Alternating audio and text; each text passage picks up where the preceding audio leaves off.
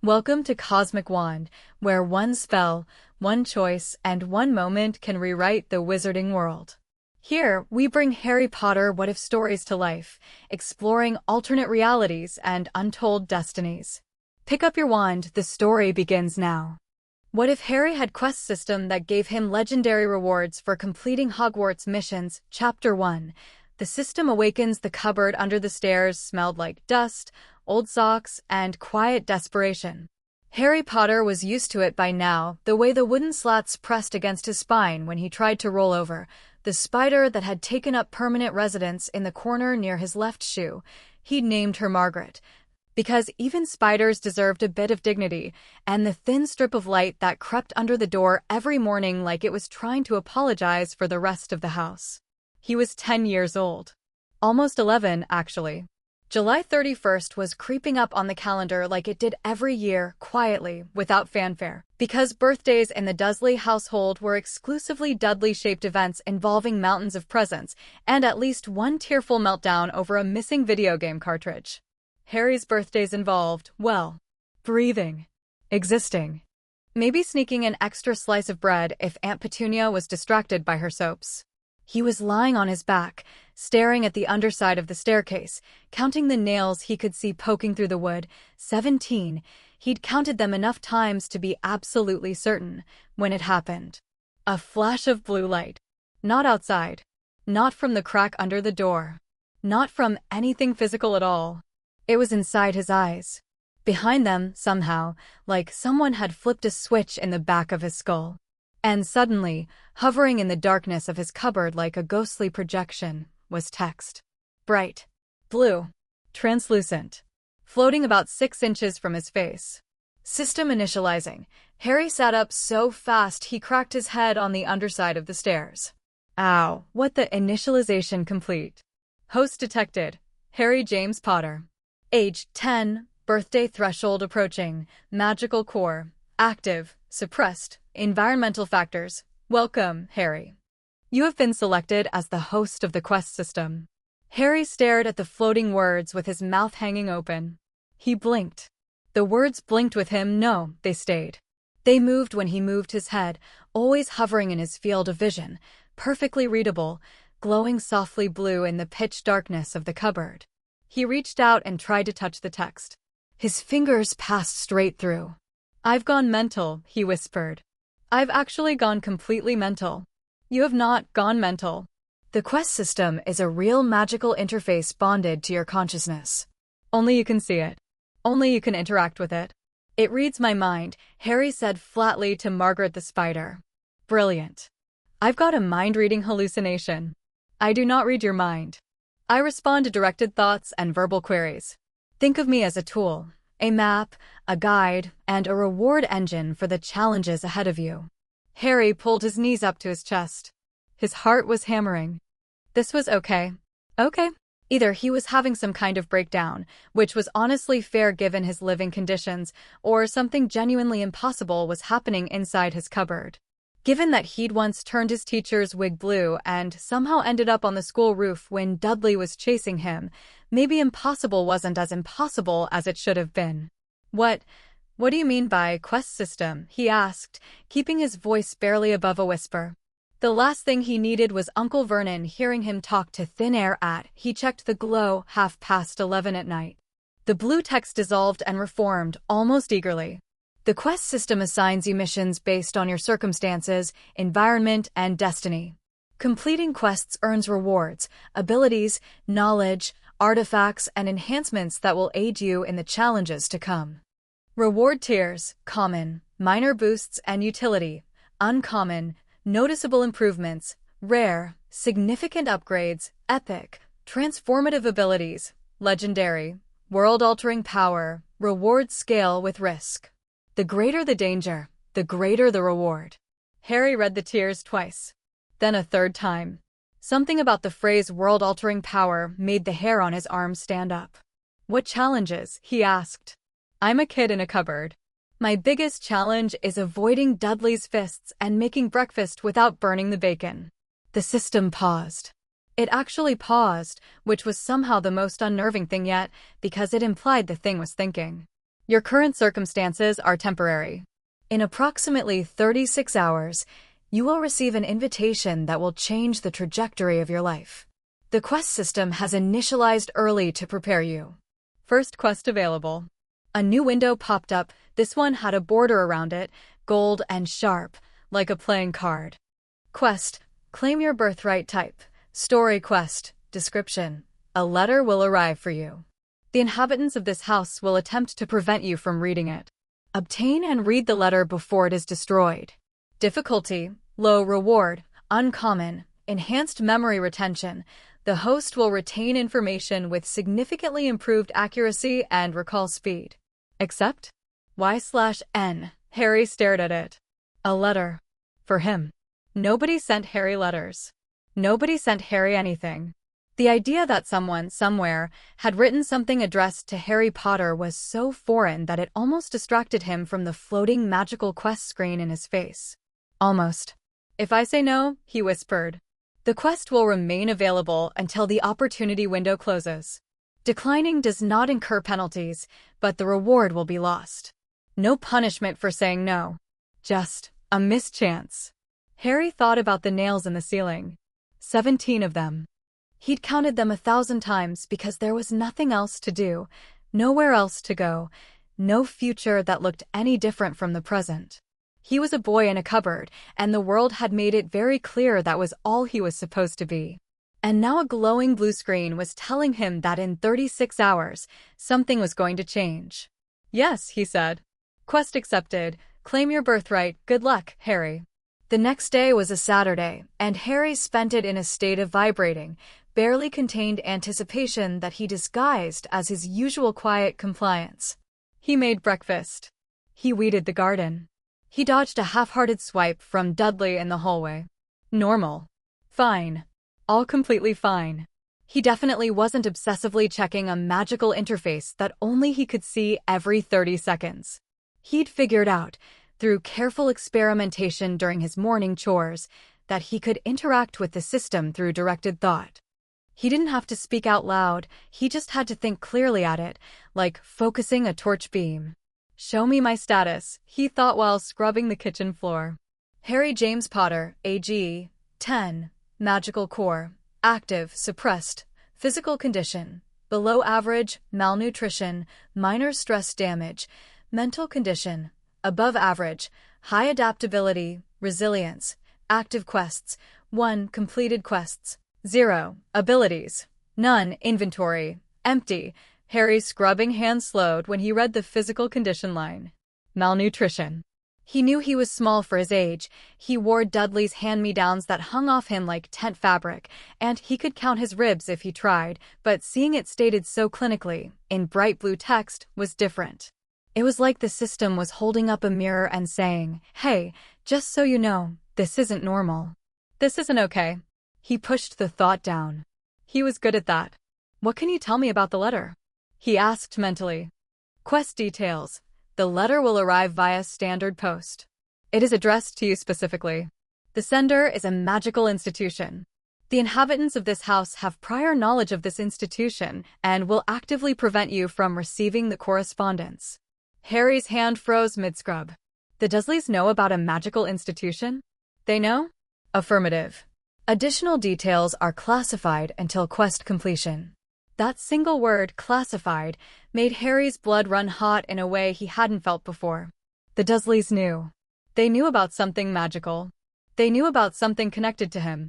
And they'd kept it hidden his whole life, stuffing him in a cupboard and telling him he was nothing, a burden, a freak.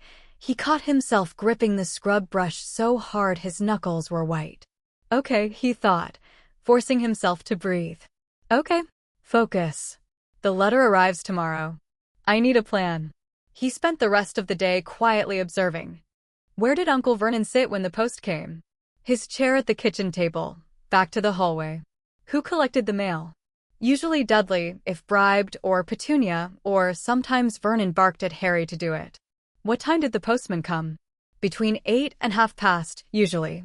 By evening, Harry had a rough plan, and the system seemed to approve, or at least, it didn't tell him he was being an idiot, which felt like approval. Quest update. Letter arrival, estimated tomorrow morning.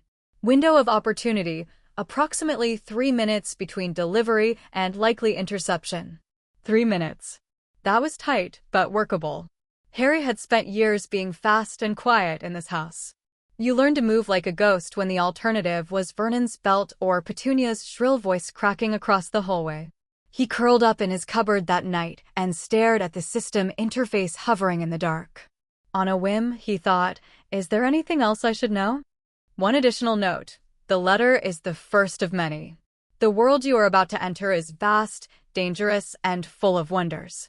The quest system will guide you, but the choices are always yours. Rest well, Harry. Tomorrow is the first day of your real life. He lay there in the dark, heart pounding, Margaret the spider spinning her web in the corner, and for the first time in as long as he could remember, Harry Potter felt something he almost didn't recognize. Hope. Morning came like a starting gun. Harry was awake before anyone else in the house, lying rigid in his cupboard, eyes wide open, the system's quest notification pulsing gently in his peripheral vision like a heartbeat. Quest active. Claim your birthright. Letter arrival, imminent. He heard Aunt Petunia's alarm go off upstairs at 6:30. The creak of the bed. The padding of feet to the bathroom.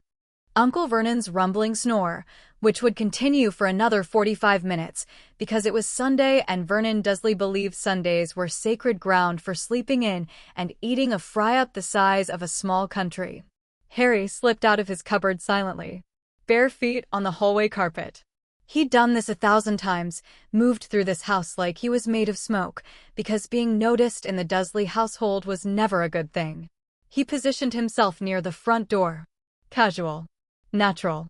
If Petunia came down, he'd say he was about to start breakfast. He always started breakfast. It was expected. Nobody would question it. 7:45. 8 o'clock. 8:15. The mail slot rattled. Harry's hand shot out and caught the stack of envelopes before they'd even fully cleared the slot. Fast years of catching Dudley's thrown toys and ducking sudden cuffs had made his reflexes razor-sharp, even without magical enhancement. He flipped through the stack with trembling fingers. Bill. Postcard from Aunt Marge. He suppressed a shudder. Catalog. And there. Heavy parchment. Yellowish. No stamp. Addressed in emerald green ink in a flowing hand he'd never seen before. Mr. H. Potter, the cupboard under the stairs 4. Privet Drive, Little Whinging Surrey. Harry's breath caught. They knew. Whoever sent this, they knew he lived in the cupboard. They knew, and they'd written it down, and there was something both wonderful and terrible about that. Quest objective. Read the letter before interception. Time remaining. Estimated 2 minutes. Harry didn't hesitate. He ripped the envelope open right there in the hallway, fingers shaking, and pulled out the letter inside. Hogwarts School of Witchcraft and Wizardry Headmaster. Albus Dumbledore. His eyes devoured the words. Witchcraft. Wizardry. A school. For people like him. He wasn't a freak, he was a wizard. There was a whole world out there, a whole hidden world, and it wanted him, specifically him, Harry James Potter, from the cupboard under the stairs. Boy, what are you doing with the post? Vernon's roar came from the kitchen doorway. Harry looked up. Uncle Vernon was standing there in his bathrobe, face already purpling, eyes locked on the parchment in Harry's hands with an expression of pure, concentrated horror. Give me that letter, Vernon said, his voice dropping to something low and dangerous. Right now. Harry took a step back. It's addressed to me. I said give it here, Vernon lunged. But Harry had already read it. Every word. The acceptance, the supply list, the instructions about term start on September 1st, the bit about owls, all of it, burned into his brain with a clarity that felt almost supernatural. Vernon snatched the letter from his hands, tore it in half, then quarters, then stuffed the pieces into the pocket of his bathrobe. His face was the color of an overripe plum. There is no letter, Vernon hissed. There has never been a letter. You will go to your cupboard and you will not speak of this again. Do you understand me? Harry stood perfectly still, made his face blink. The obedient mask he'd perfected over 10 years. Yes, Uncle Vernon, he said quietly. Vernon stared at him for a long, hard moment, then turned and stormed back into the kitchen, muttering about freaks and abnormalities and bloody ruddy owls. Harry walked back to his cupboard, closed the door, sat down on his cot, and smiled. Quest complete. Claim your birthright. Performance rating. A. Letter read before destruction. Optimal outcome achieved. Reward unlocked. Uncommon. Enhanced memory retention. Description. The host's memory is now significantly enhanced. Information absorbed through reading, listening, or observation will be retained with near-perfect accuracy. Recall speed improved by approximately 300%. Note: this is a passive ability. It is always active and requires no conscious effort. Harry felt it settle into his mind like warm water filling a glass. It wasn't dramatic, no lightning bolts, no explosions, no glowing aura. It was subtle, quiet, like the world had come slightly more into focus, and everything he'd ever learned or seen or heard was suddenly right there, organized and accessible, instead of scattered in the foggy mess that normal memory was. He thought about the letter. Every word appeared in his mind's eye, crisp and clear, as though he were reading it again. Dear Mr. Potter, we are pleased to inform you that you have been accepted at Hogwarts School of Witchcraft and Wizardry. Every single word. Okay, Harry breathed, grinning in the darkness of his cupboard. Okay, this is real. This is actually real. New quest available. The Keeper of Keys. Description. A representative of Hogwarts will arrive to ensure you receive your acceptance. Meet them. Learn what you can. Difficulty. Low. Reward. Common. Basic magical world orientation. A compressed knowledge packet about the wizarding world's fundamental structure. Accept? Y/N. Yes. Quest accepted. Estimated arrival of representative. 6 to 8 days. 6 to 8 days? Harry's grin faded slightly. That was a long wait. But then again, the system had said the Dursleys would try to prevent him from receiving the letter, and Vernon had just destroyed it. Maybe it would take a few more letters, and a few more failed interceptions by Vernon, before Hogwarts sent someone in person. He was right. The next week was, without exaggeration, one of the most bizarre stretches of Harry's life. Letters started arriving. Not one or two, dozens. They came through the mail slot under the door, slipped between the window frames. Vernon boarded up the mail slot. Letters came down the chimney. Vernon nailed boards over the fireplace. Letters started appearing inside eggs. Inside the milk delivery. Tucked into Petunia's magazine subscriptions. It was magnificent. Harry didn't need to catch another letter, he'd already read the one that mattered, and his enhanced memory meant he could recall it with zero effort. But he watched the Dursleys' escalating panic with something that might have been called satisfaction in a less polite kid. Vernon was losing his mind. Petunia was white-faced and tight-lipped. Dudley was confused and resentful that the attention had shifted away from him. And through it all, the system watched. Observation. Dursley household paranoia levels increasing. Probability of relocation. High. It was right. On Friday evening, Vernon announced they were leaving. Packed everyone into the car. Drove for hours, directionless, manic, checking the mirrors like he expected owls to chase them down the motorway. They ended up at a miserable little shack on a rock in the middle of the ocean, rain hammering the walls, wind screaming through the cracks, and Harry curled up on the floor with a thin blanket while Dudley snored on the sagging sofa and Vernon and Petunia took the only bed. Harry watched the system clock tick toward midnight. July 31st. His birthday. Quest update. The Keeper of Keys, representative arrival, imminent. Happy birthday, Harry. He'd never been wished happy birthday by anything before. Not by anyone or anything. The fact that it was a magical blue interface rather than a person should have been pathetic, probably. But Harry read those two words and felt his throat go tight, and he had to blink hard a few times. Thanks, he whispered. Boom. The door shook in its frame. Boom. Dust fell from the ceiling. Dudley jerked awake with a whimper. Vernon came scrambling out of the bedroom with a rifle. Where had he gotten a rifle? And Petunia was screaming, and the door buckled, and then crash. The door fell inward like a drawbridge, and standing in the doorway, absolutely enormous, Rain-soaked and wild-haired and grinning through a beard that could have housed a family of badgers, was the biggest man Harry had ever seen. "Sorry about that," the giant said, picking up the door and jamming it roughly back into its frame. He turned, and his beetle-black eyes found Harry immediately, like a compass finding north.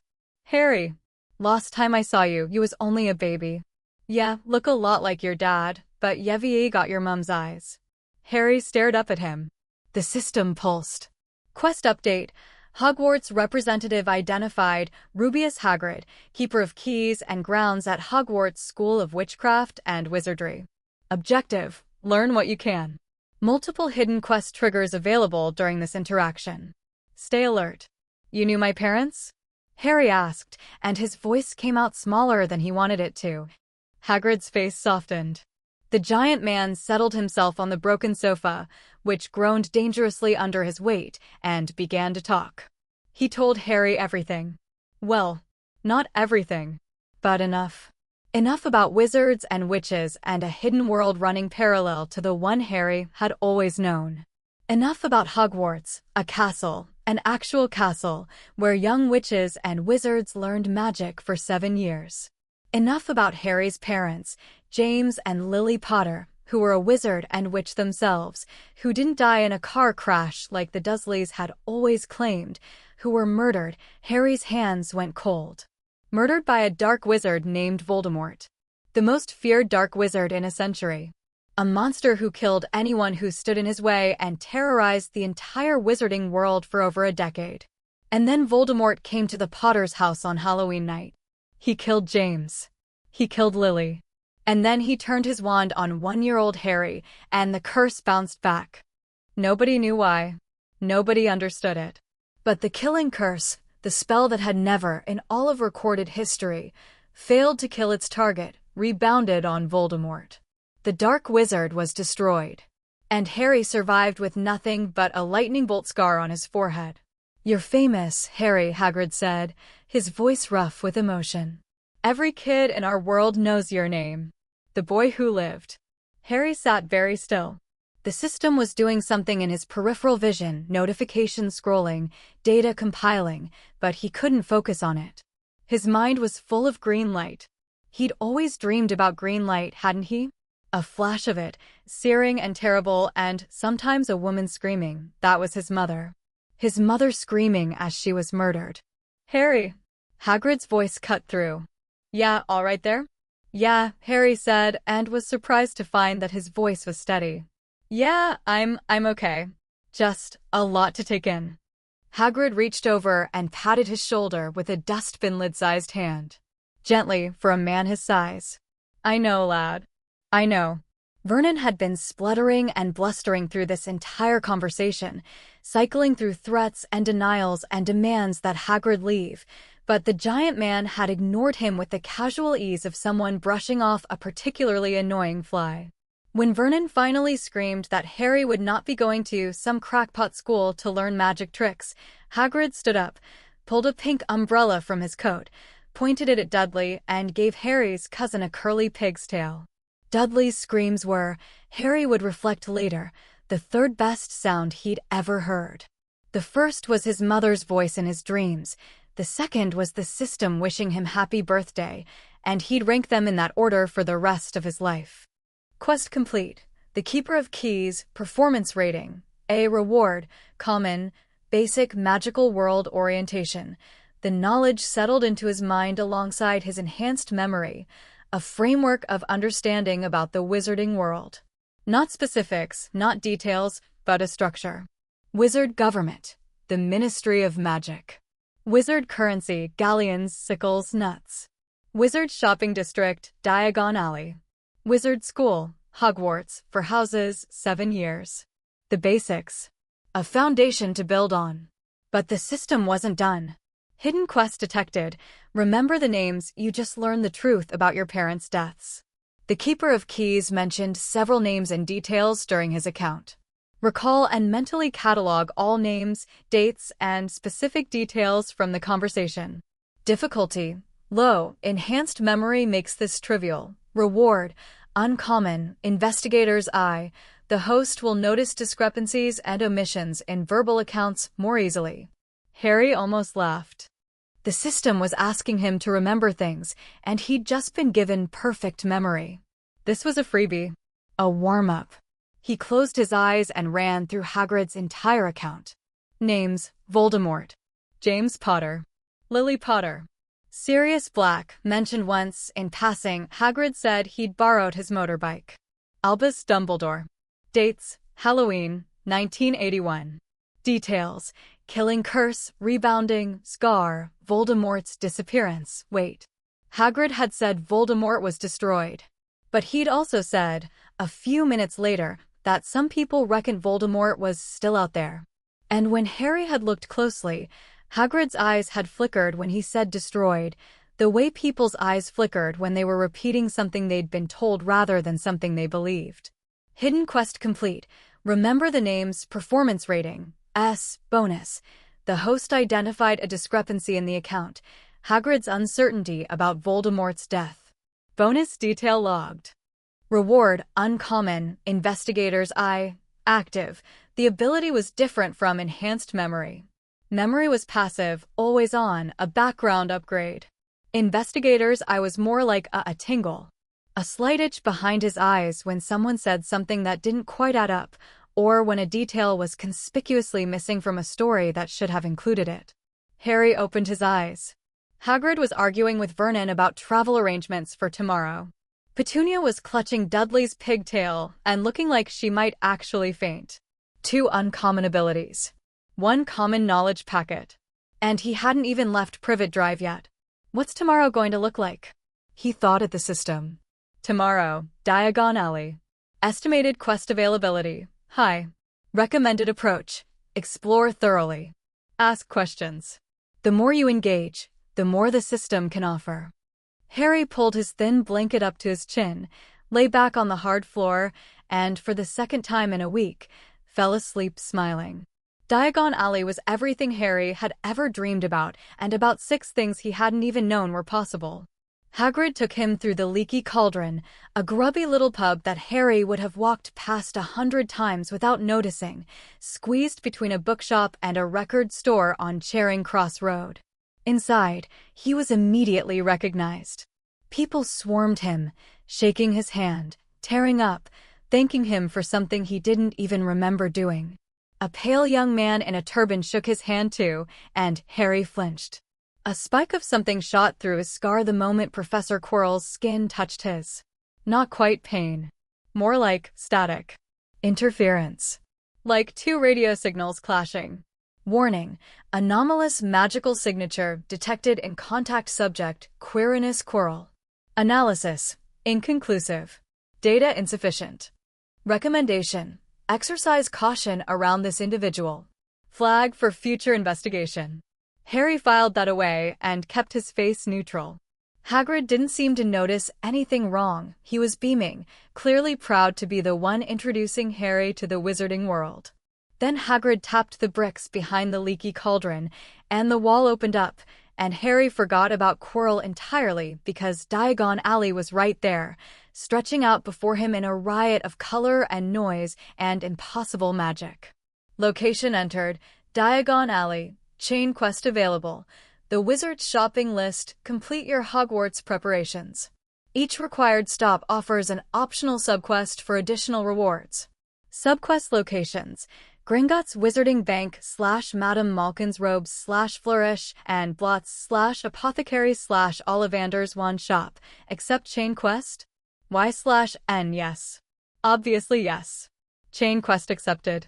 Begin when ready. Gringotts came first. The Goblin Run Bank was a white marble building that towered over everything else on the alley, and the inside was all gleaming counters and tiny, sharp-faced creatures in neat suits who looked like they'd happily bite your hand off if you wasted their time. Hagrid handed over Harry's key, a tiny gold thing that apparently unlocked a vault his parents had left him. They rode a cart down into the earth at roughly the speed of a small aircraft, and when the vault opened, gold. Piles of it. Mountains of gold galleons, columns of silver sickles, heaps of bronze nuts. More money than Harry had ever seen in his life. More money than the Dursleys probably had in their savings account. His parents had left him a fortune.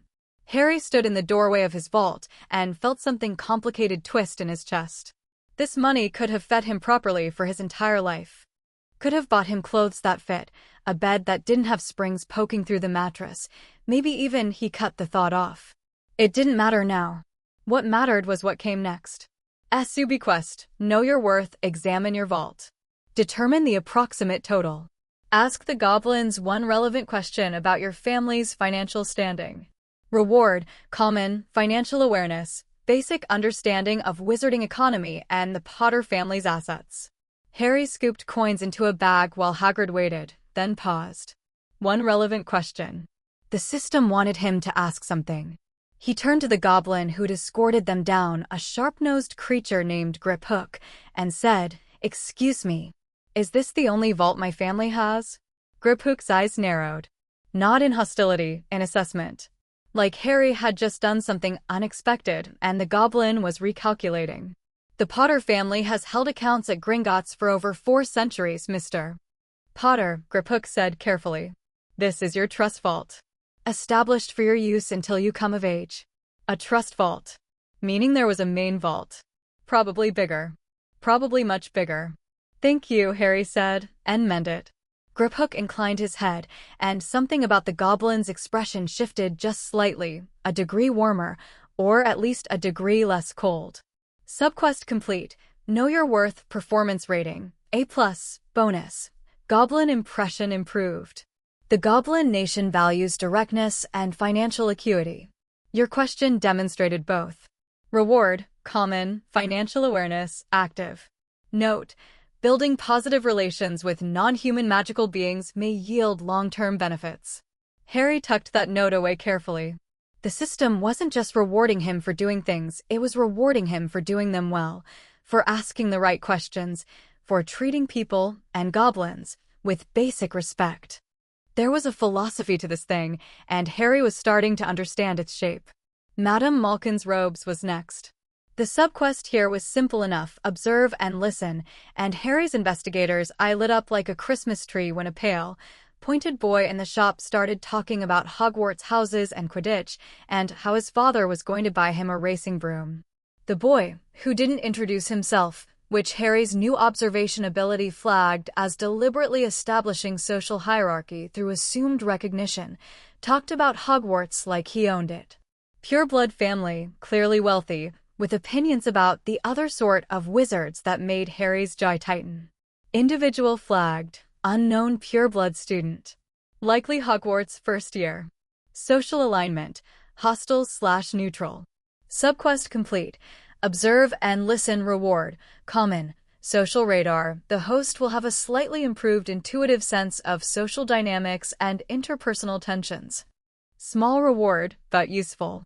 Every little piece added up. Flourish and Blots was a dream. The bookshop was crammed floor to ceiling with books that moved and whispered and, in one case, tried to bite the shopkeeper. Harry's enhanced memory was screaming at him to buy everything in sight. With perfect recall, every book he read would be permanently stored in his brain, an ever-growing library he carried with him. But the subquest here wasn't about buying extra books. It was smarter than that. SUB quest. Beyond the list, your Hogwarts book list covers the basics. Find one book not on the list that could give you an advantage in your first year. Budget. 2 galleons. Harry browsed. He had to be strategic, with enhanced memory. Whatever he picked, he'd remember forever. He passed up flashy titles about advanced dueling, too far beyond his current level, and joke books, fun but useless, and settled on a slim, unassuming volume wedged between 2 larger books on a bottom shelf. Practical Magical Theory, understanding the principles behind the spells. It wasn't a spell book. It was a book about how magic worked, the underlying logic, the principles that made spells function, the relationship between intent and wand movement and incantation. If Harry was going to be casting spells in a few weeks, understanding the theory behind them seemed more valuable than learning a few extra parlor tricks. Subquest complete. Beyond the list, performance rating, S. The host selected a foundational theory text over flashier options. This demonstrates strategic thinking and long-term planning. Reward: uncommon. Theoretical foundation. Spells learned through understanding of underlying principles will be 10% more effective and 15% easier to master. Harry grinned into the spine of the book. The system rewarded smart choices. Not just brave ones, not just flashy ones, smart ones. He could work with that. The apothecary was straightforward, standard ingredients. No subquest beyond a basic gathering task that netted him a common tier knowledge boost about potion ingredients. Useful but unremarkable. And then came Ollivander's. Ollivander's wand shop was narrow, dusty, and humming with a kind of energy Harry could feel in his teeth. The moment he walked through the door, the system lit up. Location entered: Ollivander's wand shop, makers of fine wands since 382 BC. Alert: high-density magical environment detected. Multiple quest triggers available. Subi quest: the wand chooses the wizard, find your wand. Bond with it. Understand it. Difficulty: moderate. Reward: scaling, depends on depth of interaction and understanding achieved. Mr. Ollivander appeared from somewhere in the back of the shop like he'd materialized from the dust itself, pale, moon-eyed, with a soft voice that somehow filled the entire room. Yes, he said, those silvery eyes fixing on Harry with an intensity that made the hair on Harry's neck stand up. Yes. I thought I'd be seeing you soon. Harry Potter. He talked about Harry's parents, James's wand, Lily's wand, the characteristics of each. His investigator's eye tingled faintly. Ollivander was testing him, Harry realized. Not with questions, but with information, watching to see how Harry reacted, what he picked up on, what he asked. The wand-fitting process was chaos. Ollivander handed him wand after wand, and each time Harry waved one, something went slightly wrong. A vase shattered, a stack of boxes collapsed, a faint smell of burning hair filled the shop. But Ollivander seemed delighted by each failure, like Harry's incompatibility with specific wands was telling him something valuable. Finally, with a gleam in his eye that suggested he'd known all along, Ollivander handed Harry a holly wand. 11 inches. Phoenix feather core. The moment Harry's fingers closed around it, warmth flooded up his arm. Golden sparks erupted from the tip, and a feeling of rightness settled over him so completely that he almost couldn't breathe. Wand bonded, holly, 11 inches, phoenix feather core, wand compatibility, exceptional, 97th percentile. This was his. This was meant to be his. He could feel it in his bones, in the marrow, in whatever part of him was magic. This wand was his partner, his tool, his extension. Curious, Ollivander murmured, leaning forward. Very curious. Harry looked up. What's curious, sir? Ollivander held his gaze. I remember every wand I've ever sold, Mr. Potter. Every single one. The phoenix whose tail feather resides in your wand gave another feather. Just one other. And it is curious indeed that you should be destined for this wand, when its brother gave you that scar. The shop went very quiet. Harry's scar prickled. The system pulsed. And here was where the subquest reward would be determined. Harry could feel it, the system watching, waiting, measuring what he did with this information. He could nod, pay for his wand, and leave. That was the safe option. The easy path. Instead, Harry asked, does that mean something? That our wands are connected? Ollivander's eyebrows rose. Just slightly, but Harry caught it. Thanks to his observation abilities, he caught the flicker of surprise, the micro-expression of a man encountering something he hadn't expected. Brother wands, Ollivander said slowly, do not work well against each other. When forced into combat, they create a connection, a priori incantatum, that reveals the spells cast by each wand. It is exceedingly rare and exceedingly significant. Harry absorbed this. His enhanced memory locked it away perfectly. Brother wands. Priori incantatum. Shared phoenix. Voldemort's wand, his wand's twin. Thank you, Mr. Ollivander, Harry said. I think that's important to know. Ollivander studied him for a long, long moment. Yes, he said softly. I rather think it is. And then, even softer, I think we can expect great things from you, Mr. Potter. Subquest complete. The wand chooses the wizard performance rating, S+. The host asked a question that revealed critical combat-relevant information about his wand and its connection to the Dark Lord's wand. This knowledge may prove invaluable in future confrontations. Reward: Rare. Wand Affinity Boost, 15% increased spell efficiency. All spells cast through Bonded Wand will require slightly less magical energy and produce slightly more powerful effects. Chain Quest Complete. The Wizard's Shopping List Overall Chain Rating, A+, Bonus Reward, Uncommon. Prepared Mind. The host enters Hogwarts with superior foundational knowledge, enhanced observation abilities, and a 15% spell efficiency advantage. Total Preparedness Score, 87th percentile among incoming first years. Harry walked out of Ollivander's with his wand in his pocket and a warmth in his chest that had nothing to do with magic.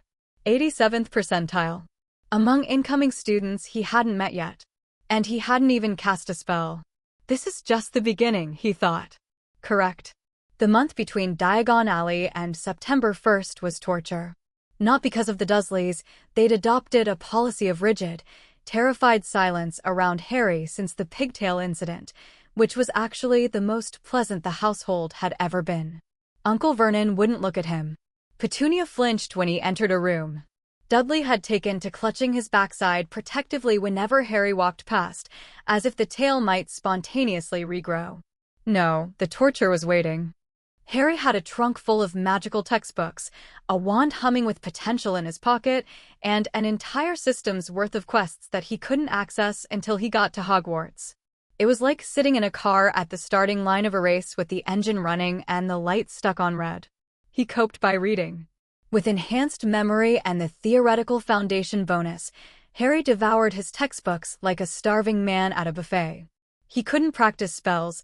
The letter had said underage wizards weren't allowed to use magic outside of school, and the system had confirmed this with a stern warning about something called the trace, but he could understand them. Practical magical theory was a goldmine. The book explained that magic wasn't just about waving a wand and saying the right words, it was about intent, visualization, and energy direction. The incantation was a focus. The wand movement was a channel. But the actual magic came from inside the wizard, from their core, shaped by their will and understanding. Harry read that passage, and then reread it. The system pinged. Insight recorded. The host has internalized the fundamental triad of spellcasting, intent visualization direction, before beginning formal education. This understanding will compound with practical experience. He read his charms textbook front to back. His transfiguration textbook. His potions textbook, his defense against the dark arts textbook, his herbology textbook, his history of magic textbook, his astronomy textbook. Every single word, locked permanently into his brain, organized and cross-referenced and understood, not just memorized, but genuinely comprehended, because the theoretical foundation reward meant he wasn't just absorbing information. He was seeing the connections between subjects. Charms and transfiguration were two sides of the same coin. Both involved reshaping reality through will, but charms added properties while transfiguration changed them. Potions were essentially chemistry with magical reagents, where understanding why ingredients interacted mattered more than memorizing recipes. Herbology and potions were deeply interconnected. Defense against the dark arts was applied theory, using the principles from every other subject in combat scenarios. By the time September 1st arrived, Harry hadn't cast a single spell, but he understood magic at a level that most first years wouldn't reach until Christmas. The system seemed pleased. Puri Hogwarts Preparation Summary. Textbooks read. 7-7. All first-year required texts. Supplementary texts read. 1. Practical Magical Theory. Theoretical Understanding. 94th percentile. First-year cohort. Estimated practical performance, unknown, no spellcasting data, overall readiness, exceptional. Note, the host should be aware that theoretical knowledge and practical ability are different skills. The gap between knowing and doing can only be bridged through practice. Fair enough. Harry wasn't arrogant enough to think that reading about spells was the same as casting them. But he'd take every advantage he could get. Platform 9 3/4 was hidden behind a brick barrier between platforms 9 and 10 at King's Cross Station, and Harry ran straight through it with his trolley and his heart hammering so loud he was sure the muggles around him could hear it.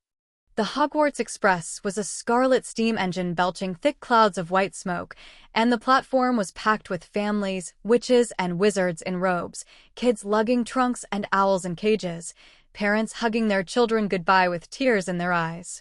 Harry stood at the edge of it all with no one to hug him goodbye. No parents. No family. Just a trunk, a snowy white owl that Hagrid had bought him as a birthday present. He'd named her Hedwig, after a name he'd found in his History of Magic textbook, and a system interface that was already lighting up with new notifications. Location entered, Platform 9 3/4, environment, high magical density. Multiple individuals of note detected. Social quest available. First connections description. The Hogwarts Express is a critical social environment. The bonds formed on this journey often shape alliances and friendships for years to come. Form at least one genuine connection during the journey.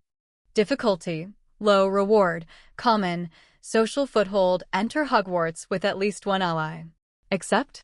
Y/N yes. Harry heaved his trunk onto the train and found an empty compartment near the back. He was settling in, arranging Hedwig's cage by the window, when the compartment door slid open and a tall, gangly, red-haired boy with a smudge of dirt on his nose leaned in. Anyone sitting there? The boy gestured at the seat opposite Harry. Everywhere else is full. Go ahead, Harry said, and the boy flopped down with the boneless relief of someone who'd been lugging heavy things for too long. I'm Ron, the boy said. Ron Weasley. Harry. Harry Potter. Ron's eyes went wide. Are you really? Have you really got the scar? Harry lifted his fringe. Ron stared. Wicked, Ron breathed. The system pinged. Social interaction initiated. Ronald Weasley. Pureblood family, modest means 6 siblings. Initial impression, genuine, enthusiastic, slightly insecure. Note, authentic engagement recommended. The quest system does not reward manipulated social bonds. Harry appreciated that note more than he could express. The last thing he wanted was to turn friendships into transactions. He'd spent 10 years without friends. If he was going to make one now, it was going to be real. And Ron was easy to like. He was funny in a self-deprecating way, with a deep knowledge of the wizarding world that Harry's book learning couldn't match. Ron knew the lived version, the family stories, the cultural stuff that didn't make it into textbooks. He told Harry about Hogwarts houses. Gryffindor sounded the best. Slytherin sounded dodgy. About Quidditch. Harry had to pretend he was hearing about it for the first time, since his Commentaire knowledge packet had already briefed him about wizard chess, which sounded genuinely brilliant, and about his 5 older brothers, all of whom had apparently done something impressive, which Ron clearly felt he couldn't live up to. Harry listened. Really listened. Not because the system told him to, but because Ron was the first kid his age who'd ever talked to him like a person, and the experience was so new and warm that he wanted to hold on to every second of it. They were halfway through a pile of sweets from the trolley. Harry had bought the lot, which had earned him a look of stunned gratitude from Ron that made Harry's chest ache in a complicated way, when the compartment door opened again. Has anyone seen a toad? A boy named Neville's lost one.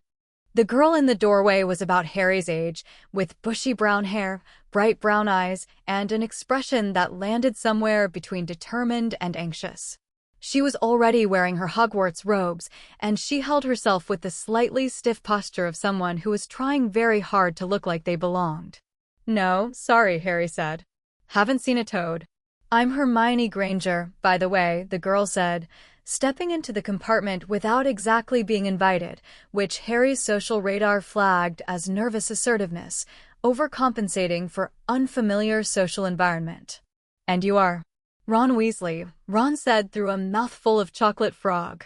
Harry Potter, Harry said. Hermione's eyes went very wide. Are you really?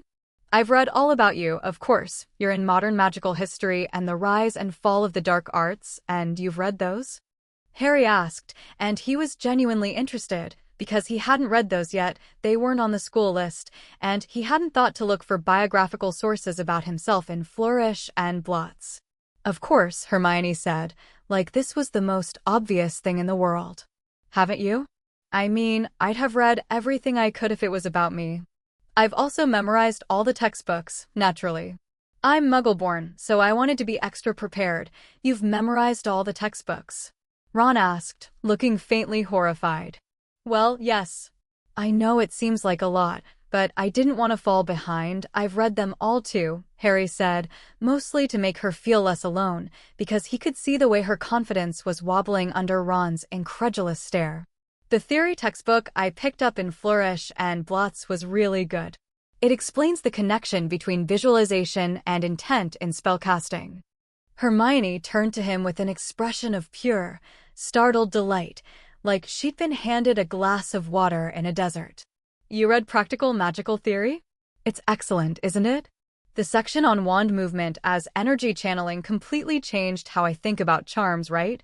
The way the author explains the difference between generative charms and transformative transfiguration, oh, exactly.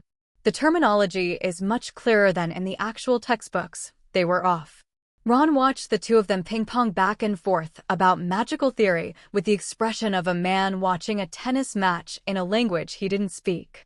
But he didn't look annoyed, he looked amused, and maybe a little fond, like he was already getting used to being friends with people who were slightly mental about books. The system did something Harry hadn't seen before. 2 notifications appeared simultaneously, one for each social interaction. Social quest update. First connections, bond formed, Ronald Weasley. Type, genuine friendship, early stage. Compatibility, high. And then, below it, glowing slightly differently, the text had a faint golden shimmer that the other notifications lacked. Social quest triggered. The brightest witch long-term chain quest. Bond initiated. Hermione Granger. Type, undetermined, chain in progress. Compatibility, exceptional. Note, this quest chain cannot be completed through system optimization. It will progress or fail, based entirely on authentic choices and genuine emotional development.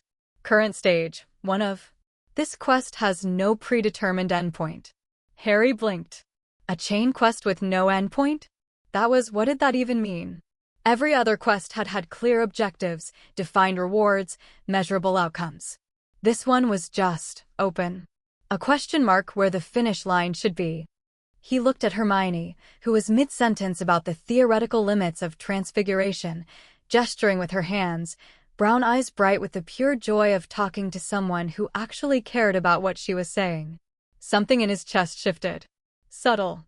Unnameable. Completely separate from any system notification. What? Hermione asked, catching him looking. Nothing, Harry said. Just keep going. You were saying about the conservation of magical mass. She beamed at him, and the golden notification pulsed once, warmly, and then faded from his view. Social quest complete.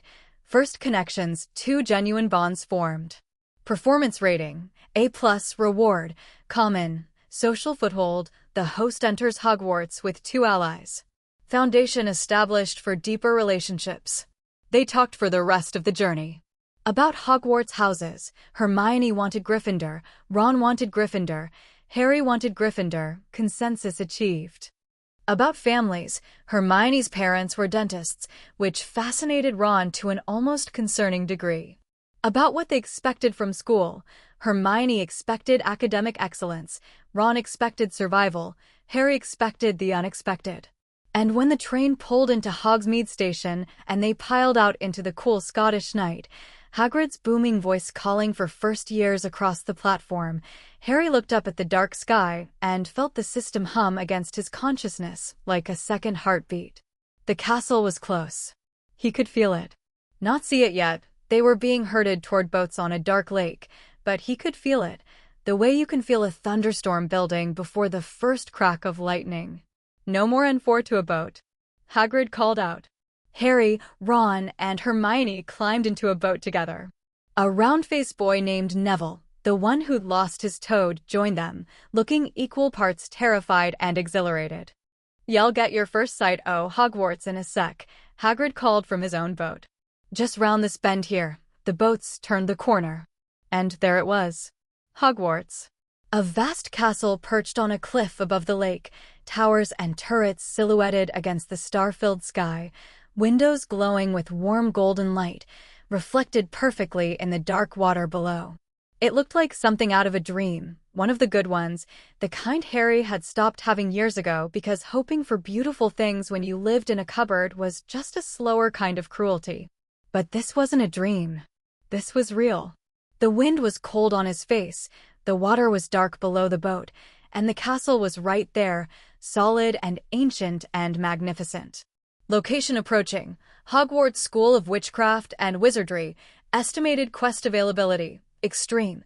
The system is detecting an unprecedented density of magical signatures, hidden spaces, artifacts, and quest triggers within the castle grounds.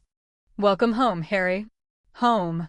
Harry read that word and something cracked open in his chest. Not pain. Something warmer. Something raw and terrifying and wonderful. Beside him, Hermione whispered, "Oh, it's magnificent," in a voice that wavered with emotion. Ron just stared, open-mouthed. Neville was gripping the side of the boat so hard his knuckles were white, but even he was smiling. The boats carried them across the lake and up to the castle entrance, where a tall, stern-looking witch named Professor McGonagall was waiting to escort them into the Great Hall for the sorting ceremony. The Great Hall was exactly as impossible as the rest of the castle, a massive room with 4 long tables, candles floating in midair, and a ceiling enchanted to look like the night sky. Hermione immediately started explaining the enchantment mechanics, and Harry listened with one ear while the rest of his attention was fixed on the front of the hall, where a ratty old hat was sitting on a stool. The sorting hat. When McGonagall called his name, Potter, Harry, the entire hall went silent, then erupted into whispers. Harry walked forward on legs that felt steadier than he expected, sat on the stool, and felt the hat drop over his eyes. Said a small voice in his ear. Difficult. Very difficult. Plenty of courage, I see. Not a bad mind either. There's talent, oh my goodness, yes, and a nice thirst to prove yourself. Now that's interesting. Quest triggered. The sorting hat will offer you a choice. Your house will shape your Hogwarts experience and determine which quest lines are available to you. All houses have value. All houses have unique quest lines. Choose based on who you are, not what you think the system wants. That last line hit hard. Choose based on who he was. Not strategy. Not optimization. Identity. You could be great, you know, the hat whispered. Slytherin would help you on the way to greatness. Harry thought about the pale boy and Madame Malkins. About Voldemort, who'd been a Slytherin. About the way Hagrid had said there wasn't a single witch or wizard who went bad who wasn't in Slytherin.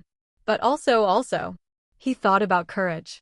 About standing up to Vernon Dursley while the man tried to rip a letter from his hands. About deciding, in a cupboard in the dark, to say yes to something unknown because the alternative was 17 nails and a spider named Margaret. Not Slytherin, Harry thought. Are you sure?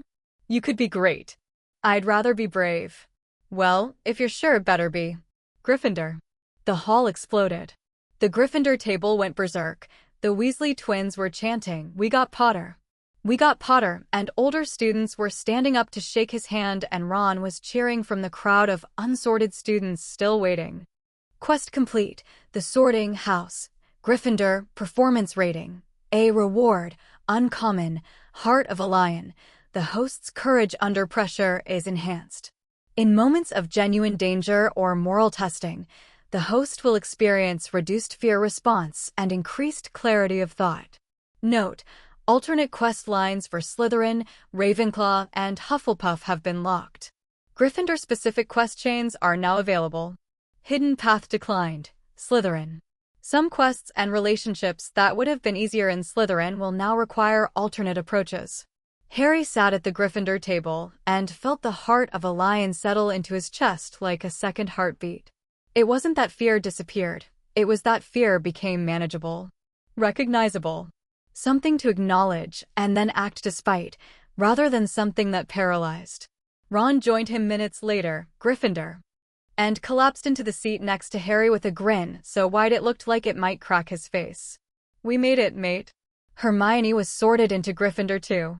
She practically ran to the table, cheeks flushed, and sat down across from Harry with a smile that was part relief, part triumph, part barely contained tears.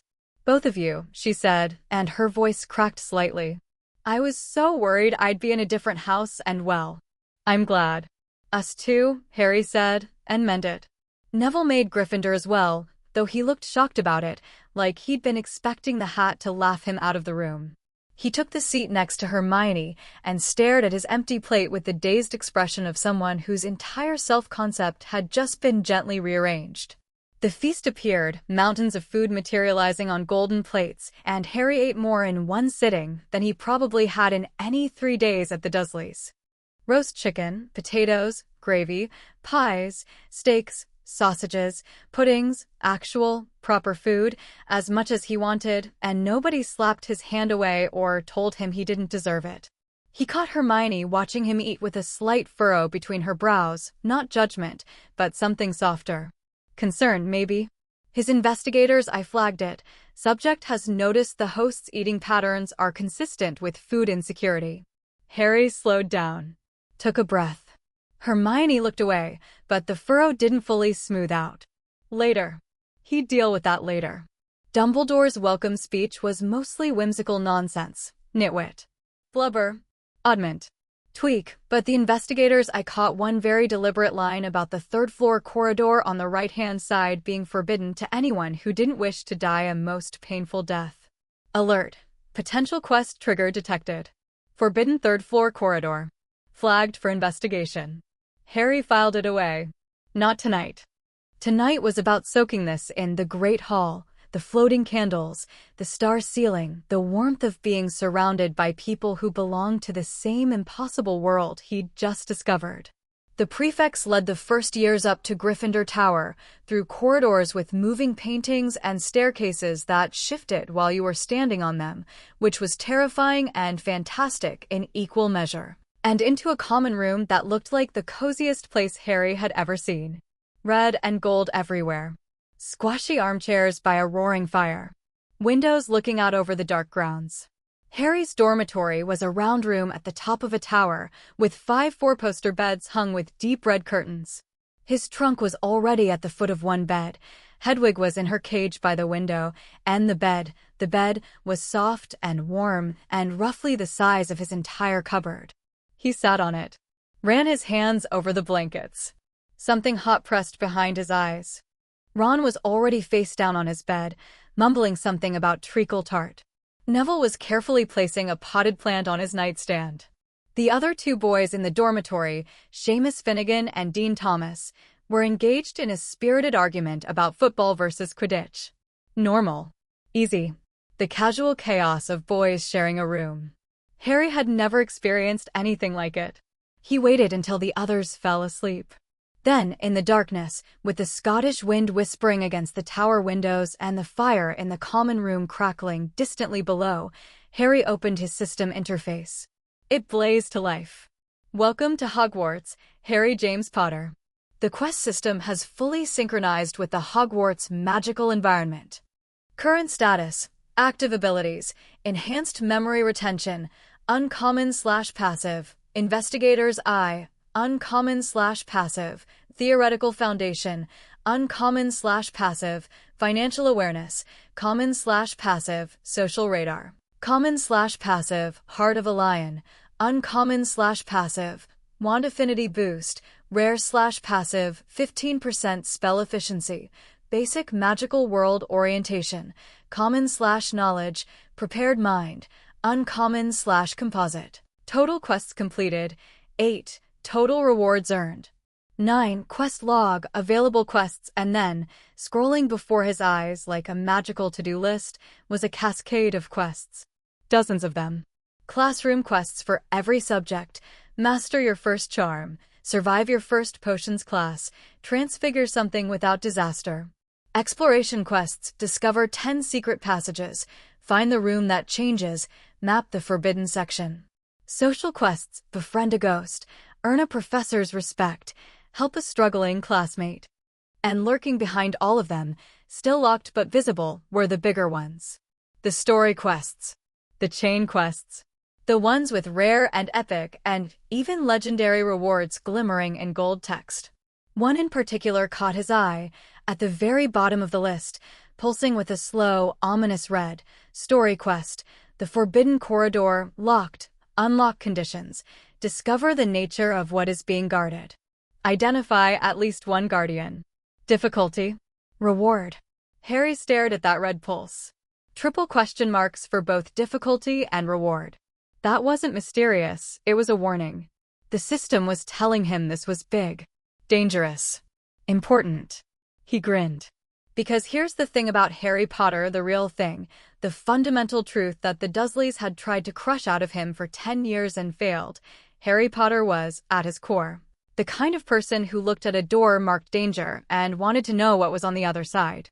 Not because he was reckless, though he was a little. Not because the system promised him rewards, though it did. But because behind that door might be something that mattered, and Harry had spent his entire life being told he didn't matter, and he was done with that. He was done being small. Done being quiet. Done counting nails in the ceiling. He was a wizard. He was at Hogwarts. He had a system that rewarded him for being brave and smart and kind. He had a best mate who thought he was wicked and a girl who talked about magical theory like it was the most exciting thing in the world and a castle full of secrets waiting to be uncovered. And he had a lightning bolt scar on his forehead that connected him to a dark wizard who might not be as dead as everyone hoped. Harry scrolled through his quest list one more time. The sheer volume of it, the scope of what was possible, the adventures waiting around every corner of this castle, was staggering. Each quest was a door. Each reward was a key to the next door. And somewhere, at the end of chains he couldn't see yet, were the legendary rewards that the system had promised him on the very first night. World-altering power. Earned, not given. Through blood, sweat, and choices that mattered. He thought about his parents. About a green flash and a woman screaming. About a man so evil that the wizarding world still couldn't say his name, 11 years later. About a prophecy he didn't know existed yet, and a war that wasn't over, and a destiny that was hurtling toward him whether he was ready or not. I'll be ready, he thought.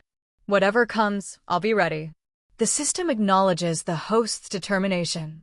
Year 1 begins tomorrow. Get some sleep, Harry. You're going to need it.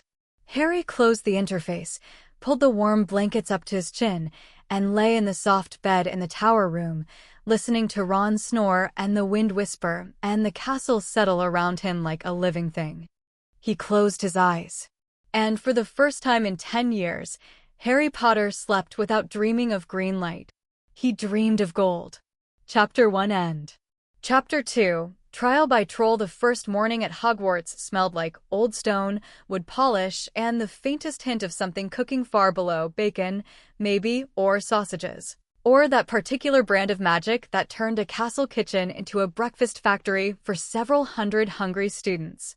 Harry woke up before everyone else in the dormitory. Force of habit.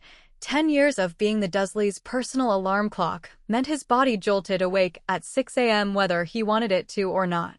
But instead of the cramped darkness of the cupboard, he opened his eyes to crimson bed curtains, the soft glow of early Scottish sunlight filtering through tower windows, and the sound of Ron Weasley snoring like a congested walrus 3 beds over.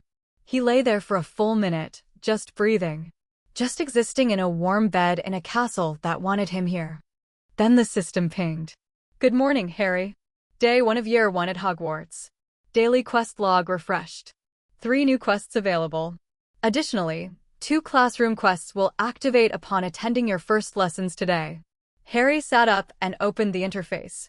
3 new quests, 2 exploration tasks: find the Great Hall without getting lost, and discover 1 secret passage on the 2nd floor, and a social one: eat breakfast with your housemates, participate in at least 1 genuine conversation. All common tier rewards. Small potatoes.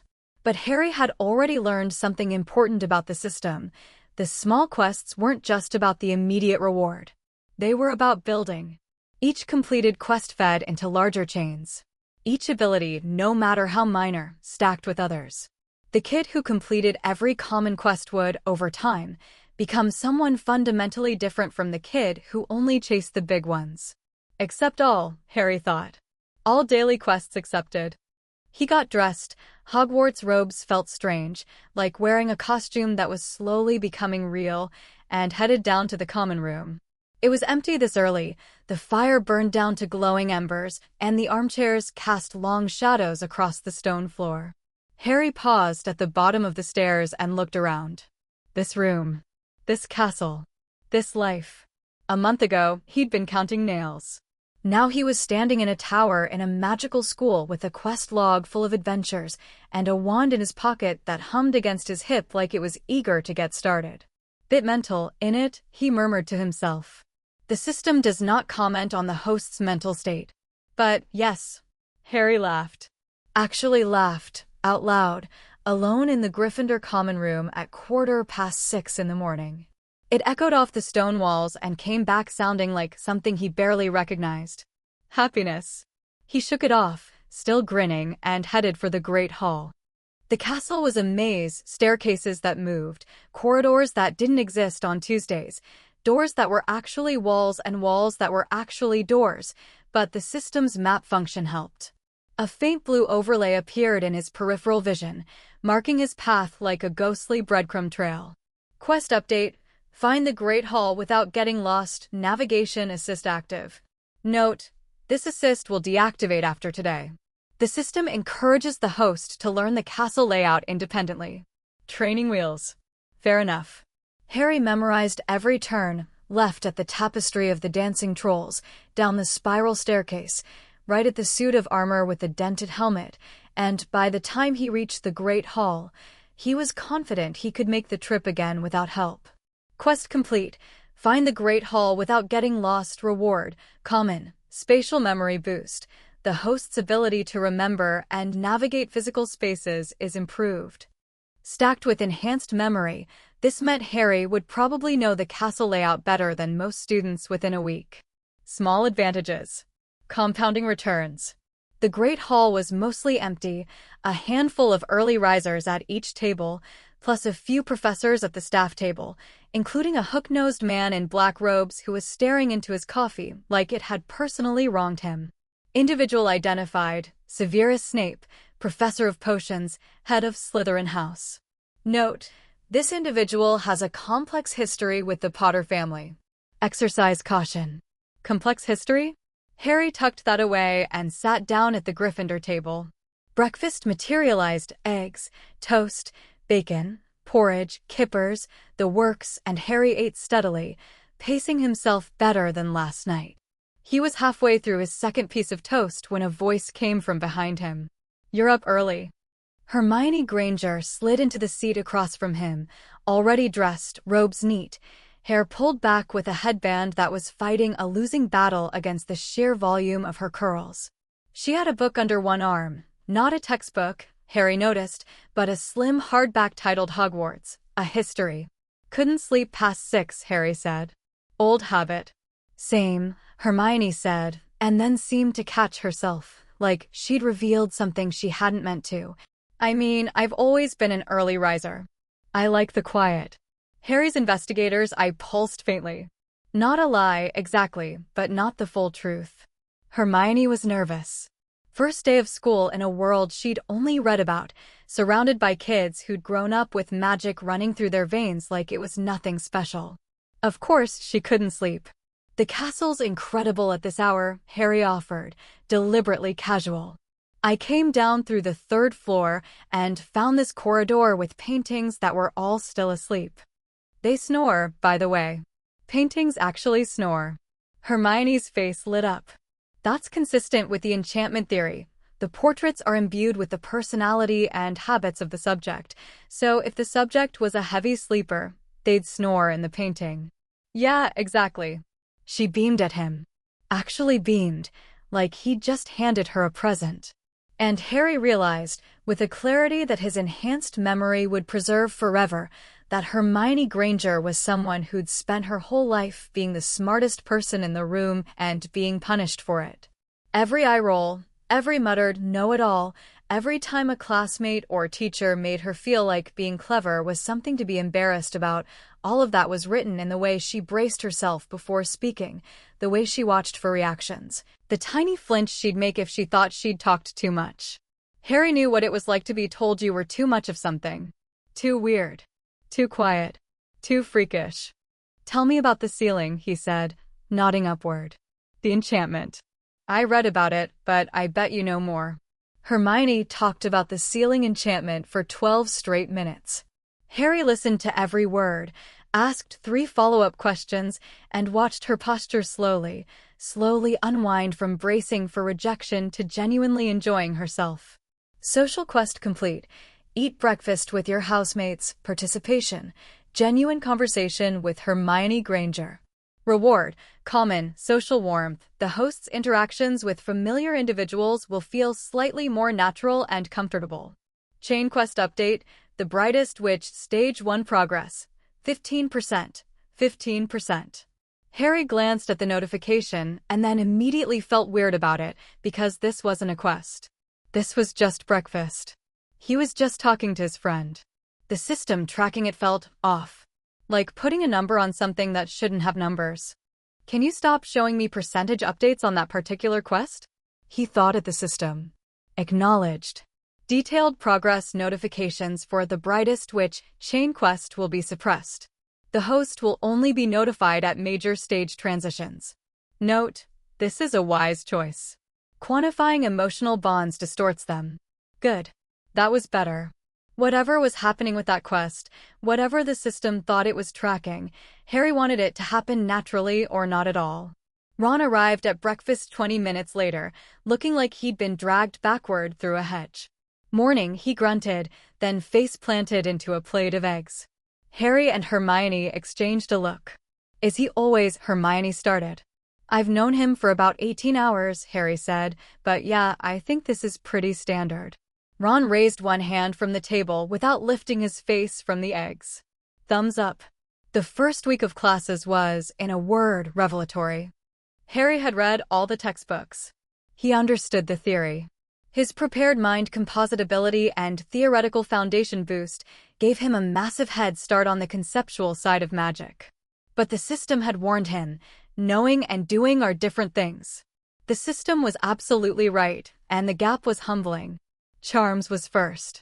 Professor Flitwick, a tiny, excitable wizard who stood on a pile of books to see over his desk, started them on the basics.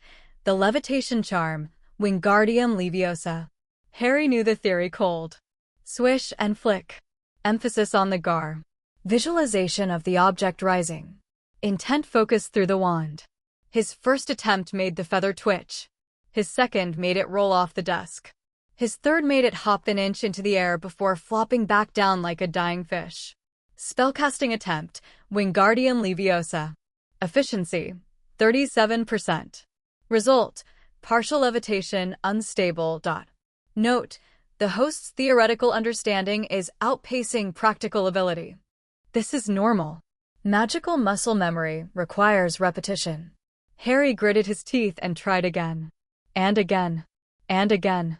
Each attempt was slightly better, 41%, 45%, 48%. His wand affinity boost and theoretical foundation were doing their jobs, but they were multipliers, not shortcuts. 15% efficiency on a weak spell was still a weak spell. Meanwhile, Hermione had her feather floating perfectly on her third try. "Oh, well done, Miss Granger," Flitwick squeaked, clapping his tiny hands. "See here, everyone, Miss Granger's done it." Harry watched her feather drift lazily upward, perfectly controlled, and felt something that wasn't jealousy. It was closer to admiration. Hermione didn't have a system. She didn't have passive ability boosts or efficiency multipliers. She had her brain, her work ethic, and raw magical talent, and she'd made a feather fly like it was nothing. Observation: Hermione Granger's natural spellcasting proficiency is in the top 2% of her age group. The host should note that system enhancements are designed to bring the host to his potential. They do not guarantee superiority over exceptional individuals.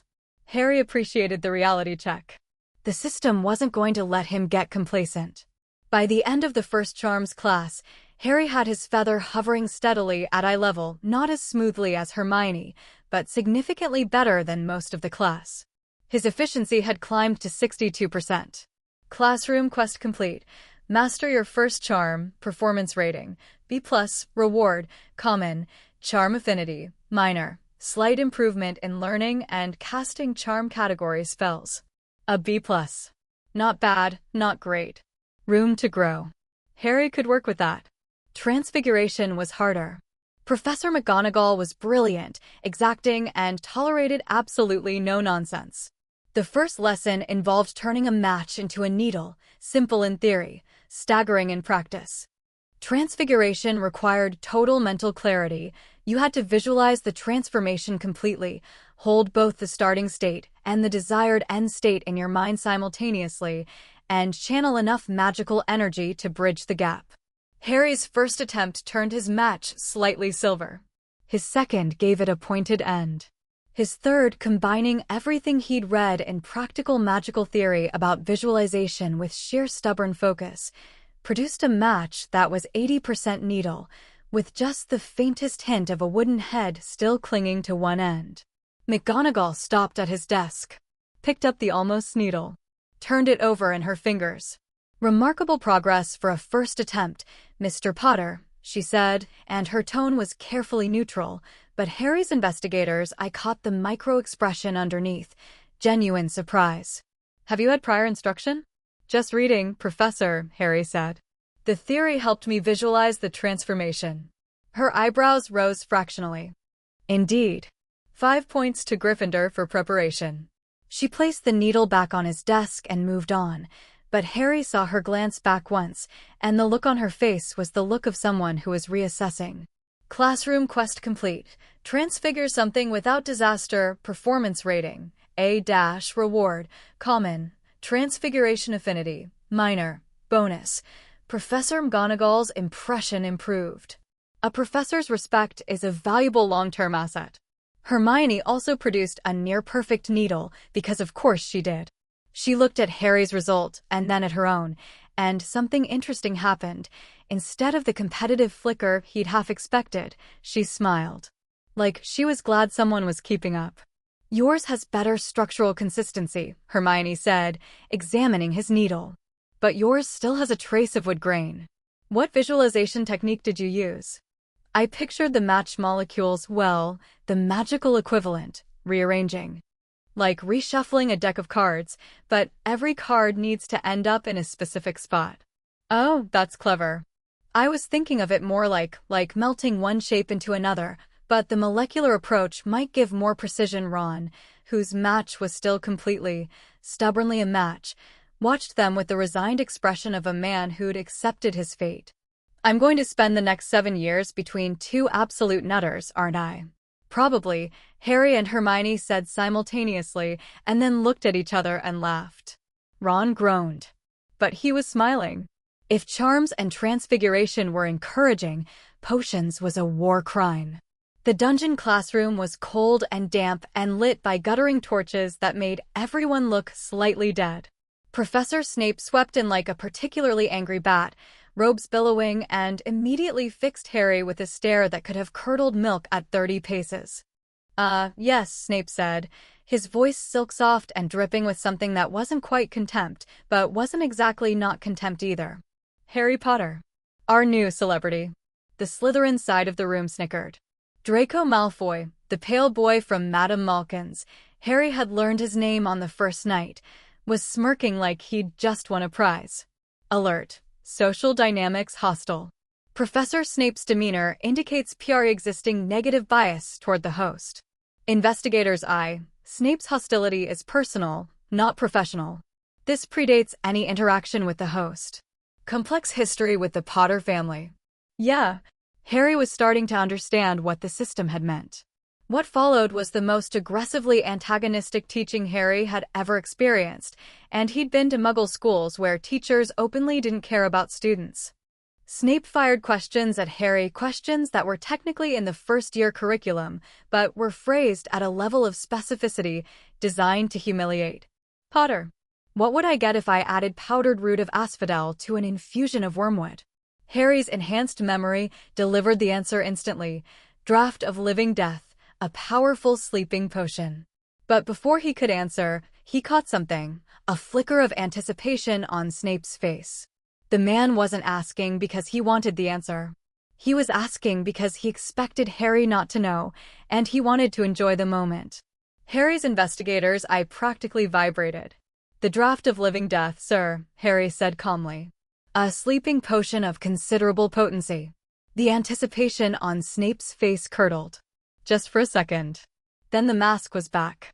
"Correct," Snape said, the word sounding like it physically pained him. "And where would you look if I told you to find me a bezoar?" "The stomach of a goat, sir." "It's a stone that acts as an antidote to most poisons." "What is the difference between monkshood and wolfsbane?"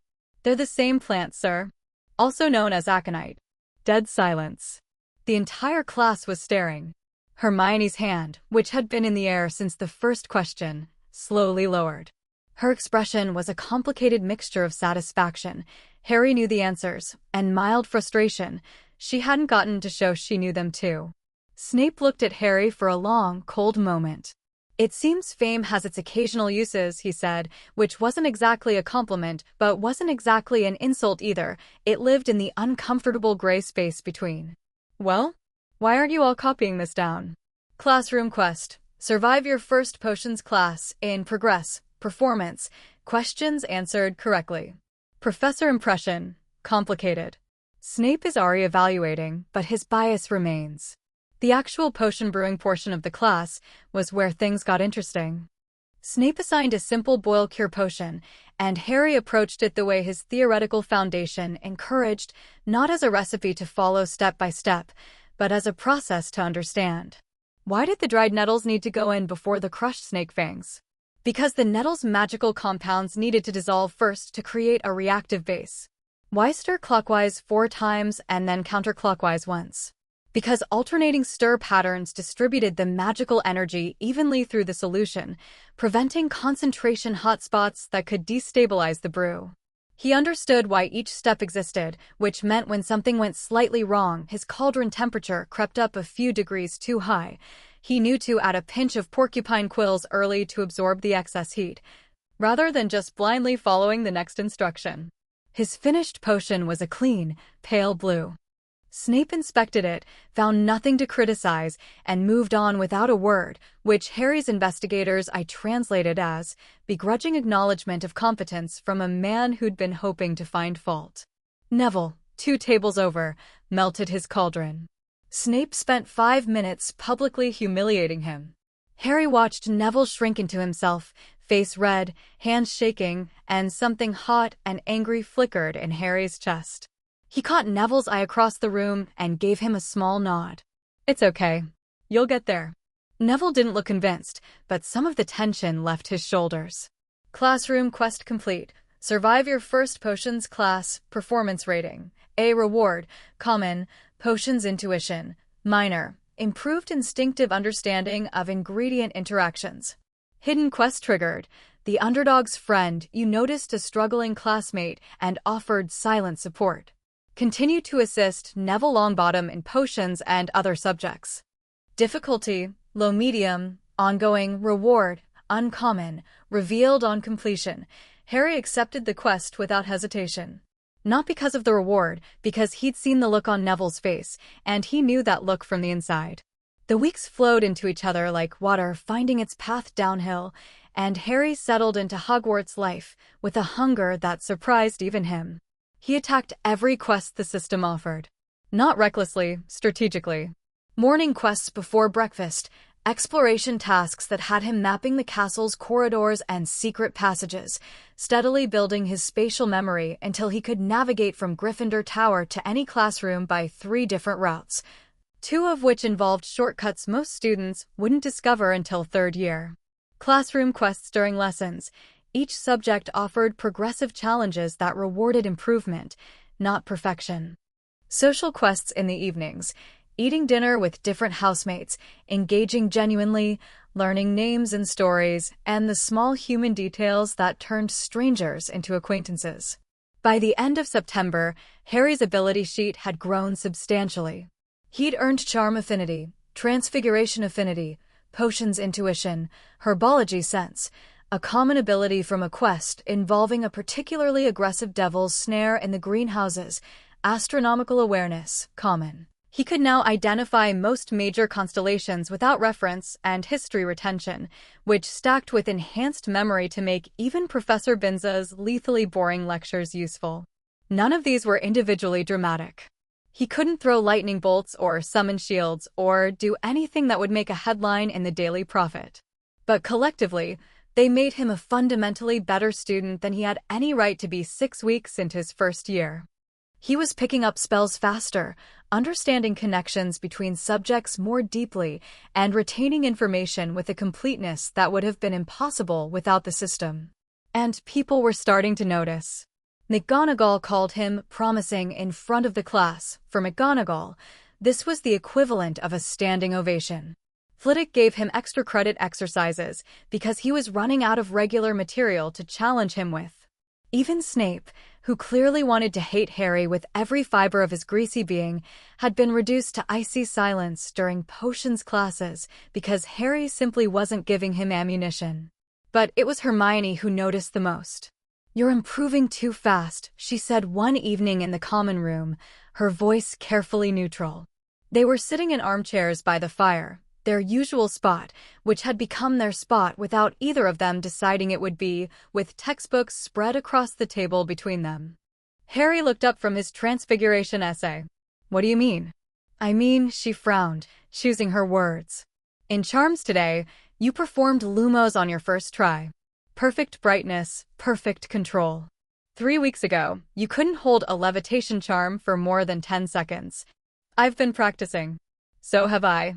So has everyone. But your improvement curve isn't normal, Harry. It's not linear. It's exponential." She leaned forward, brown eyes sharp. "I ran the numbers. I've been tracking everyone's spellcasting grades. Don't look at me like that. It's perfectly reasonable to track academic performance metrics, and your improvement rate is roughly 3 times the class average." Harry's heart rate spiked. Hermione was brilliant. Of course she'd notice. Of course she'd quantify it. "Maybe I'm just a fast learner," he tried. Hermione gave him a look. It was the look of someone who had read every textbook twice and knew exactly what a fast learner looked like, and this wasn't it. This was something else. "Harry." She softened her voice. I'm not accusing you of anything. I'm your friend. And I notice things. And something is different about how you're learning, and I want to understand it." The honesty in her voice hit him like a physical force. She wasn't jealous. She wasn't suspicious in an adversarial way. She was worried about him, and she was expressing that worry the only way she knew how, through data and analysis. Harry wanted to tell her. The urge was so strong it was almost physical. To pull up the system interface and say, "Look, there's this thing, this magical quest system that gives me rewards when I complete challenges, and it's been making me better at everything, and I'm not cheating, I'm earning this. But it's a secret, and I don't know what happens if I tell someone." He couldn't. Not yet. The system hadn't told him to keep it secret, but some instinct deeper than the system, older than his time at Hogwarts, told him this wasn't the moment. Not because he didn't trust Hermione, but because he didn't fully understand the system himself yet, and explaining something you don't understand is a recipe for confusion and fear. "I'll tell you someday," he said, and he meant it completely. "There's something I want to explain, but I need to understand it better first. I promise I'm not doing anything wrong." Hermione studied his face. Her Hermione-ness, the analytical intensity, the relentless need to know, warred visibly with something else. Trust. She trusted him. He could see the exact moment she decided to let it go. "For now." "Okay," she said. "But, Harry, when you're ready, I want to help. Whatever it is. That's what friends are for." "I know," Harry said. "And you will." She held his gaze for a moment longer, then turned back to her essay, and the fire crackled between them, and something warm and complicated hung in the air that neither of them named. Ron had been pretending to work on his potions homework throughout this exchange. He caught Harry's eye over the top of his parchment and raised one eyebrow. Harry gave a tiny shake of his head. Later. Ron nodded. Because that was the thing about Ron, he didn't need explanations. He didn't need data or analysis or improvement curves. He just needed to know that Harry was his friend and that the friendship was real, and he'd accepted that on the train before Harry had earned a single system reward. October brought rain, the smell of whetstone, and Harry's first real physical challenge. The flying lesson happened on a Thursday afternoon, Gryffindors and Slytherins together, which was either an administrative decision or a deliberate attempt to create conflict, because putting those two houses on broomsticks next to each other was like storing matches and gasoline in the same drawer. Madam Hooch lined them up next to a row of battered school brooms. Stick out your right hand over your broom and say up. Harry extended his hand. Up. The broom smacked into his palm like it had been waiting for him. Physical activity detected. Broomstick flight. The host's natural affinity for flight is remarkable. Note: this affinity predates the quest system. The host appears to have an innate gift. Huh. An innate gift? Not a system reward? Harry filed that information away. It was good to know that not everything about him came from the quest interface. Some things were just him. Madam Hooch had them kick off and hover. Basic stuff. Harry rose a few feet, and oh, this was different. Flying wasn't like casting spells. There was no incantation, no visualization, no theoretical framework. It was pure instinct. The broom responded to his body, his weight, his intent: lean forward to go faster, pull back to slow down, shift left, shift right, and the broom obeyed, fluid and responsive, like it was an extension of his own body. Harry had never felt this kind of natural physical mastery. In every other area of magic, he was building competence through the system's rewards and his own hard work. Flying just was. Like breathing. Like it had been inside him his whole life, waiting for a broom to unlock it. Then Neville's broom went haywire. It happened fast. 1 second Neville was hovering shakily next to Harry. The next his broom shot straight up like a bottle rocket, Neville clinging on with both hands, face white with terror. 20 feet up and climbing, the broom bucked. Neville lost his grip. He fell. Neville!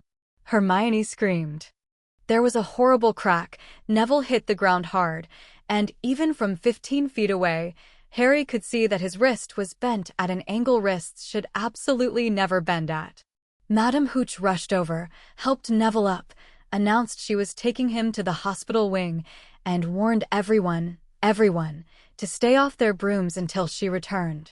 The second she was out of sight, Draco Malfoy bent down and picked something up from the grass. Neville's Remembrall, a small glass ball that his grandmother had sent him, one of the only things Neville owned that made him smile. Did you see his face, the great lump? Malfoy laughed, tossing the Remembrall casually.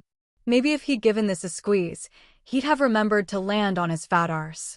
The Slytherins roared. Malfoy's cronies, Crabbe and Goyle, 2 boys who seemed to have been bred specifically for the purpose of standing behind smaller boys and looking threatening, flanked him like gargoyles. Give it here, Malfoy, Harry said. The laughter died. Malfoy turned, pale gray eyes locking on Harry, and his smirk sharpened. Or what, Potter? Emergency quest triggered. Prove your worth in the sky. Description: Draco Malfoy has taken an item belonging to your ally, Neville Longbottom. He will attempt to dispose of it by flight. Recover the item. Time limit: 90 seconds from quest activation. Difficulty: moderate. Reward: rare, Seeker's Instinct, enhanced spatial awareness and reaction time during high-speed movement. Warning: failure or inaction may result in loss of allies' possession and negative social impact. Malfoy mounted his broom and shot into the air. Come and get it, Potter. Hermione grabbed Harry's arm. Harry, no. You heard what Madam Hooch said. If you fly, you'll be expelled before you, Hermione. Harry looked at her. He's got Neville's Remembrall. It's a glass ball. It's not worth getting expelled, it's Neville's. And Neville's had enough things taken from him. Something shifted in Hermione's face. The argument died on her lips. She let go of his arm, and in her eyes, Harry saw something that looked a lot like understanding. He kicked off. The ground fell away, and the sky opened up and Harry's blood sang. Malfoy was hovering 40 feet up, looking smug, the remembrall glinting in his fist. His expression faltered when he saw how Harry flew, not the wobbly, uncertain hovering of a first year, but smooth, fast, controlled, like he'd been doing this for years. "Give it back," Harry said, pulling up level with him. "Catch it," Malfoy sneered, and hurled the remembrall as hard as he could. The glass ball arced through the air, spinning, catching the sunlight, heading for the castle wall at speed. It was at least 60 feet away, dropping fast, about to shatter against the stone. The emergency quest timer pulsed. 72 seconds remaining. Harry leaned forward and dove. The broom went from hover to full speed in under a second. Wind tore at his hair, his robes, his eyes. He couldn't see properly, couldn't think properly, but he could feel the remembrall. Its trajectory, its speed, the exact point where it would hit the wall. It was instinct. Pure, uncomplicated, beautiful instinct. He stretched out his hand. The castle wall was rushing toward him. 3 seconds to impact. 2. His fingers closed around the glass ball. He pulled up hard, knees gripping the broom, body flat against the handle, and the broom responded like a living thing, arcing upward in a curve so tight that his feet brushed the grass as he leveled out and came to a stop, hovering 3 feet above the ground. Remembrall clutched in his shaking fist. Silence. Then the Gryffindors erupted. Ron was screaming, literally screaming, jumping up and down. Parvati Patil and Lavender Brown were clutching each other. Dean Thomas was doing some kind of victory dance. Even Hermione, who should have been furious about the rule-breaking, was standing with both hands pressed over her mouth and her eyes wide and shining. Emergency quest complete. Prove your worth in the sky. Time, 14 seconds of 90. Performance rating, S+, reward, rare, Seeker's Instinct, enhanced spatial awareness and reaction time during high-speed movement. The host can now track multiple fast-moving objects simultaneously and predict trajectories with improved accuracy. This ability is always active, but is most pronounced during flight. The Seeker's Instinct settled into his brain like a new sense. Not sight, not sound, something else. Spatial awareness that went beyond normal perception. He could feel the breeze direction without checking, estimate distances with unconscious precision, track the arc of a thrown ball as naturally as he tracked a spoken conversation. Harry landed and was immediately swarmed by congratulating Gryffindors. Harry Potter. Professor McGonagall's voice cut through the celebration like a knife through warm butter. She was striding across the grounds, face tight, and Harry's stomach dropped. She reached him, looked down at him, and said, "Come with me." He followed her into the castle, through corridors, upstairs, to a classroom where she knocked on the door, interrupted a lesson, and extracted a burly fifth year named Oliver Wood. "Potter," McGonagall said, "this is Oliver Wood. Wood, I've found you a seeker." Harry blinked. Wood's face went through approximately 7 emotions in 2 seconds, settling on delirious joy. "Are you serious, Professor?" "I have never been more serious in my life, Wood." The boy caught a remembrall in a 50-foot dive. Charlie Weasley couldn't have done it. Achievement unlocked. Youngest seeker in a century. The host has been appointed to the Gryffindor Quidditch team. This opens multiple sport-related quest chains and social opportunities. Note: this achievement was earned through innate talent and courage, not system enhancement. The quest reward, Seeker's Instinct, will amplify the host's natural ability, but the foundation is entirely his own. Harry read that note twice. The system was being careful to distinguish between what it gave him and what he already was. That mattered. It mattered a lot. That evening in the common room, Ron was still buzzing about the catch. Hermione was alternating between admiration and exasperation. "You could have broken your neck." Harry and Fred and George Weasley had started calling Harry, "our little seeker," in voices that suggested they were already planning to adopt him into the family. Harry sat in his armchair by the fire and felt something he was slowly learning to recognize: belonging. He belonged here. Not because the system told him he did. Because these people, Ron, Hermione, the Weasley twins, Neville, who'd cried actual tears when Harry returned the remembrall, even McGonagall in her own stern way, These people had decided he was one of theirs. No system reward in the world was worth more than that. October turned cold and gray, and Halloween approached with the unstoppable momentum of a calendar that didn't care about your feelings. Harry had been at Hogwarts for 2 months. In that time, he'd completed 37 quests. He kept count, because enhanced memory made it impossible not to, earned 15 ability upgrades, and established himself as one of the top students in his year. Behind Hermione in pure academic performance, but ahead of her in practical spell-casting speed, which created a friendly rivalry that pushed both of them to improve. He'd also been helping Neville in potions, which was its own kind of challenge. Neville Longbottom was, objectively, terrible at potions. Not because he was stupid, the kid had an encyclopedic knowledge of plants and a gentle, careful hand that made him brilliant in herbology. But Snape terrified him so completely that Neville's brain seemed to shut down the moment he entered the dungeon. And a student who could identify and handle 36 magical plants couldn't remember which order to add ingredients when Snape was looming over his shoulder like a vulture in a bad mood. Harry started working with Neville before potions classes. Not tutoring, exactly, more like desensitization training. They'd go over the day's recipe in the common room the night before, step by step, until Neville could recite it in his sleep. Harry would explain the why behind each step, using his potion's intuition to make the process logical rather than arbitrary. And slowly, painfully, Neville's potion's performance crept up from disastrous to merely bad to occasionally acceptable. It wasn't a dramatic transformation. It wasn't going to make the daily profit. But the look on Neville's face when he successfully brewed a forgetfulness potion without melting his cauldron, the sheer, incredulous pride, was worth every minute Harry had invested.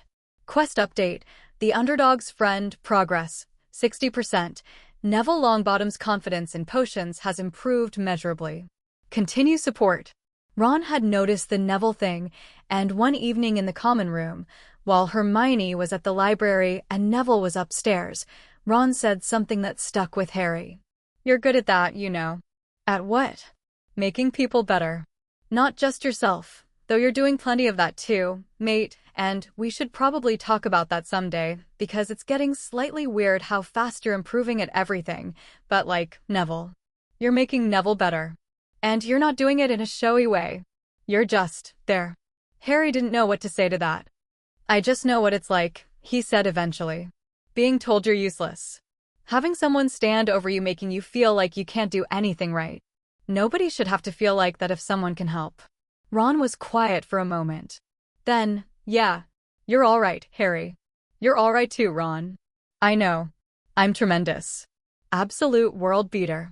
They grinned at each other, and the fire crackled, and somewhere above them in Gryffindor Tower, Neville Longbottom was sleeping soundly for the first time in weeks because he wasn't dreading potions class tomorrow, and Harry thought, this is what the system should be for.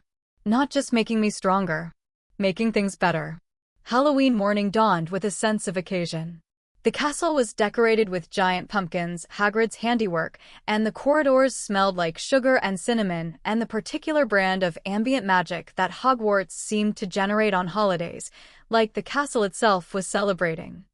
Harry spent the morning in classes, completed 2 minor quests, a charms efficiency challenge, and an exploration task involving a hidden passage behind a tapestry on the 5th floor, and was in a genuinely good mood by the time afternoon charms rolled around.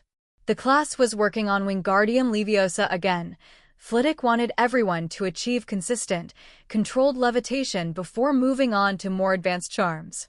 Harry had mastered it weeks ago and was working on a variation, trying to levitate multiple feathers simultaneously, when the incident happened. Ron was struggling with the charm. He was saying the incantation wrong, Wingardium Leviosa, and Hermione, sitting next to him, corrected him. "It's Leviosa," Hermione said, "not Leviosh." Ron's ears went red. After class, in the corridor, Harry heard him mutter to Seamus Finnegan, "She's a nightmare, honestly. No wonder she hasn't got any friends." Hermione walked past them. She'd heard. Her eyes were bright and glassy and her chin was doing that thing where it trembled slightly before going rigid, and she walked very fast in the direction of the girls' bathroom without looking at anyone. Harry watched her go. Something cold settled in his stomach. "Ron," he said. "What?" That was cruel. Ron's face went from defensive to uncomfortable in about half a second. "I didn't. She's always correcting people. Harry, she can't just. She was trying to help you. She helps me all the time. She helps everyone. She just doesn't know how to do it without sounding like a textbook because that's how she processes the world. And you just told half the corridor that nobody can stand her." Ron opened his mouth, closed it, opened it again. His ears were the color of a fire engine. He swallowed. "Yeah. Okay. That was yeah. She's been gone for hours," Harry said later at the Halloween feast. The Great Hall was decorated magnificently. 1,000 live bats, floating candles, pumpkin lanterns the size of garden sheds, and the food was spectacular, but Harry couldn't enjoy any of it because Hermione's seat was empty. "Parvati said she's in the girls' bathroom," Neville offered quietly. "She's been crying all afternoon." Harry put down his fork. The guilt on Ron's face was so thick you could have spread it on toast. Before either of them could decide what to do about it, the doors to the Great Hall burst open and Professor Quirrell came sprinting in, turban askew, face the color of old cheese. "Troll," he screamed. "Troll in the dungeons. Thought you ought to know." And then he fainted face first onto the stone floor. Chaos. Absolute, instantaneous, screaming chaos. Students leapt to their feet. Plates crashed. Someone at the Hufflepuff table started crying. Dumbledore's voice boomed through the hall silence. And the panic subsided into terrified stillness. "Prefects," Dumbledore said, his voice calm and commanding, "lead your houses back to the dormitories immediately." Students began filing out. Harry moved with the Gryffindor crowd, but his mind was racing, and then it hit him like a bludger to the skull. Hermione, in the bathroom, didn't know about the troll. He grabbed Ron's arm. "Hermione." Ron's face went white. "She doesn't know." They exchanged one look. 1 second of eye contact that contained an entire conversation. "We could tell a prefect. We could find a teacher. We could do the safe thing, the sensible thing, the thing that wouldn't get us killed or expelled." They peeled away from the group and ran. Story quest triggered. The mountain troll description. A fully grown mountain troll has been released into Hogwarts. Hermione Granger is in danger. Find her. Protect her. Survive. Difficulty.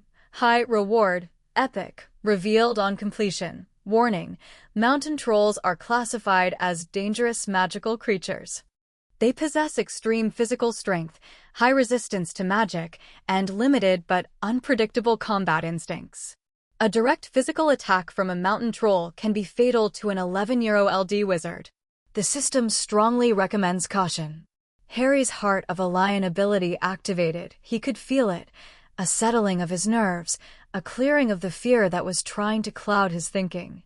The fear was still there. He was running toward a troll. An actual troll. A creature that could crush him like a beetle. But the fear was usable now, sharp and focused, fuel for his legs instead of chains on his brain. They smelled it before they saw it. A stench like a combination of old socks, a sewer, and something that had died and then been marinated in more death. Thick, gagging, so awful that Ron actually dry-heaved as they rounded the corner. Then they heard the scream. Hermione. Harry ran faster. The mountain troll was in the girls' bathroom. It had smashed through the door. The frame was splintered, chunks of wood scattered across the floor, and it was inside. And even from the corridor, Harry could hear the sound of porcelain shattering and water gushing and Hermione screaming with a pure, primal terror that turned Harry's blood to ice water and then immediately to something much, much hotter. He burst through the ruined doorway and his brain took a snapshot that his enhanced memory would preserve in horrible, crystalline detail for the rest of his life. The troll was 12 feet tall. Gray-green skin, lumpy and thick, like wet cement poured over a boulder. Tiny, stupid eyes set deep in a face that looked like a melted candle. Massive club in one hand, a tree trunk, basically, rough-hewn and stained with something Harry didn't want to identify. The bathroom was destroyed. Sinks ripped from the walls, stalls crushed like cardboard, water everywhere, and there, crouched in the far corner, pressed against the wall, small and shaking and so afraid she couldn't even scream anymore, was Hermione. The system's tactical overlay activated, a feature Harry hadn't known existed until this moment. Faint blue lines traced the trolls' likely attack patterns. Red zones marked the areas of highest danger. A small counter in the corner showed the estimated threat level, extreme lethal. "Hey!" Harry shouted. The troll turned.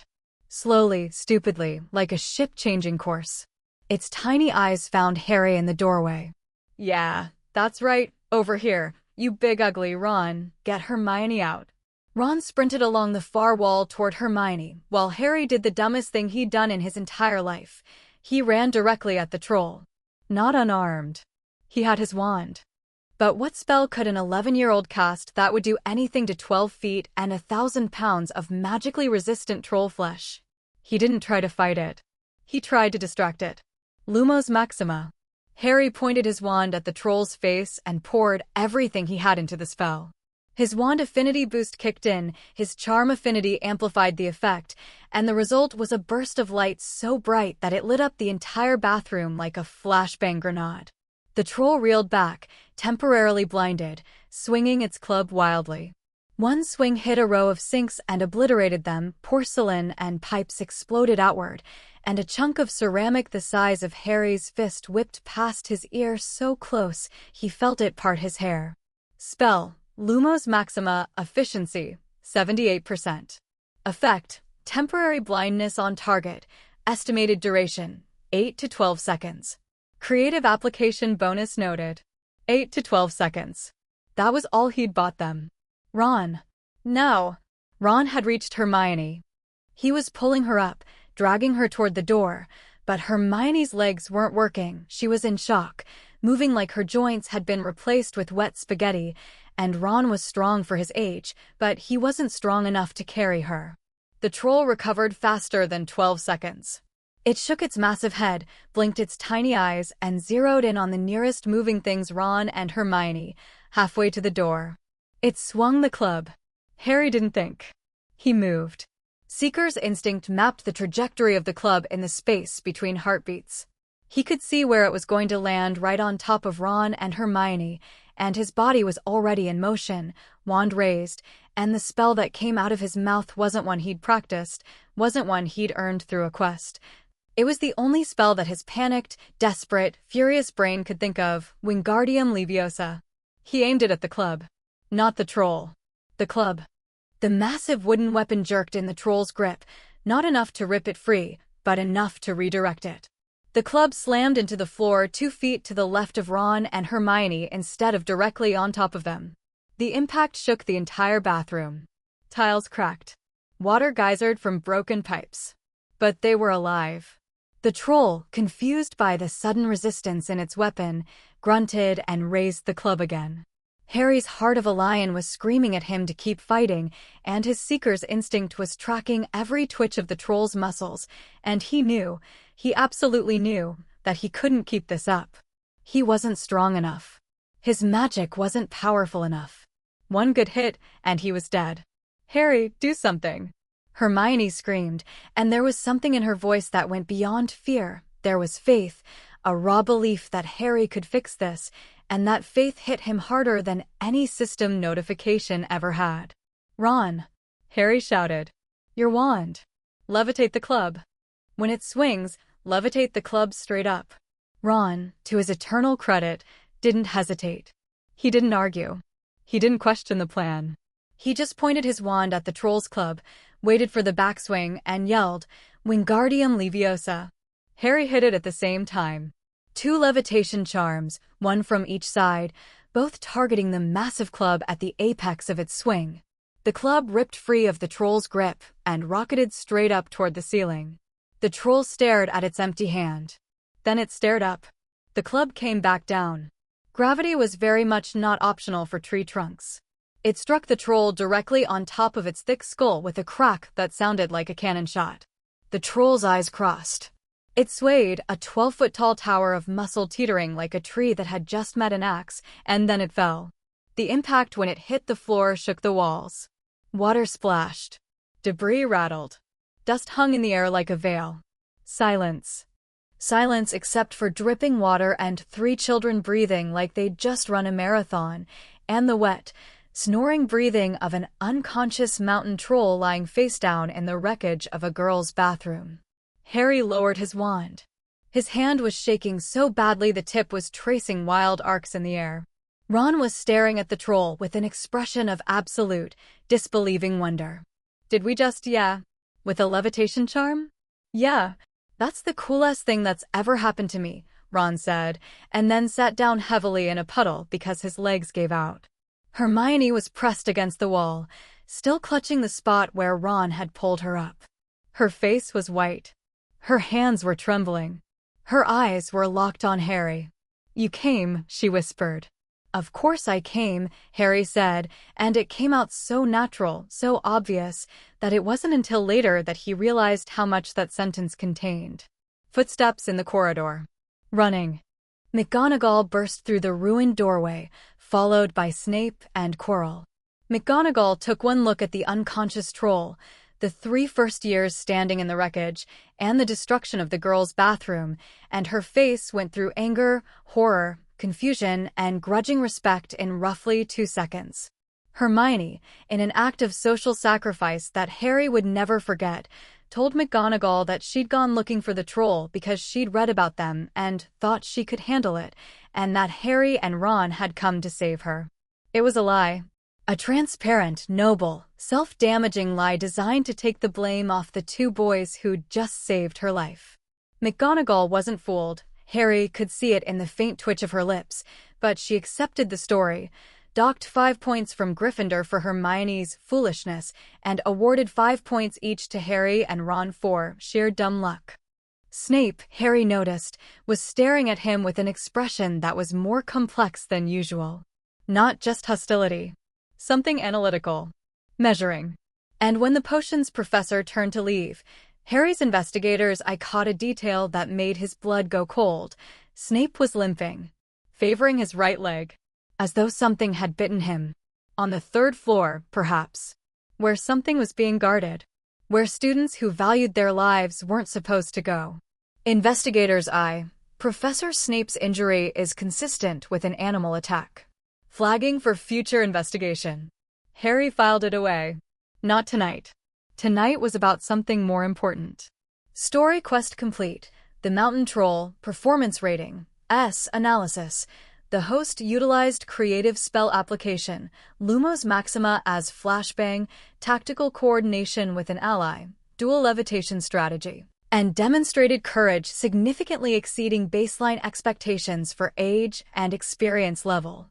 Reward, epic, stone skin, passive, moderate physical damage resistance. The host's body is now significantly more resistant to blunt force trauma, cuts, and impact injuries. This ability activates automatically under duress and provides passive low-level protection at all times. Note: stone skin does not make the host invulnerable. It reduces damage. The host can still be seriously injured or killed by sufficient force. Harry felt it settle into his muscles, his skin, his bones. Not a visible change, he didn't turn gray or sprout scales. It was more like his body had been tempered. Toughened. Like the difference between regular glass and safety glass, same appearance, fundamentally different resilience. An epic reward. His first. And it had come from the most terrifying experience of his life. But the system wasn't finished. Social quest update. The Brightest Witch major stage transition. Bond level with Hermione Granger. Trusted friend. Stage 1, Stage 2. Note: this transition was not triggered by the host's combat performance. It was triggered by the host's immediate, unhesitating decision to put himself in mortal danger for Hermione Granger's safety. The system evaluates intent, not outcomes. Harry read the notification and then dismissed it. Because Hermione was walking beside him in the corridor, alive and unhurt and here, and the system could evaluate whatever it wanted. What mattered was the warmth of her shoulder bumping against his as they walked, And the way she kept glancing at him like she was still processing the fact that he'd run toward a troll for her. "Harry," she said quietly, as they reached the portrait of the fat lady. "Yeah, thank you." "Both of you," she added, looking at Ron. "Thank you." "That's what friends are for," Ron said, and he said it simply, without irony, because he meant it. The guilt from earlier, the "she hasn't got any friends" comment, was still visible in his eyes, but it was being actively composted into something better. Resolution. Understanding. The beginning of genuine remorse that would become genuine care. They climbed through the portrait hole into the common room. The other Gryffindors were still buzzing about the troll announcement. When Harry, Ron, and Hermione walked in, nobody noticed anything unusual, just 3 first years coming in slightly late, slightly damp, slightly wild-eyed. But something had changed. Something fundamental and permanent and good. There are moments in life where the before and after are so clearly divided that you can feel the line being drawn. Before the troll, Harry had 2 friends. After the troll, Harry had 2 people who'd stood in a room with death and held their ground. Before the troll, Hermione was someone Harry liked and admired. After the troll, Hermione was someone Harry would walk through fire for, and she knew it, and that knowledge was the foundation of something neither of them fully understood yet. Ron, Hermione, and Harry sat in their usual spot by the fire. Nobody spoke for a long time. They didn't need to. Hermione was sandwiched between the 2 boys, a book open on her lap that she wasn't reading, her shoulder touching Harry's on one side and Ron's on the other, and the fire crackled. And the common room hummed with the sounds of 100 students who had no idea that 3 first years had just fought a mountain troll with a levitation charm and won. Eventually, Ron said, "So, that happened." "Yep," Harry said. "We nearly died." "Yep. Fancy some chess?" Harry laughed. Hermione laughed.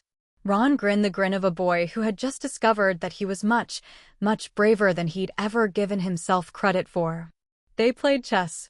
Ron absolutely destroyed Harry. Hermione watched and offered commentary that was technically helpful and socially devastating in equal measure. "Your knight is about to be taken, Harry. You moved it to the worst possible square." It's actually impressive how wrong that move was. Normal. Easy. Like they hadn't just fought a troll. Like they were going to be fine. November hit Hogwarts like a cold slap, bringing frost and wind and the looming reality of Harry's first Quidditch match. Gryffindor versus Slytherin. The biggest rivalry in Hogwarts Quidditch. Oliver Wood had been running practices 5 nights a week, and Harry had been attending every single one, partly because he loved flying and partly because the system kept generating quest after quest around Quidditch. Quest: master the Wronski feint, learn and execute a Wronski feint at full speed. Quest: the Seeker's drill, catch the practice snitch within 3 minutes in adverse weather conditions. Quest: team tactics, successfully execute 5 coordinated plays with your teammates. Each quest pushed his flying abilities further. The Seeker's instinct reward was magnificent in practice.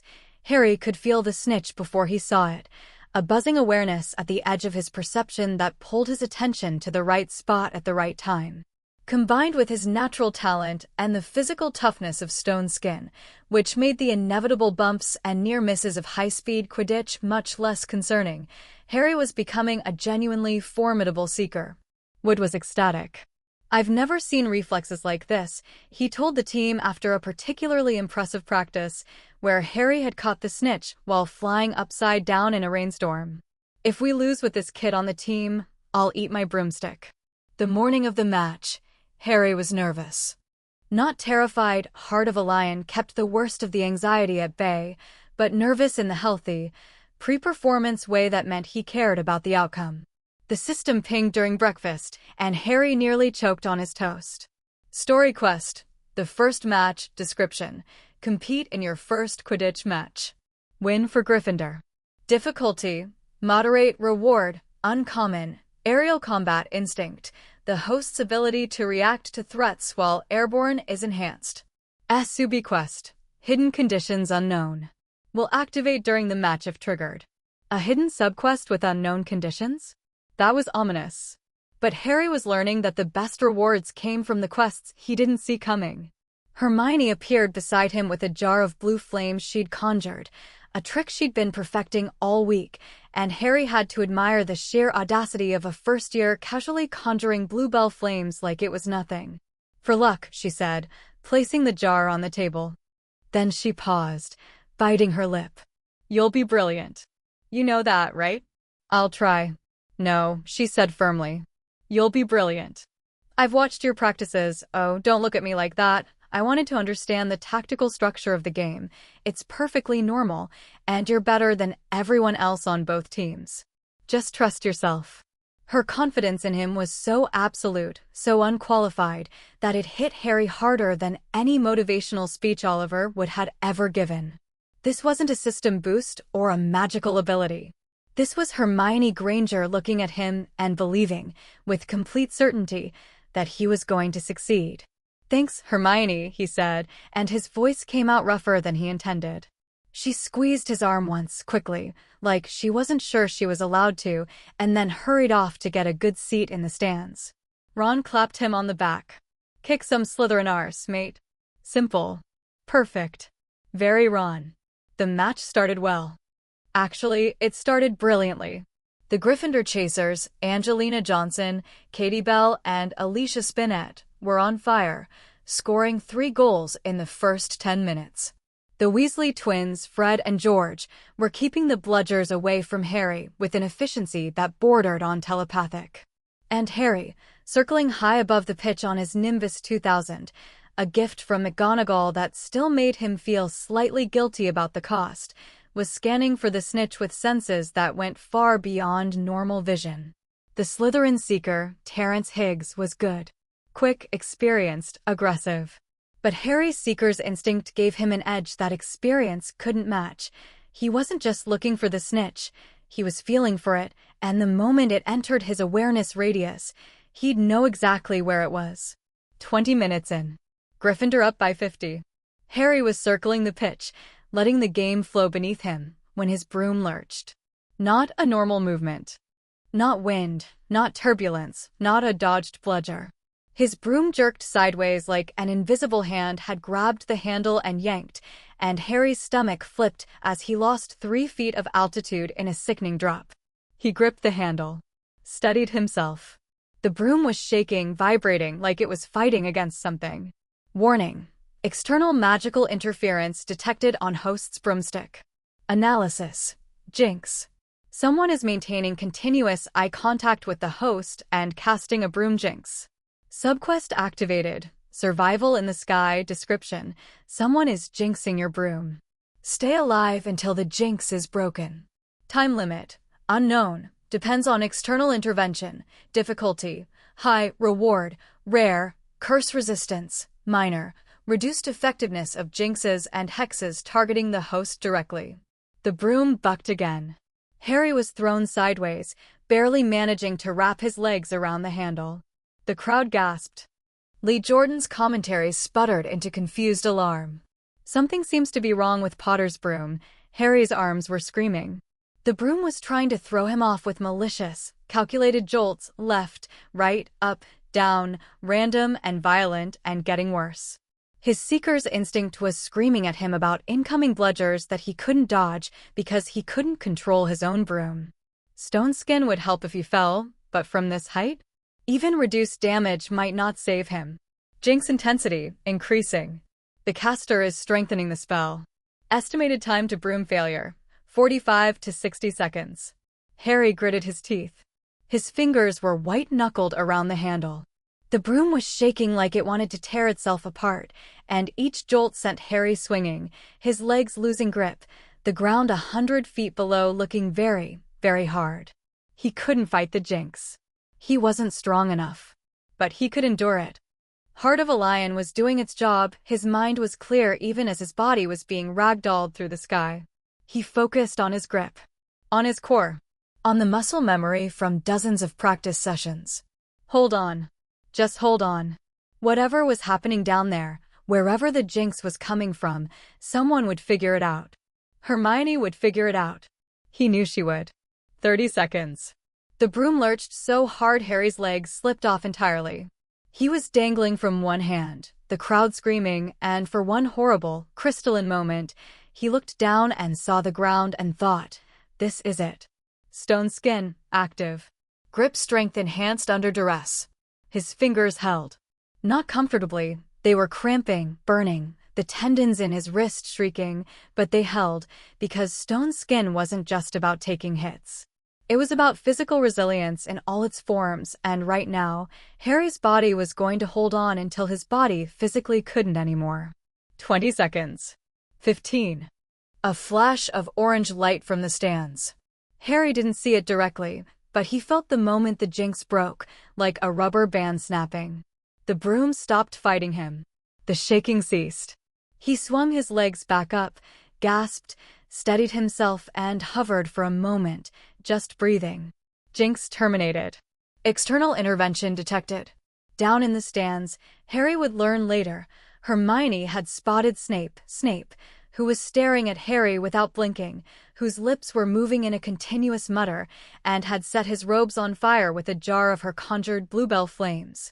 Hermione Granger, first-year student, theoretical genius, and also apparently willing to set a teacher on fire if it meant saving Harry's life.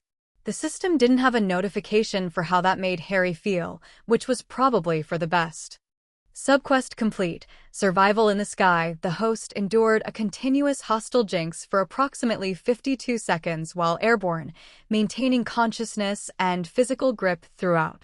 Performance rating: A+, reward, rare, curse resistance, minor. Jinxes and hexes targeting the host directly will have reduced effectiveness. Approximate resistance: 20%. This ability is passive and always active. 2 rare rewards now. His body was getting tougher, stone skin for physical damage, curse resistance for magical attacks. The system was armoring him, piece by piece, and every piece had been earned through real danger. But the match wasn't over. Harry took a breath, looked down at the pitch, and saw it. A golden glimmer near the ground, darting between the feet of the players. The snitch. He dove. Full speed, no hesitation, the Nimbus responding to his intent like it was trying to make up for the jinxed minutes. The wind tore at his eyes. The ground rushed up. Terrence Higgs saw the dive and followed, but he was too far away, too slow off the mark. Harry's hand closed around the snitch. The crowd exploded.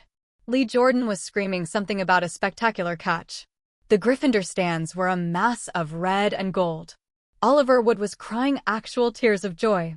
And Harry was standing on the pitch, snitch in his hand, grinning so hard his cheeks hurt, and the system was pinging in the background, but he didn't care about the notification right now because this moment, this feeling, was better than any reward. He found Hermione in the crowd. She was jumping up and down, clapping, face flushed with excitement, and when their eyes met, she threw her arms in the air and screamed, "I told you," and Harry laughed and held up the snitch, and for one perfect, shining moment, everything was gold. Story quest complete. The first match, Gryffindor wins, 170-60. Overall performance rating: S. Reward, uncommon, aerial combat instinct. The host's ability to react to threats and navigate hazards while airborne is significantly enhanced. Combined with Seeker's instinct, the host's aerial capabilities now exceed those of most adult professional Quidditch players. Note: the host should investigate the source of the broom ginks. The system detected the interference, but cannot identify the caster with certainty. Harry had his suspicions. Snape's lips moving. Snape's unblinking stare. Snape's mysterious leg injury from the third-floor corridor. But his investigator's eye was whispering something uncomfortable. Are you sure? Absolutely sure?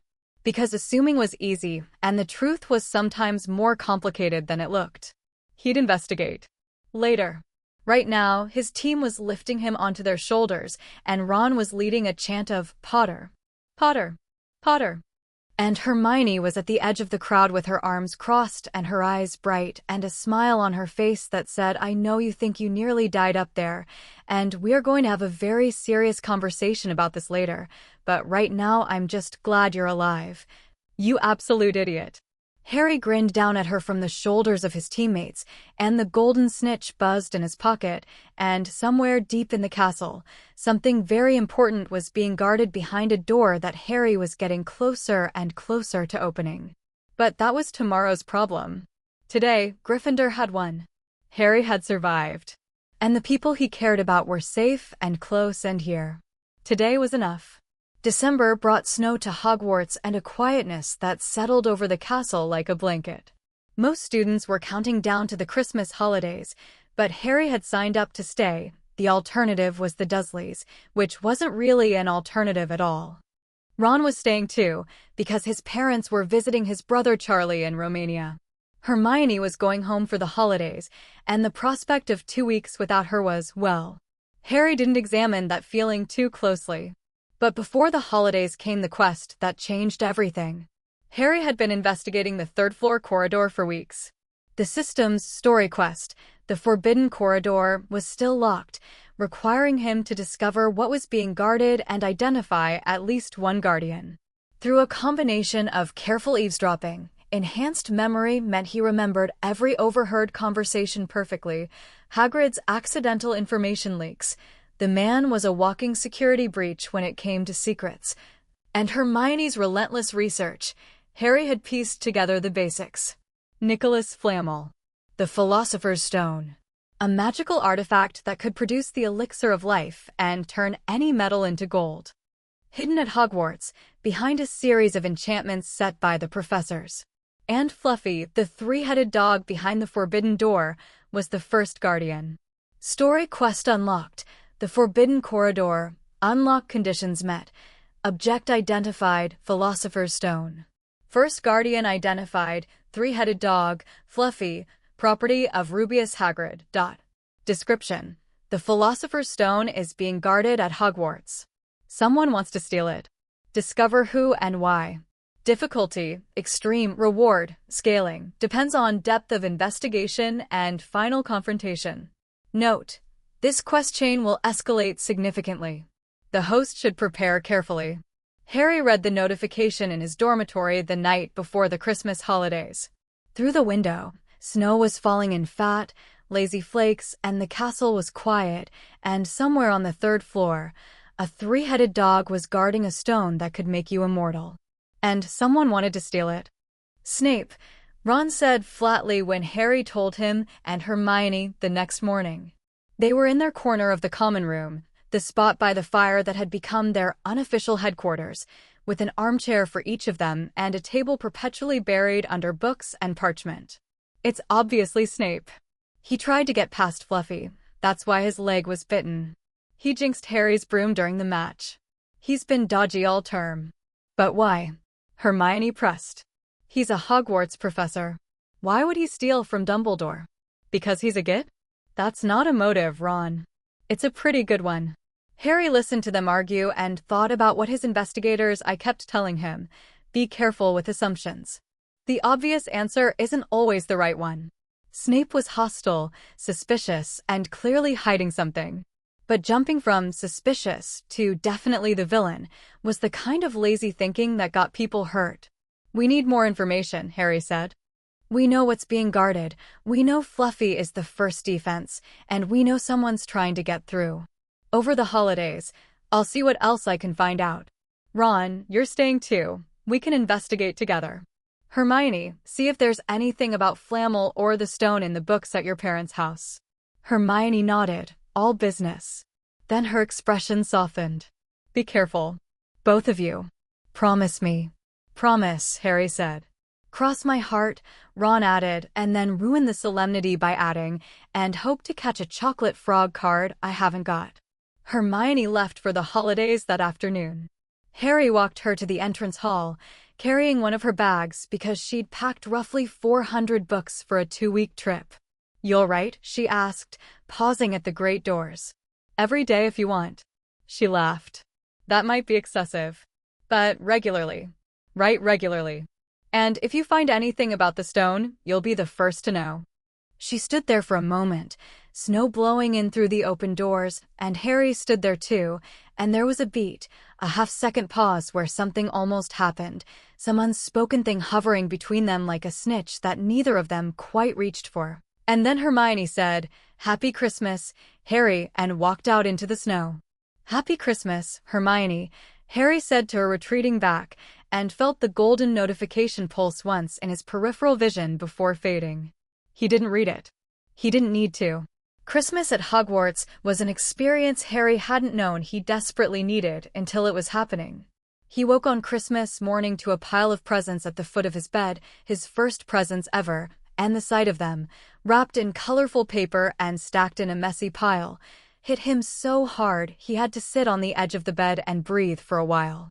Ron had given him a box of chocolate frogs.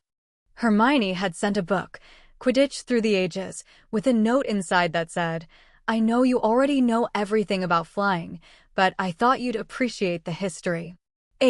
P.S. I'm having a surprisingly interesting time at home. My parents think wizards are fascinating. I told them about you, only good things. Happy Christmas." Harry read the note twice, then a third time. Then he put the book on his nightstand with a care that was perhaps slightly disproportionate for a sports history text and moved on to the next package. Hagrid had sent a roughly carved wooden flute. Mrs. Weasley, Ron's mum, who Harry had never met, had sent a hand-knitted emerald green sweater with an H on the front and a box of homemade fudge. The sweater was lumpy and slightly too long in the arms, and it was the most beautiful thing Harry had ever received. And then there was the last package. Silvery. Lightweight. No card. Alert. Legendary artifact detected. Harry unwrapped it. Liquid fabric spilled from the paper, shimmering, fluid, ethereal. A cloak. He put it on, looked down, and his body had vanished. Legendary artifact identified, the Cloak of Invisibility, also known as the Cloak of Death's Third Son, one of the 3 Deathly Hallows. The system recognizes this artifact as genuine. This is not a common invisibility cloak. It is the original, crafted by Death itself or by a wizard of transcendent skill, depending on which legend you prefer. Hidden quest unlocked. The Deathly Hallows, first thread description. You possess one of the 3 Deathly Hallows. The wand. The stone. The cloak. Learn their history. Understand their significance. Difficulty. Reward. This is a long-term quest. It may span years. Harry held the cloak and stared at the triple question marks. Another mystery. Another thread in the web of secrets that seemed to grow thicker the deeper he dug.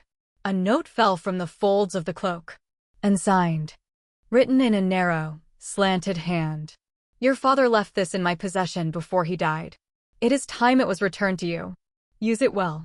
His father's cloak. His father had owned a Deathly Hallow. An actual Deathly Hallow, and someone had been holding it for over a decade and had just given it back without even signing their name.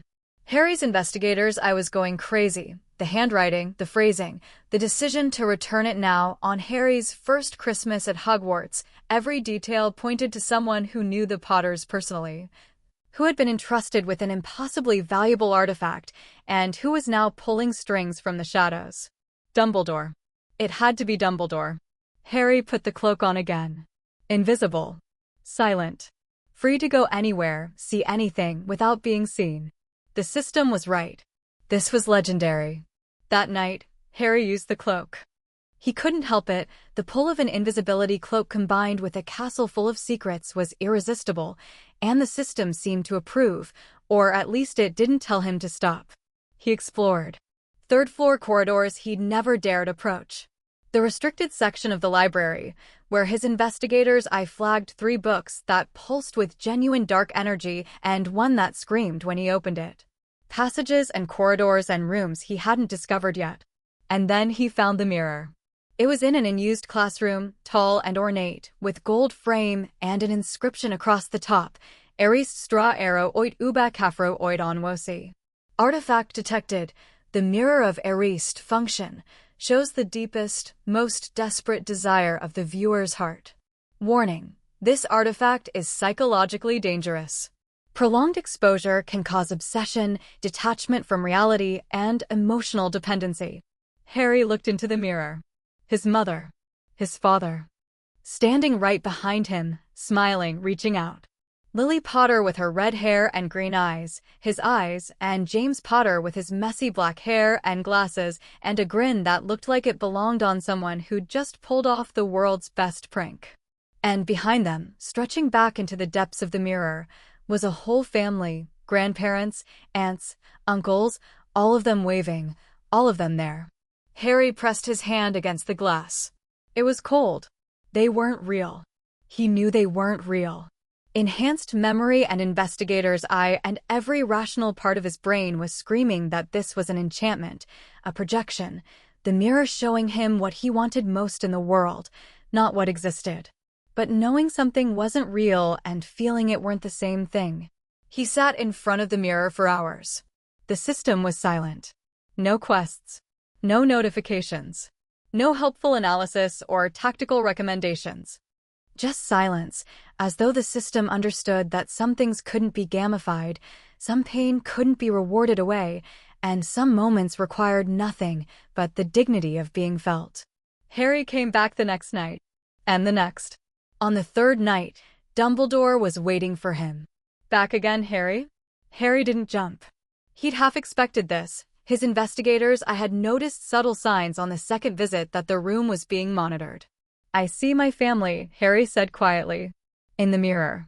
Dumbledore sat down beside him on the cold stone floor.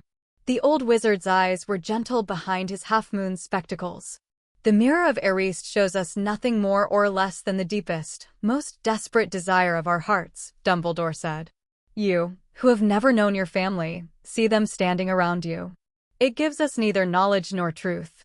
Men have wasted away before it, entranced by what they have seen, or been driven mad, not knowing if what it shows is real or even possible.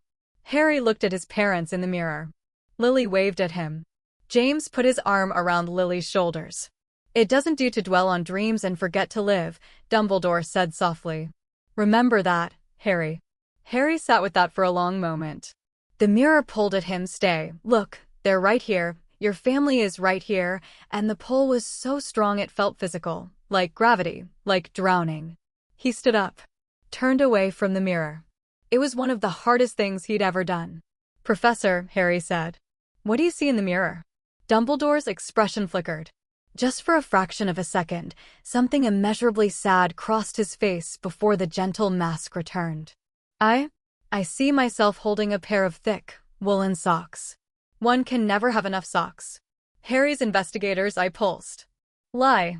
A kind, deflective lie, but a lie nonetheless. Whatever Dumbledore sees in the mirror, it is deeply personal and deeply painful. Harry didn't press it. Some lies deserve to be left alone. He walked back to Gryffindor Tower through the silent, moonlit corridors, the invisibility cloak bundled under his arm. Behind him, in the empty classroom, the mirror of Erised showed nothing but an empty room. When he reached his dormitory, a notification was waiting. Hidden quest complete. Let go of what cannot be. The host voluntarily walked away from the mirror of Erised after 3 visits. The host recognized the danger of the artifact and chose reality over fantasy, despite overwhelming emotional incentive to remain. This is not a combat achievement. This is not an academic achievement. This is something harder than both. Performance rating, S+, reward, rare, mental fortitude, passive. The host's resistance to mind-affecting magic is significantly increased. This includes compulsions, illusions, emotional manipulation spells, and mental intrusion. Approximate resistance, 30%. Note: the system chose silence during the host's time with the mirror. Some experiences should not be interrupted. The reward was earned not by completing a task, but by demonstrating emotional maturity beyond the host's years. Harry lay in bed, staring at the canopy, and let 2 tears track down his temples and into his hair. Not sad tears. Or not just sad. Complicated tears.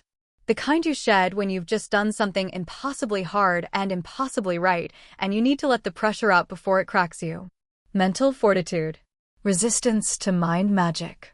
Earned by walking away from his parents. The system rewarded emotional growth.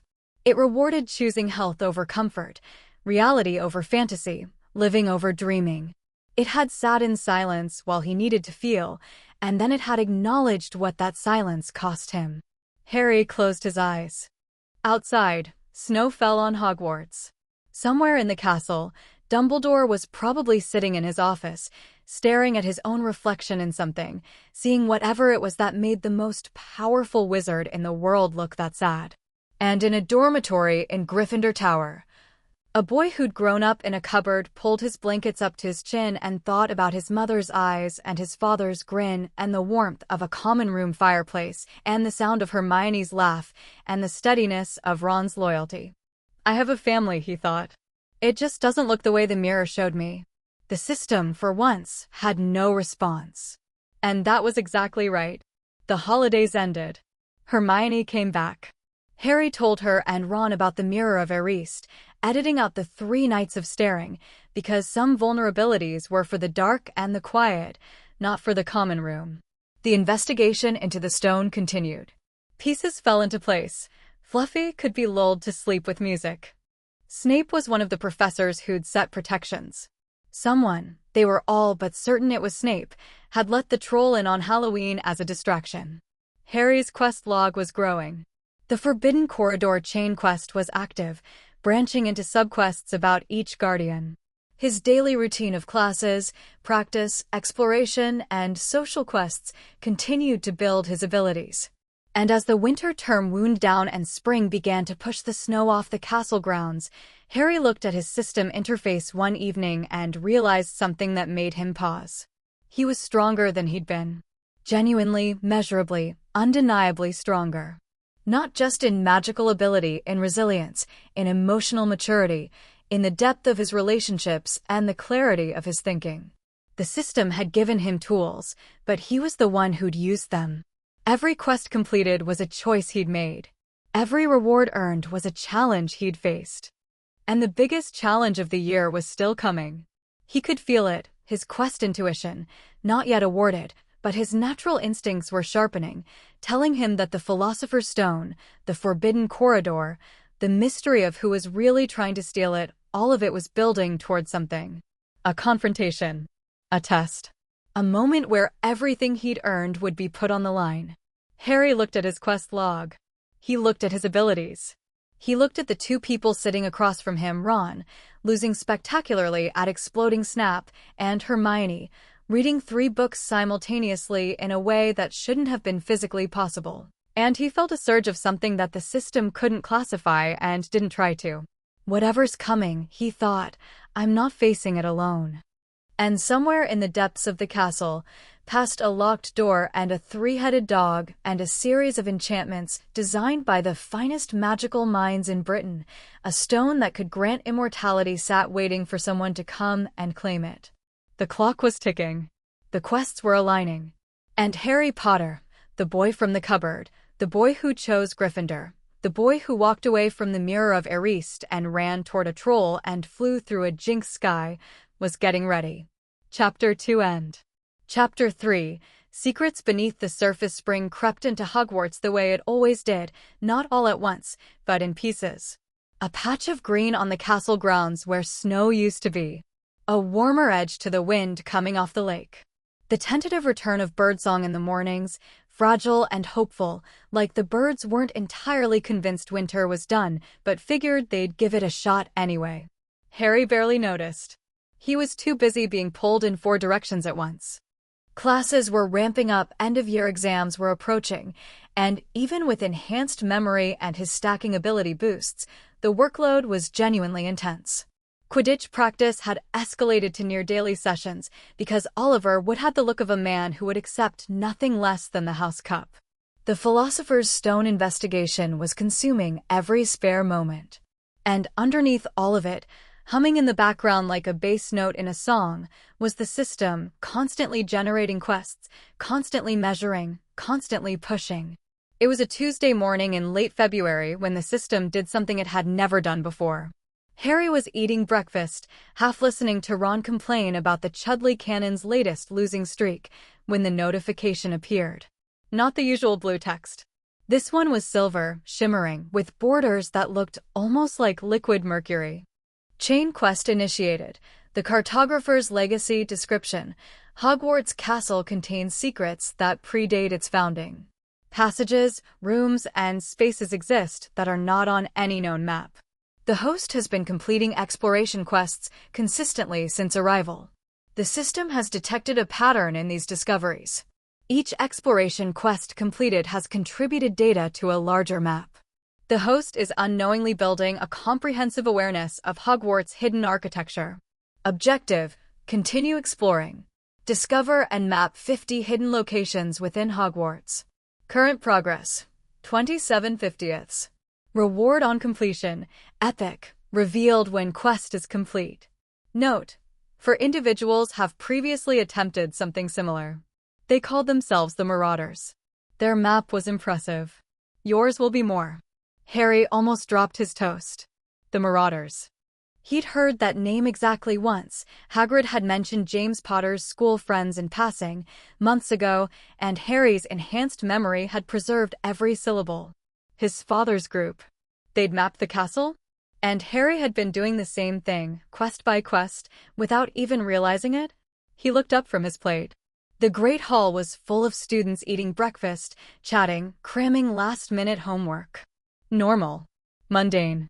None of them had any idea that Harry was sitting there with a silver quest notification hovering in his vision, learning that he was walking in his father's footsteps. Tell me more about the Marauders, he thought at the system. Information limited. The system does not have comprehensive data on previous inhabitants of Hogwarts. Known details. The Marauders were a group of 4 students who attended Hogwarts approximately 20 years ago. They created an enchanted map of the castle that showed real-time positions of all inhabitants. The map's current location is unknown. The host's exploration data is being compiled into a different format, not a physical map, but an internalized spatial awareness. The host is building a living model of Hogwarts in his mind. A living model. Not parchment and ink, but something inside his head. Harry closed his eyes experimentally and yes, there it was. Faint, incomplete, but real. A 3-dimensional mental image of the castle, with the areas he'd explored rendered in sharp detail and the unexplored regions foggy and indistinct. He could feel the secret passages he'd found, the hidden rooms, the shortcuts and dead ends and trick stairs, all of it organized in his mind like a map he could rotate and examine. 27 out of 50. Just over halfway. He needed 23 more hidden locations. Challenge accepted. Harry? You all right? You've been staring at your toast for about 2 minutes. Hermione was watching him across the table with that particular expression she wore when she suspected he was interacting with whatever mysterious thing he refused to explain to her.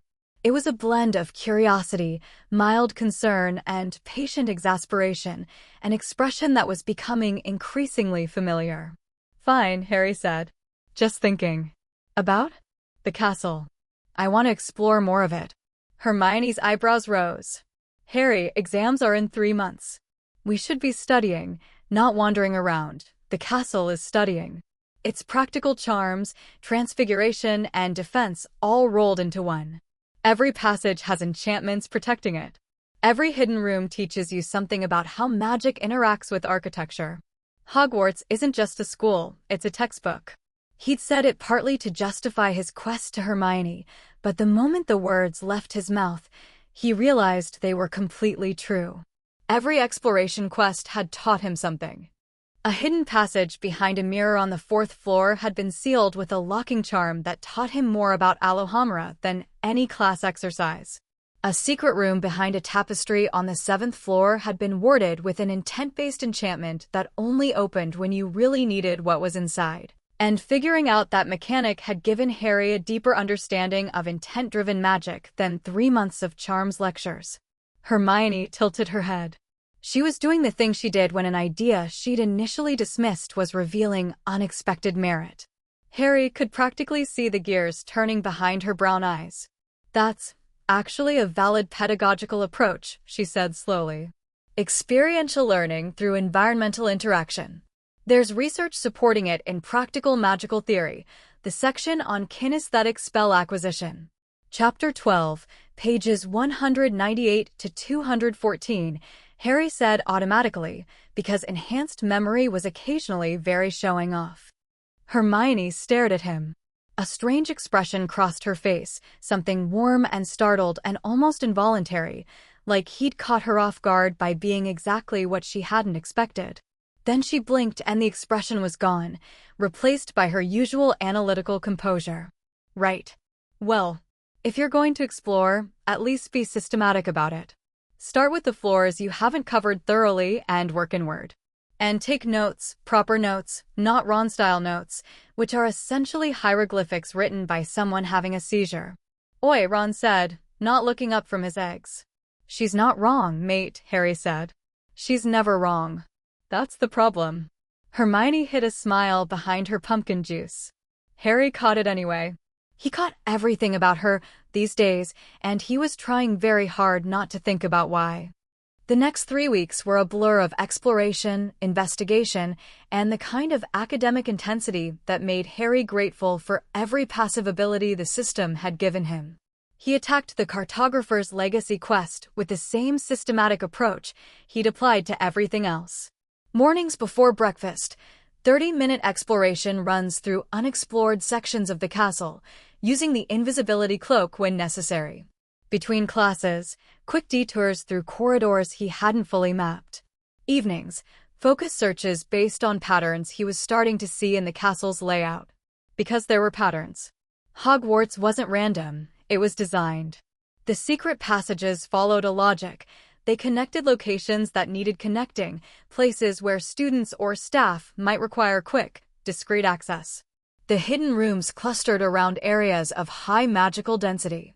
The trick stairs and false walls weren't obstacles, they were tests, enchanted locks that required specific magical knowledge or ability to bypass.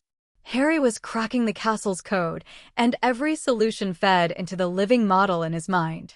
Hidden location discovered. The Astronomy Tower Secret Observatory. Access via rotating wall on landing 7A. Progress. 28/50ths. Hidden location discovered. The House ELF kitchen access. Tickle the pair in the still life painting. Basement level. Progress. 29/50ths. The kitchen discovery was a goldmine. Not for the quest, for Neville. Harry had been helping Neville with potions all year, and the quest he'd accepted, the underdog's friend, was approaching completion. But Neville's confidence issues ran deeper than potions. The kid flinched at loud noises, forgot passwords so frequently that he spent half his evenings sitting outside the Gryffindor common room waiting for someone to let him in, and carried himself with the hunched posture of someone who expected to be yelled at. Harry started bringing Neville to the kitchens late at night. Not for food, though the house elves were delighted to provide it, but for practice. The kitchen was warm, private, and completely free of Snape. Harry would run through potions recipes with Neville, then branch out into charms, then transfiguration, and in the safety of a space where nobody was watching and nobody was judging, Neville started to bloom. His magic wasn't weak. It had never been weak. It had been suppressed by fear, by Snape's cruelty, by the crushing weight of being told his whole life that he didn't measure up. Strip away the fear, give the kid room to breathe, and Neville Longbottom was perfectly capable. Not exceptional, not a prodigy, but capable, and for someone who'd been treated as a walking disaster, capable was a revelation. I did it, Neville whispered one night, staring at the teacup he'd just successfully transfigured into a tortoise. It was a small tortoise, admittedly, and it still had a handle on its shell, but it was undeniably, unmistakably a living tortoise where a teacup had been. Yeah, you did, Harry said. I actually did it. You did. Neville looked up at Harry, and his eyes were bright in a way that had nothing to do with the kitchen's warm lighting. Harry, why do you keep helping me? I know I'm not. I mean, you could be spending this time on your own studying, or with Ron and Hermione, and instead you're here with me, going over basic spells that you mastered months ago, because you're my friend, Harry said. Simply. Obviously.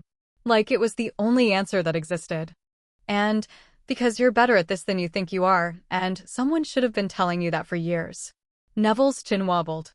He looked down at the tortoise, which was now exploring the countertop with cautious optimism. My gran says I'm not as good as my parents, Neville said quietly. They were brilliant. Both of them. Ours. And I'm just me. Harry's investigators, I pulsed. There was something in the way Neville talked about his parents, present tense for their abilities, but never mentioning them in the present tense personally. Never saying my mum thinks or my dad says. Always his gran. Always the past. Harry didn't push. He'd learned, from his own experience, that some wounds opened on their own schedule and didn't respond well to someone else's curiosity. Being just you is enough, Neville, Harry said. Trust me. Quest complete. The underdog's friend, Neville Longbottom's confidence and practical magical ability have improved significantly under the host's mentorship. His potions grade has risen from troll to acceptable. His charms performance has improved by 40%. His overall self-assessment has shifted from hopeless to trying. Performance rating, S reward, uncommon, mentor's insight. The host gains an enhanced ability to identify and address specific weaknesses in others' magical technique. When teaching or assisting another wizard, the host can intuitively sense where their technique is failing and how to correct it. Hidden bonus.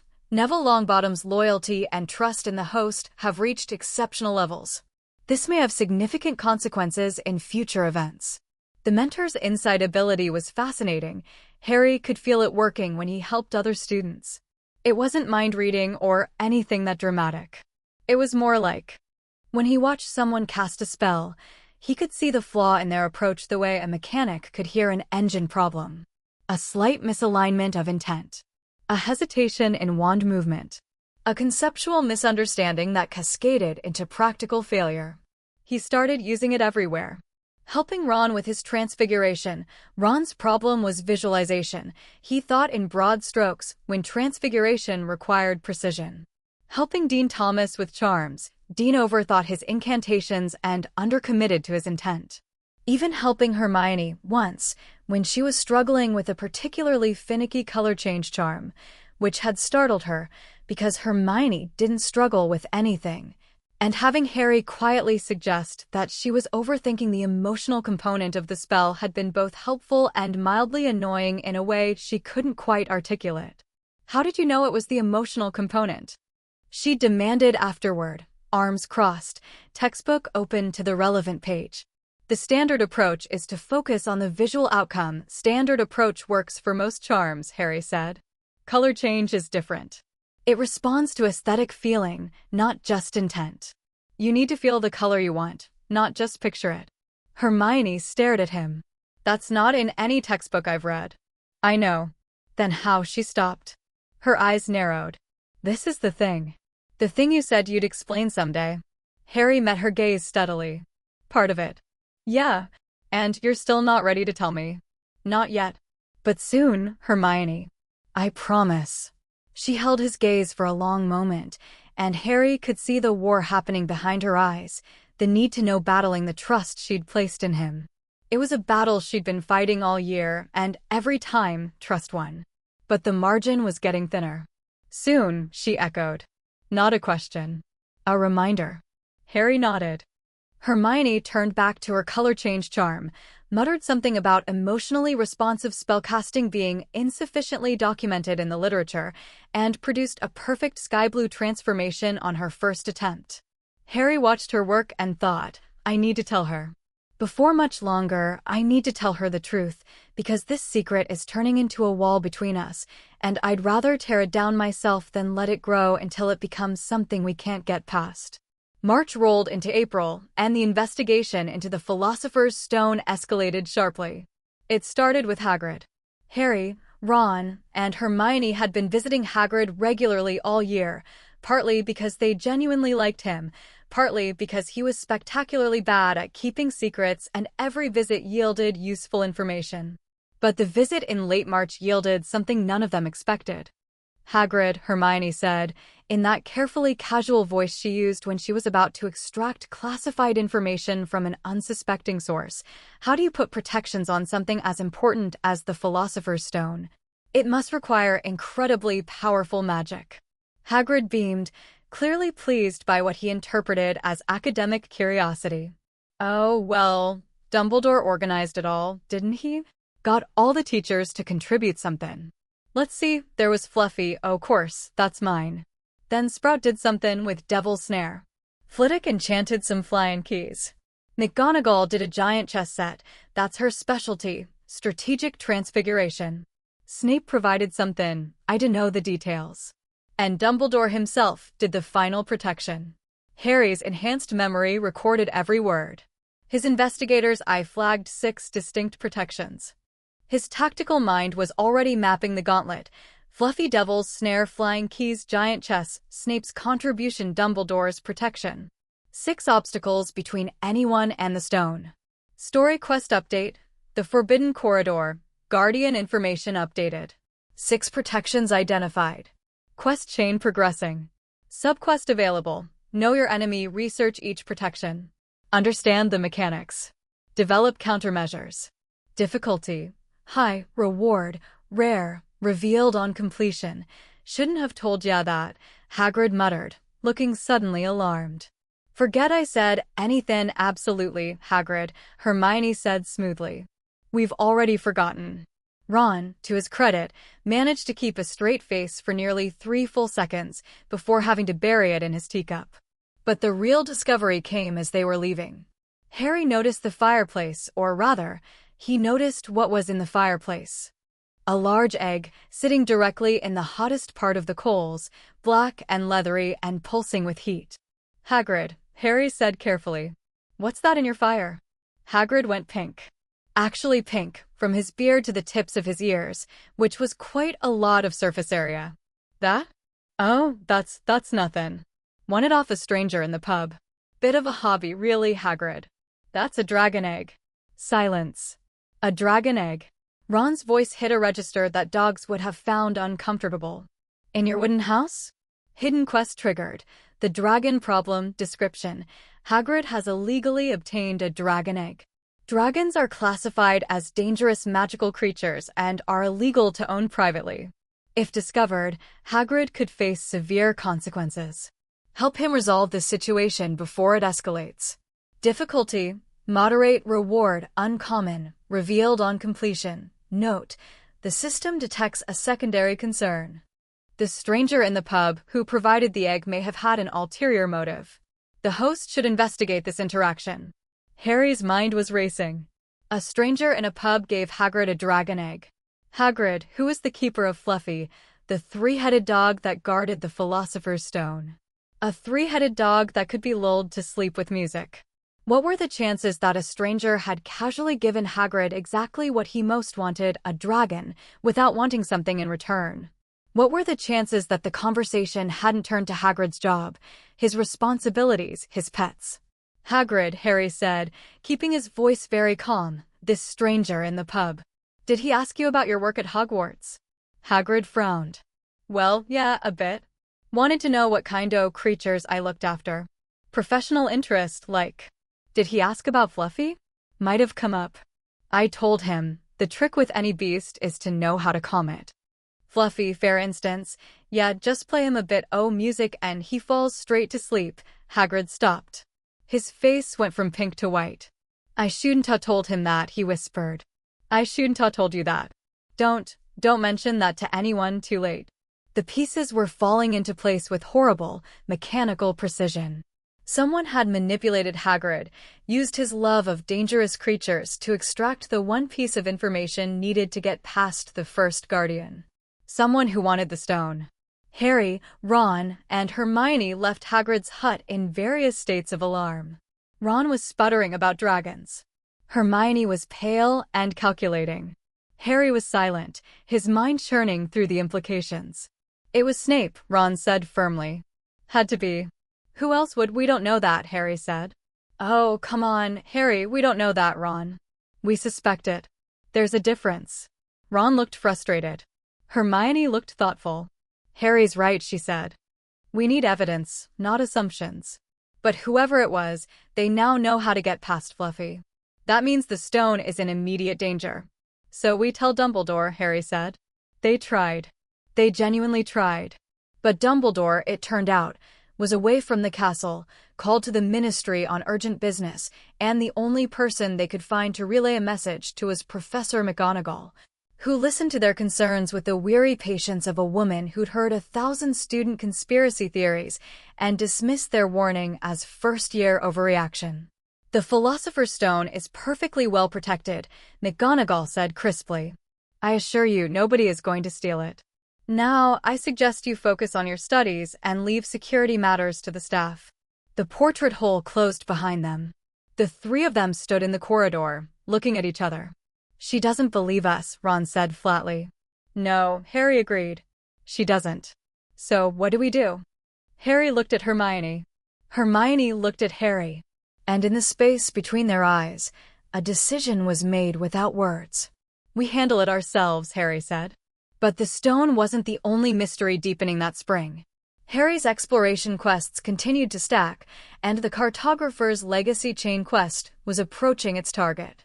He discovered a hidden tunnel behind a one-eyed witch statue on the 3rd floor that led all the way to the cellar of Honeyduke's sweet shop in Hogsmeade. He found a room on the 7th floor that he'd already encountered once, the one with the intent-based enchantment, but this time, when he walked past it thinking, "I need a place to practice dueling," the wall opened into a vast room filled with practice dummies and targeting ranges. Hidden location discovered. The Room of Requirement, also known as the Come and Go Room, progress. 41/50. Note: this room is extraordinary. It responds to the specific needs of the person who summons it, reshaping itself to provide whatever is required. The system recommends extensive experimentation with this location. Harry spent 3 evenings experimenting with the Room of Requirement. He asked for a practice space and got one. He asked for a library and got shelves of books he'd never seen anywhere else in the castle. He asked for a place to rest and got a cozy sitting room with a fireplace and comfortable chairs. He asked for a place that would show him everything the castle was hiding, and the room produced a holographic model of Hogwarts, a 3-dimensional, rotating, luminous representation of the entire castle, with all its known and unknown spaces highlighted in different colors. Harry stood in the middle of it, turning slowly, watching centuries of architectural secrets light up like constellations. "Brilliant," he breathed. Bonus discovery. The Room of Requirements mapping function has accelerated the cartographer's legacy quest. Multiple hidden locations identified simultaneously. Progress. 41/50, 47/50. 3 locations remaining. These are the most deeply hidden spaces in Hogwarts. The room cannot reveal them. They must be found through direct exploration. 3 more. Harry studied the holographic model, noting the gaps, the places where the castle's architecture didn't quite make sense, where corridors dead-ended into walls that were slightly too thick, where the geometry of a room didn't match its exterior dimensions. He found the 48th location by investigating an anomaly in the dungeons, a stretch of wall near the potions classroom that resonated with a different magical frequency than its surroundings. A careful application of Alohomora, modified with the advanced unlocking technique he'd learned from a library research quest, revealed a narrow staircase descending into a chamber that looked like it hadn't been entered in decades. Hidden location discovered. The Founder's Meditation Chamber, sub-dungeon level, progress. 48/50. The room was small, circular, and carved with runes that Harry couldn't read, but his enhanced memory photographed every symbol for later study. 4 stone chairs were arranged in a circle, each carved with a different animal, a lion, a snake, an eagle, and a badger. The founders of Hogwarts had sat here, in this room, 1,000 years ago. Harry sat in the lion's chair. Nothing happened. No magical activation, no hidden quest, no dramatic revelation. Just silence and old stone and the weight of a millennium of history. But something about the room felt significant. Like it was waiting. Like it had been waiting for a very long time, and Harry wasn't quite ready for whatever it was waiting to give him. He left and sealed the entrance behind him. He'd come back when he was ready.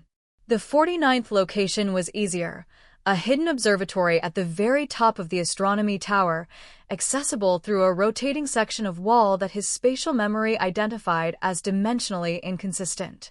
The observatory had an enchanted telescope that could see things normal telescopes couldn't: magical aurorae, ley lines, the faint shimmer of enchantments on the castle grounds. Hidden location discovered: the upper observatory, astronomy tower secret extension, progress, 49/50ths, one more. Harry spent 2 weeks looking for the 50th hidden location. He combed every floor, checked every anomaly, experimented with every locked door and suspicious wall. Nothing. The castle seemed to be actively hiding this last secret, like it was testing him or waiting for the right moment. The right moment came at 2 in the morning on a Thursday in late April. Harry was walking through the third-floor corridor, the forbidden one, the one Dumbledore had warned them about, under his invisibility cloak. Not toward Fluffy's door. Past it. He was investigating a section of wall that his mental model flagged as geometrically impossible. The corridor was 15 feet shorter on the inside than it should have been, based on the castle's external dimensions. He pressed his hand against the wall and pushed with his magic, not a spell, exactly, but raw intent. Open. Show me what you're hiding. The wall shimmered. For a moment, Harry thought he saw writing, ancient, silver, carved into the stone in a script he didn't recognize.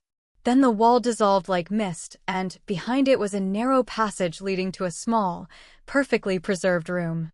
Inside the room was a single object, a stone pedestal, empty, with a circular depression in the top, as if something had been placed there and then removed.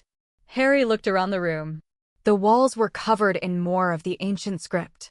The air felt thick with magic, old magic, deep magic, the kind of power that accumulated over centuries of concentrated enchantment. And in the center of the pedestal's empty depression, barely visible, was an inscription in English. Modern English, which meant someone had added it long after the room was built.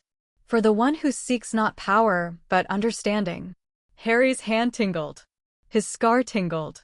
The entire room seemed to vibrate with a frequency that matched something inside his chest.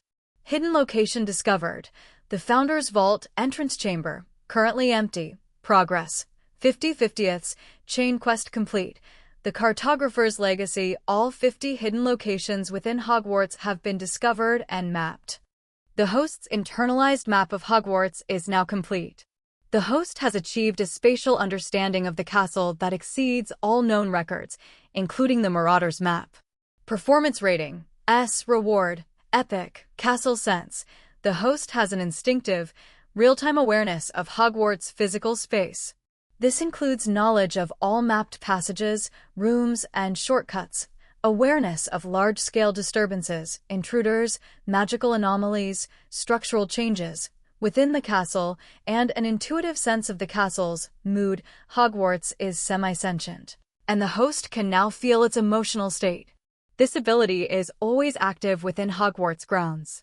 The reward settled into Harry's consciousness like a key sliding into a lock. Suddenly, the castle wasn't just a building around him, it was a presence. He could feel it breathing. Not literally, but metaphorically, the subtle shifts of magical energy as the castle cycled through its nightly routines. The staircases moving, the portraits shifting, the enchantments humming. Hogwarts was alive, in its own ancient, patient way, and Harry could feel it. He could also feel something else. A disturbance. Faint, coming from the direction of the third floor. Someone was near Fluffy's door. Harry's heart rate spiked. He pulled the invisibility cloak tighter and moved, fast and silent, through the secret passage he'd mapped months ago that connected this section of the third floor to the corridor outside the forbidden room. He reached the corridor in under a minute, pressed himself against the wall, listened. Footsteps. Deliberate. Someone moving away from Fluffy's door, back toward the main staircase. Harry strained to see. The corridor was dark, lit only by moonlight from a high window, and his invisibility cloak covered him completely. A figure passed through the moonlight. Black robes. Limping gait. Snape. Harry watched him disappear around the corner. His investigator's eye was firing on all cylinders. Snape, near Fluffy's door, in the middle of the night. The limp from his earlier leg injury was almost healed, but still visible. His expression, in the brief moment Harry had seen it, had been tense, focused, urgent. Observation logged. Professor Snape, near Forbidden Corridor, 2:17 a.m. Behavior consistent with reconnaissance or attempted access. Investigator's eye. However, note that the host did not observe Snape actually entering or attempting to enter the Forbidden Room. Proximity is not proof of intent. Harry stood in the dark corridor and grappled with the familiar tension between what the evidence suggested and what it actually proved. Snape was suspicious. Snape had motive. He was obsessed with the dark arts. Everyone knew that. Snape had been near the door. But Harry hadn't seen him do anything. I need more information, he thought. He crept back to Gryffindor Tower, the invisibility cloak wrapped around him, the castle humming beneath his feet with an awareness that was now as much a part of him as his heartbeat. In bed, staring at the canopy, he opened his system interface and reviewed his ability list. It was getting long. Current abilities: passive, always active, enhanced memory retention, uncommon, investigator's eye, uncommon, theoretical foundation, uncommon, heart of a lion, uncommon, stone skin, epic, curse resistance, minor, rare, mental fortitude, rare, seeker's instinct, rare, aerial combat instinct, uncommon, castle sense, epic, wand affinity boost, 15%, rare, spatial memory boost, common, social radar, common, social warmth, common, mentor's insight, uncommon, charm affinity, minor, common, transfiguration affinity, minor, common, potions intuition, minor, common, herbology sense, common, astronomical awareness, common, history retention, common, knowledge, basic magical world orientation, common, financial awareness, common, prepared mind, uncommon/composite, artifacts, invisibility cloak, legendary, total quests completed, 63 quests, 2 epic abilities, 3 rare abilities, a legendary artifact. And he was still an 11-year-old first-year student. The numbers were impressive.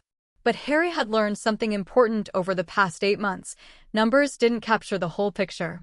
The system could track his abilities, his quest completions, his performance ratings.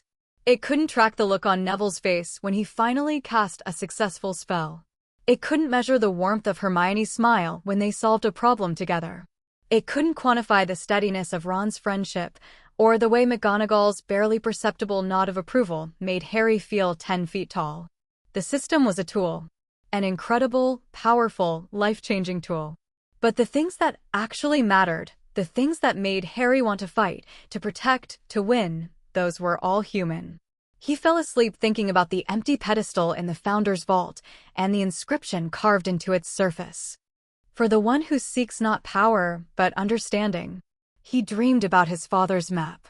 For boys sneaking through these same corridors, decades ago, laughing and whispering and mapping the castle because it was fun, because they were young and brilliant and alive and the world was full of secrets worth finding. In the dream, one of them looked back at Harry and grinned. Messy black hair. Glasses. A face that Harry saw every time he looked in a mirror. "Carry on, son," James Potter said. "You're doing brilliantly." Harry woke up with tears on his face and a smile on his lips and the first birdsong of morning floating through the tower window. May arrived with sunshine and the merciless approach of exams. Hermione went into full study mode, which was like watching a hurricane organize itself. She created color-coded revision schedules, laminated them, using a charm she'd invented herself, because of course she had, and distributed them to Harry and Ron with the firm expectation that they would be followed. Ron took one look at his schedule and said, "I think I'll just fail." "You will not fail," Hermione said, in a tone that implied failing would be a personal insult to her, and she would respond accordingly. "You're scary when you're organized, you know that?" "Thank you." Harry followed the schedule. Not because he needed it, his enhanced memory and stacking ability boosts meant exam preparation was less stressful for him than for anyone else, but because studying with Hermione had become one of his favorite things, and he wasn't about to analyze that too carefully. They had a routine. Afternoons in the library or the common room. Hermione would quiz Harry on theory while Harry would help her with practical applications. They'd go back and forth, challenging each other, pushing each other, and the intellectual friction between them produced sparks that neither of them acknowledged. The incantation for the fire-making spell is Incendio, obviously, Hermione said during one session, but the temperature of the flame is controlled by emotional intensity during casting, Harry said. Not visualization. It's one of the few charms where the emotional component dominates. Hermione lowered her flashcard. How do you always know the non-standard interactions? Practical Magical Theory, Chapter 8. I've read Chapter 8. It doesn't say that. Between the lines, Hermione. The author mentions that fire-making spells respond to the caster state in a footnote on page 137. Cross-reference that with the section on emotional channeling in Chapter 12, and the pattern becomes clear. Hermione stared at him. Her lips were slightly parted, and there was color in her cheeks, and for a moment, just a moment, her expression wasn't analytical at all. It was something else. Something that made Harry's chest feel tight and warm and slightly terrified. "You're remarkable," she said, and then immediately blinked and looked back at her flashcards, and the moment passed like a bird flying through a window, there and gone, leaving only the faint disturbance in the air. Harry's ears felt hot. He became very interested in his transfiguration notes. Ron, sitting 3 feet away, looked between the two of them with the expression of someone watching a chess match between two people who didn't realize they were playing. "I'm going to get a snack," Ron announced. "You two keep doing whatever this is." He stood up and walked away, and Harry could have sworn he was laughing under his breath. The days ticked by. Exams came and went. Harry performed well, better than well, actually. His stacked advantages made most exams straightforward, and even potions, where Snape's presence still created an atmosphere of barely contained hostility, went smoothly. His potions intuition let him brew with a precision that Snape couldn't find fault with, no matter how hard the man obviously wanted to. But the exams were a sideshow. Harry's attention, and increasingly, the system's, was focused on the Philosopher's Stone. Because something was coming. Harry could feel it. His castle sense was picking up disturbances, subtle ones. Magical fluctuations near the third-floor corridor. A shift in the castle's emotional state from its usual warm equilibrium toward something tenser, more alert. Hogwarts was nervous, which shouldn't have been possible for a building, but the castle was semi-sentient, and semi-sentient things could be anxious. And then Hagrid let slip the final piece of the puzzle. The dragon, a Norwegian ridgeback Hagrid had named Norbert, had been smuggled out weeks ago, thanks to Ron's brother Charlie and a bit of midnight maneuvering that had cost Gryffindor 50 points and earned Harry, Hermione, and Neville, who'd gotten caught trying to warn them, a night of detention in the Forbidden Forest. The detention had been its own adventure. They'd encountered something in the forest drinking unicorn blood, something dark and hooded and wrong in a way that made Harry's scar scream. But that was a thread Harry was still processing. The system had flagged it as connected to the Dark Lord, and Harry's blood ran cold every time he thought about it. But it was the dragon conversation that mattered now. Because when they'd asked Hagrid what the stranger in the pub looked like, Hagrid couldn't describe him. Hooded. Wouldn't show his face. Very interested in what Hagrid did at Hogwarts. He said he had a dragon egg, and all he wanted to know was could I handle it. And I told him, after Fluffy, a dragon'd be no problem. Did he seem interested in Fluffy? Hermione pressed. Well, course he was interested. How often do ya come across a 3-headed dog? But I told him, I said, Fluffy's a piece o' cake if you know how to calm him down. Just play him a bit o' music. Hagrid went pale again. Harry's castle sense pulsed with something that felt like urgency.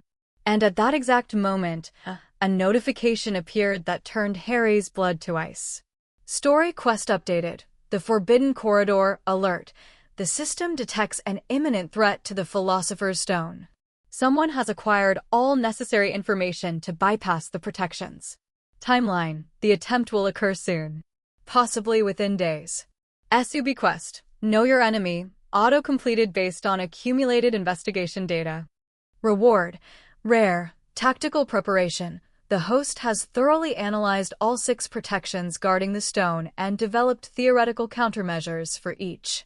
This knowledge will provide a significant advantage if the host chooses to enter the gauntlet.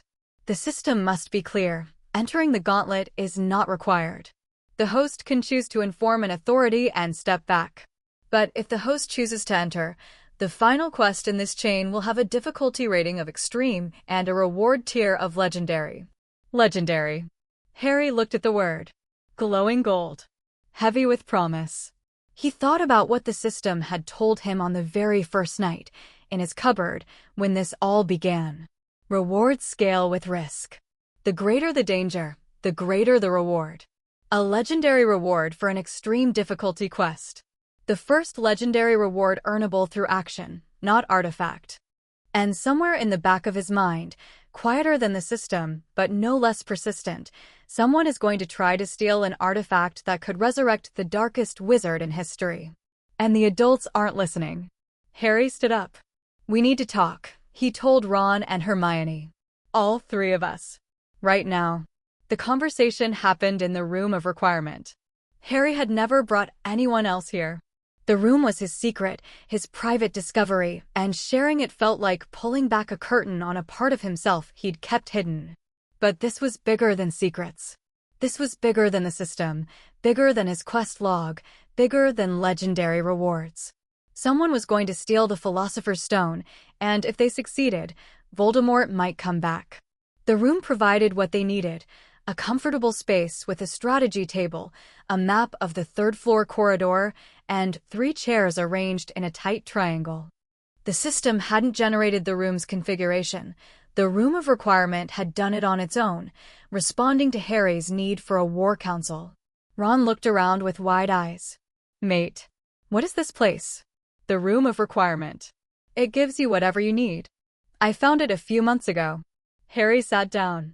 But that's not why we're here. He laid it all out.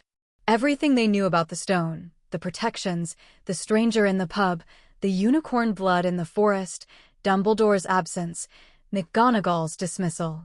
Everything except the system, though every piece of information he shared had been gathered or enhanced by it. Hermione listened with her lips pressed into a thin line. Ron listened with his fists clenched on the table. When Harry finished, the silence in the room was thick enough to touch. Snape's going for it tonight, Ron said. Has to be. We don't know it's Snape. Who else, Harry? He's been dodgy all year. I agree, the evidence points to Snape, Hermione said, cutting through the argument with surgical precision. But Harry's right that we can't be certain. What we can be certain of is that someone is going to attempt to steal the stone, and Dumbledore isn't here, and the staff doesn't believe us. She looked at Harry. Her eyes were steady, clear, and completely without fear, or rather, the fear was there, but it was controlled, compartmentalized, filed away in whatever mental fortress Hermione used to manage emotions that might interfere with logical decision-making. You want to go after it, she said. Not a question. I think we have to. We could try McGonagall again. She won't listen. We tried. And every hour we spend arguing with teachers is an hour closer to whoever it is getting through the protections. So your plan is for 3 first-year students to break into a guarded chamber and confront, what? Snape? Whoever's behind this. Someone who's been planning this all year. Harry met her gaze. My plan is to not sit in Gryffindor Tower while someone resurrects Voldemort. Hermione flinched at the name. Ron shuddered. But neither of them looked away. I'm in, Ron said. Flat. Simple. Like there had never been any question. Hermione was quiet for a moment. Then, we need a strategy. We know there are 6 protections. We need to be ready for each one. Fluffy music. I can play Hagrid's flute. Devil's snare fire. I can handle that. Flying keys. Harry's the best flyer in the school. Chess set. That's Ron. Ron blinked. What? McGonagall designed a giant chess set.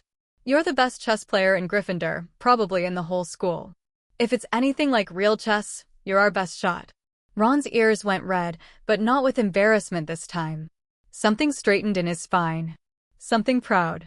Yeah, he said. Yeah, okay. Chess. I can do chess. Snape's protection unknown. We'll have to figure it out on the fly. And Dumbledore's protection also unknown, but it's the last line of defense, so it'll be the hardest. Hermione pulled out parchment and began drafting a tactical plan with the brisk efficiency of someone who'd been secretly hoping for an excuse to make a tactical plan all year. Ron leaned over the table and started thinking about chess strategies. Harry watched them both and felt something build in his chest, not a system notification, not an ability activation, just the simple, overwhelming gratitude of having these two people in his life. "Hey," he said. They both looked up. "Thank you. For believing me. For coming." Ron shrugged. "What else are friends for?" Hermione reached across the table and squeezed Harry's hand. Briefly. Firmly. A touch that said, "I'm scared, and I'm coming anyway, and if you think I'm letting you do this alone, you're out of your mind. We do this together," she said. "All three of us. Whatever happens." "Whatever happens," Harry echoed. Ron put his hand on top of theirs. "Whatever happens. Now, can we please plan this properly? Because I'd rather not die via giant chess set without at least having thought about my opening." They planned until midnight. The room of requirement provided everything they needed: reference books, diagrams, practice space. By the time they left, they had a strategy for every known protection and contingency plans for the unknowns. Harry walked back to Gryffindor Tower with his friends on either side and the castle humming beneath his feet. Castle Sense was feeding him a constant stream of data: the castle's anxiety, the magical fluctuations near the third floor, the distant, dormant presence of Fluffy behind the forbidden door. Something was going to happen. Soon. The system knew it. Hogwarts knew it. And Harry, standing at the threshold of the most dangerous night of his life, knew it too. He thought about his father, sneaking through these corridors decades ago, and wondered if James Potter had ever felt this specific mixture of terror and determination and stubborn, irrational hope. Probably. The Potters, as far as Harry could tell, were congenitally incapable of sitting still when something needed doing. Back in the dormitory, Harry opened his system interface one last time. Story quest: the Philosopher's Stone status, approaching climax. The host has gathered intelligence, assembled a team, and prepared countermeasures for each known protection. When the attempt on the stone occurs, the host will have the option to intervene. Estimated difficulty: extreme. Estimated reward: legendary. The system reminds the host, legendary rewards come with legendary risks. The host is not invincible. The host is an 11-year LD wizard, enhanced but still vulnerable. Death is a possible outcome. The choice, as always, is yours. Harry closed the interface. He lay in bed, listening to Ron's snoring and the wind against the tower windows. Death was a possible outcome. The system had said it plainly. Not a warning wrapped in euphemism, a flat, honest statement of risk. He could stay in bed. Let the adults handle it, even if the adults didn't know it needed handling. Let the stone be stolen. Let Voldemort potentially return. Let someone else be the hero. He thought about his mother, standing between Voldemort and her baby son, choosing death over surrender. He thought about Hermione squeezing his hand across the strategy table, her eyes full of fear and determination in equal measure. He thought about Ron's simple "what else are friends for?" and Neville's slowly straightening spine and Hagrid's tearful birthday cake and the first time Hogwarts had called him home. He thought about the inscription in the Founder's Vault, "For the one who seeks not power, but understanding." Harry understood. He understood perfectly. This wasn't about rewards. This wasn't about leveling up or earning abilities or climbing tiers from common to legendary. This was about a stone that could bring back a monster and 3 kids who were going to make sure it didn't happen. He closed his eyes.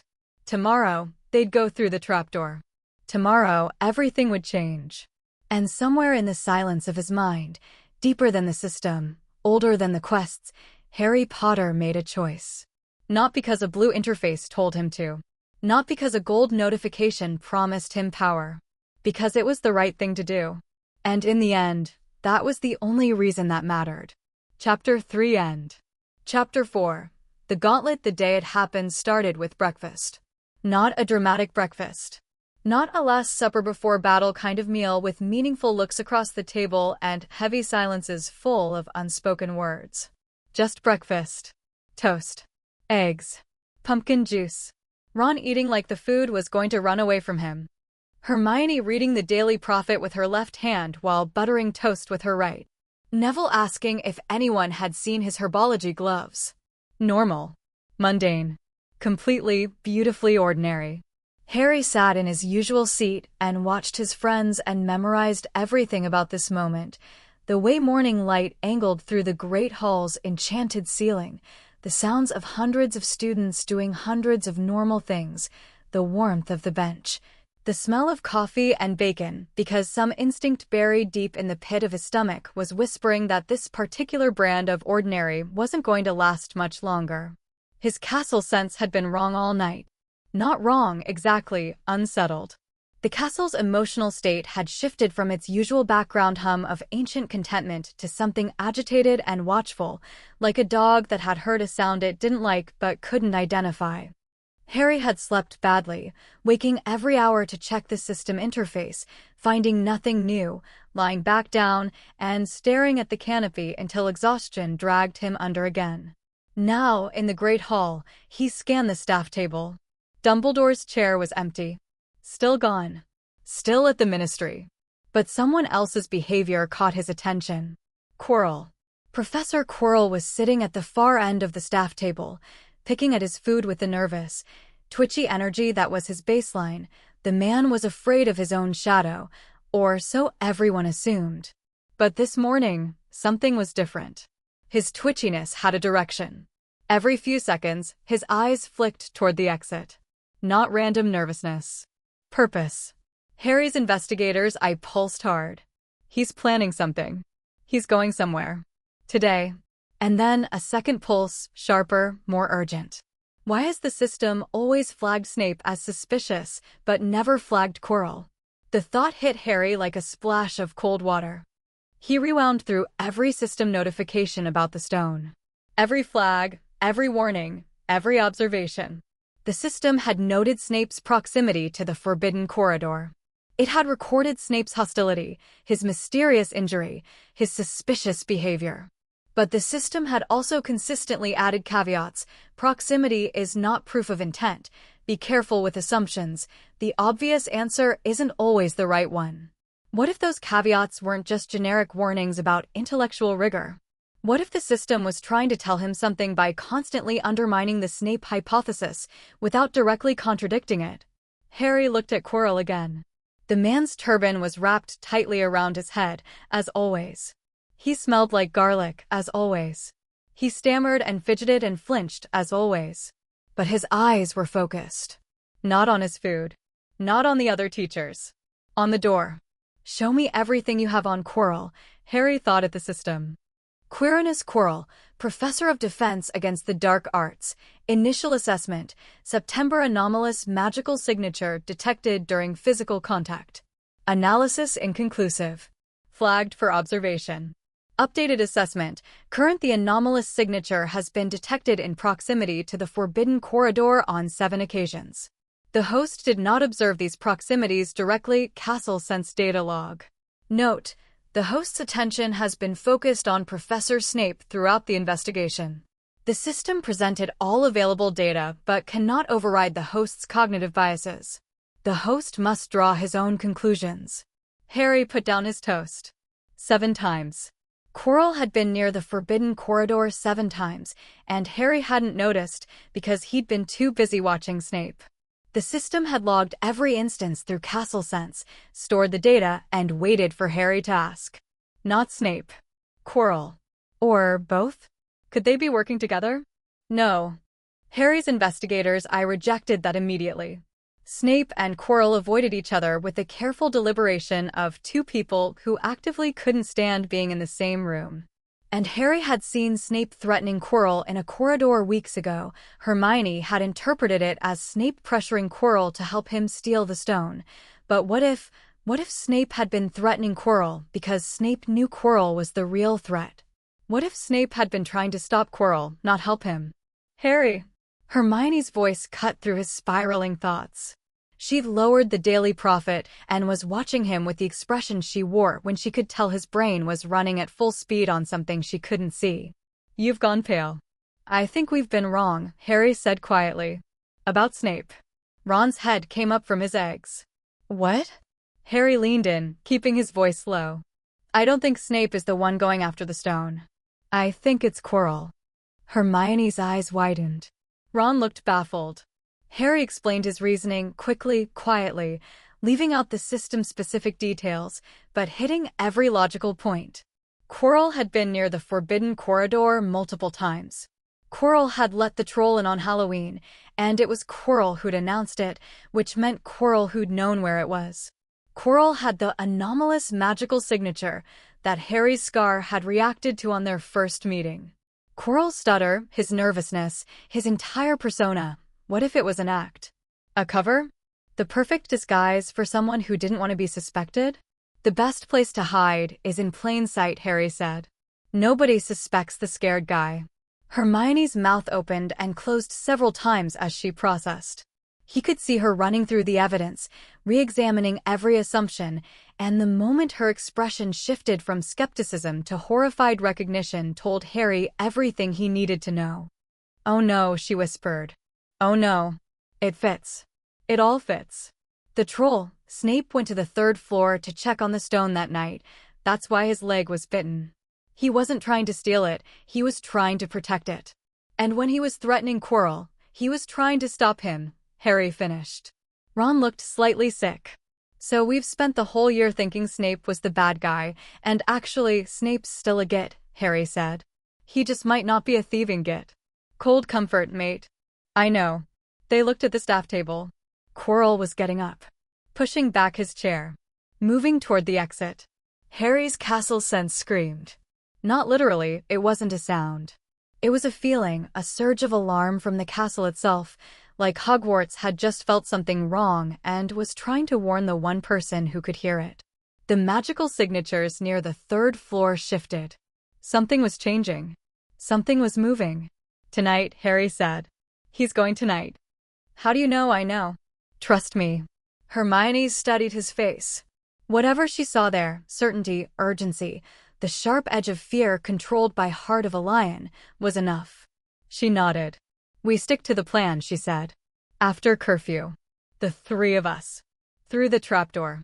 After curfew, Harry agreed. Ron took a deep breath. Let it out. Right then. Suppose I should eat a big lunch. Might be my last meal and all.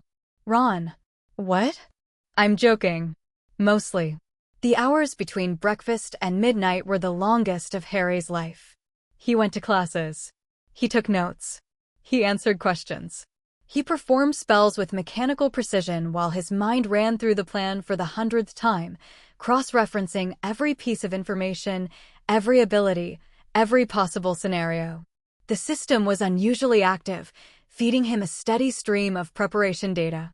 Tactical review. The Gauntlet, Protection 1, Fluffy. 3-headed dog countermeasure, music. The host has Hagrid's wooden flute. Alternative. Any sustained melodic sound source. Protection 2, Devil's Snare, Professor Sprout countermeasure, fire or sunlight. Hermione Granger's bluebell flames are ideal. Host's herbology sense confirms. Devil's Snare reacts to heat and light by releasing its grip. Remain calm. Struggling accelerates constriction. Protection 3, Flying Keys, Professor Flitwick countermeasure, aerial pursuit.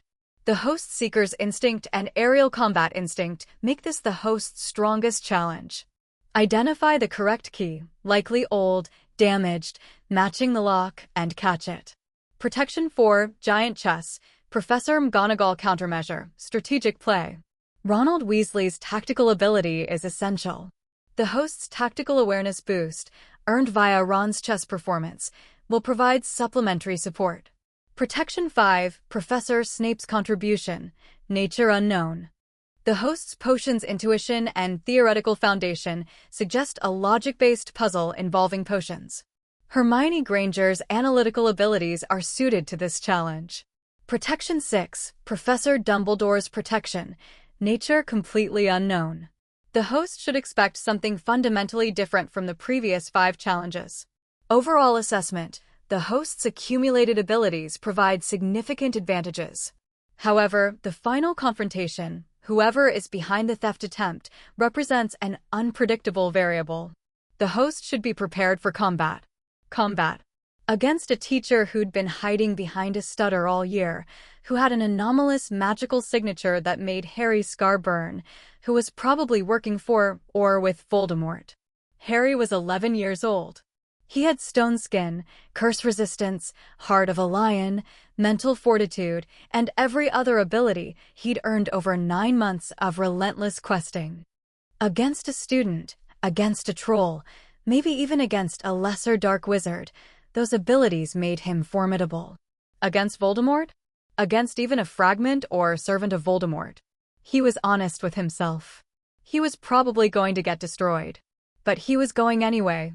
11 p.m. The common room was empty. The fire was burning low. Harry came down the stairs from the boys' dormitory with the invisibility cloak over his arm and Hagrid's flute in his pocket. Ron was right behind him, pale but steady, jaw set. He'd spent the last hour playing chess against himself, running strategies, preparing his mind for the challenge ahead. Hermione was already waiting by the fire. She had her wand, a jar of bluebell flames, and the expression of someone who had prepared for every possible contingency and was now confronting the uncomfortable reality that some contingencies couldn't be prepared for. "Ready?" Harry asked. "No," Hermione said honestly. "But I'm here." "Good enough." They turned to leave and ran directly into Neville Longbottom. He was standing in front of the portrait hole with his arms crossed and his round face set in an expression of stubborn determination that Harry had never seen on him before. It was like looking at a different person, or rather, like looking at the person Neville had been becoming all year, the one Harry had been helping build session by session in the Hogwarts kitchens. "You're sneaking out again," Neville said. "I know you are. You keep losing Gryffindor points and getting into trouble, and I'm not going to let you, Neville, please no." Neville's voice cracked, but he didn't back down. "I'll fight you if I have to." Harry looked at Neville.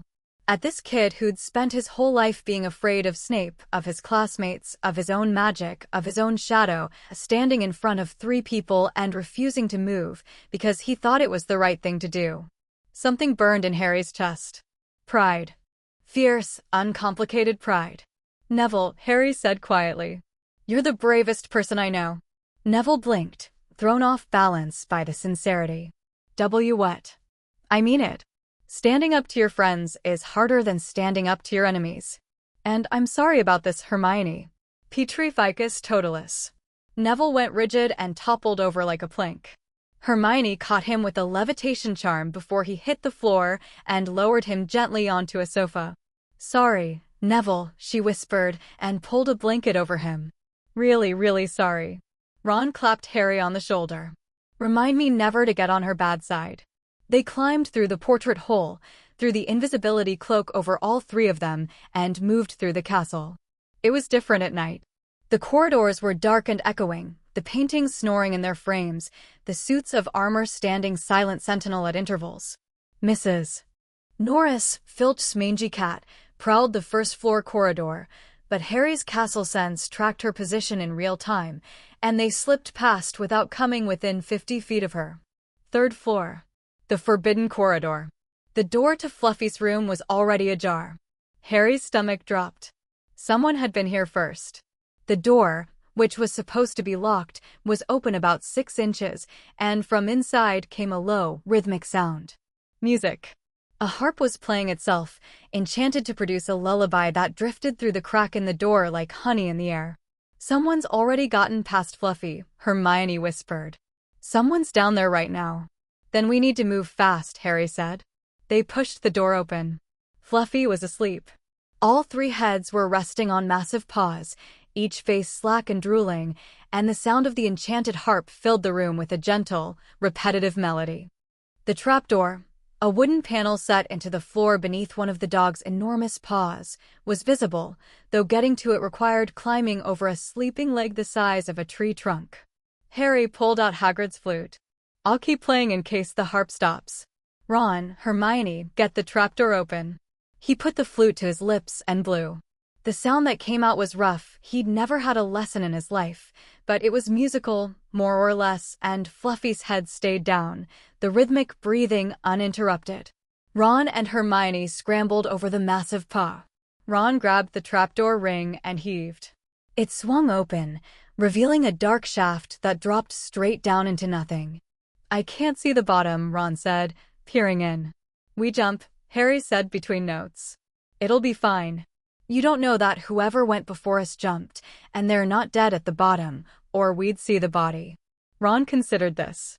"That's horrifyingly logical." "I'll go first," Hermione said, and before either of them could argue, she sat on the edge of the trapdoor and dropped into the darkness. There was a moment of silence. Then, from far below, "It's okay. There's something soft at the bottom. It's a plant of some kind, oh." "Oh no." Harry stopped playing. Grabbed Ron. They jumped. The fall was longer than Harry expected, 10 feet, 15, 20, and then he hit something soft and yielding that immediately began to move. Tendrils of dark plant matter wrapped around his legs, his arms, his torso, tightening with a slow, methodical pressure that was already making it hard to breathe. Devil's Snare. Protection 2, Devil's Snare, active, herbology sense. This is a mature specimen. Highly aggressive. Constriction force, significant. Countermeasure, fire or sunlight. Critical, do not struggle. Stop moving, Harry ordered, forcing himself to go limp. His herbology sense was screaming information at him. Devil's Snare responded to resistance, tightening around anything that fought back, loosening around anything that relaxed. "Stop moving, it'll loosen up, loosen up." Ron was thrashing wildly, which was making the vines tighten faster around him. "It's trying to kill us." "Ron, stop fighting." "Hermione, fire." Hermione was already on it. She'd gone limp immediately. Hermione had read about Devil's Snare in 3 separate textbooks and recognized it within seconds, and the plant had loosened around her enough to free one arm. She pulled her wand, jabbed it at the mass of coiling tendrils, and shouted, "Incendio!" The fire that erupted from her wand wasn't the gentle bluebell flame she used for comfort. This was Hermione Granger angry, or rather, Hermione Granger terrified for her friends' lives, channeling that terror into a spell whose emotional intensity was off the charts. The flames were white-hot. The Devil's Snare shrieked, not audibly, but Harry's herbology sense felt it, a psychic recoil of vegetable agony, and the tendrils ripped away from all 3 of them simultaneously, retreating from the fire like snakes from a flame. They fell through the loosened mass and landed on hard stone below. Panting. "Alive." "Nice fire," Ron wheezed. "Thank you," Hermione said primly, though her hands were shaking. Protection 2, cleared, team performance, excellent. Hermione Granger's fire-making charm was significantly above first-year standard in both speed and intensity. 2 down. 4 to go. The next chamber was filled with the sound of wings. Not real wings, hundreds of tiny, jewel-bright keys were flying around the room in a dazzling, chaotic swarm. They filled the air like living confetti, swooping and diving and glinting in the torchlight. On the far side of the room was a heavy wooden door with an old-fashioned iron lock. And leaning against the wall nearby were 3 broomsticks, worn and scratched, but serviceable. Protection 3, flying keys, active, objective. Identify and catch the key that matches the lock. The correct key will be visually distinct, likely old, large, silver, and possibly damaged from a previous capture attempt. Harry's seeker's instinct exploded into life. The swarm of keys was chaos to normal eyes, hundreds of identical-looking targets moving in unpredictable patterns. But to Harry's enhanced spatial awareness, the swarm resolved into layers. Patterns. Trajectories. And there, 30 feet up, moving slower than the others because one of its wings was bent and crumpled, was a large silver key with a distinctive old-fashioned bow. "That one," Harry said, pointing. "Big silver one, damaged wing, upper left quadrant. Someone's already caught it once. That's why the wing is bent." Ron and Hermione stared at the swarm. "I can't even see," Ron started. "I see it," Harry said. He grabbed a broomstick. This was his element. The broom responded to his touch with eager familiarity, and when he kicked off, the sensation of flight washed over him like an old friend's greeting. The room was smaller than the Quidditch pitch, which made the flying harder, tighter turns, more obstacles, less room for error, but Seeker's instinct and aerial combat instinct worked in tandem, turning the chaotic swarm into a readable environment. The keys attacked. Not with malice, exactly. They were enchanted to resist capture, not to kill, but dozens of tiny, hard-winged projectiles slamming into you at speed could do real damage. They went for his eyes, his hands, the spaces between his fingers. Stone skin absorbed the worst of the impacts, turning what would have been cuts and bruises into dull thuds, but the sheer volume of them was disorienting. Harry didn't fight the swarm. He flowed through it. Seeker's instinct tracked the damaged silver key while aerial combat instinct plotted intercept courses and escape routes through the cloud of pursuing keys. He feinted left, drawing a cluster of keys in that direction, then Snap rolled right and accelerated through the gap. One hand extended, his fingers closed around the silver key. It struggled in his grip, wings beating frantically, body twisting, but he held on, dove toward the door, and jammed the key into the lock. Click. The door swung open. The swarm of keys fell to the floor like rain, their enchantment spent. Harry landed, dismounted, and tossed the broomstick aside. He was breathing hard but grinning. That had been fun. Terrifying and urgent and potentially lethal, but fun. Show off, Ron said, but he was grinning too. Protection 3, cleared, host performance, S rank. The key was captured in 47 seconds. The room was designed for a minimum engagement time of 5 minutes. 3 down. The next chamber was dark and vast and smelled like old stone. As they stepped inside, torches flared along the walls, revealing a chessboard. A massive chessboard. Life-sized pieces carved from black and white stone, towering over the 3 of them. Kings the height of grown men. Knights mounted on horses as big as real stallions. Pawns the size of headstones, lined up in rigid rows, their blank stone faces somehow projecting menace despite having no features whatsoever. Across the board, the white pieces were already in position. The black pieces, Harry's side, were waiting. "We have to play across, don't we?" Ron said, his voice quiet. Not scared. Focused. Harry recognized the tone. It was the same voice Ron used in the common room when he was 3 moves from checkmate and his entire being had narrowed to the board in front of him. Ron walked along the line of black pieces, examining each one. His eyes were distant, calculating, running through openings and strategies and probability trees that neither Harry nor Hermione could follow. "Okay," Ron said. "Harry, you take the bishop's square e5. Hermione, you take the rook's position a1. I'll be a knight." "Ron," Hermione said, and her voice was careful, measured, the way it got when she was managing fear by managing her words. "These pieces are stone. If we lose, we won't lose." Ron turned to face the board. His jaw was set, his shoulders squared, and something had shifted in his posture, something that made him look, for the first time, not like a gangly 11-year-old in hand-me-down robes, but like someone who was exactly where he was supposed to be. "This is what I do, Hermione. Let me do this." They took their positions. The game began. Protection 4, Giant Chess, active. The host is positioned as Bishop e5. Tactical Awareness boost active.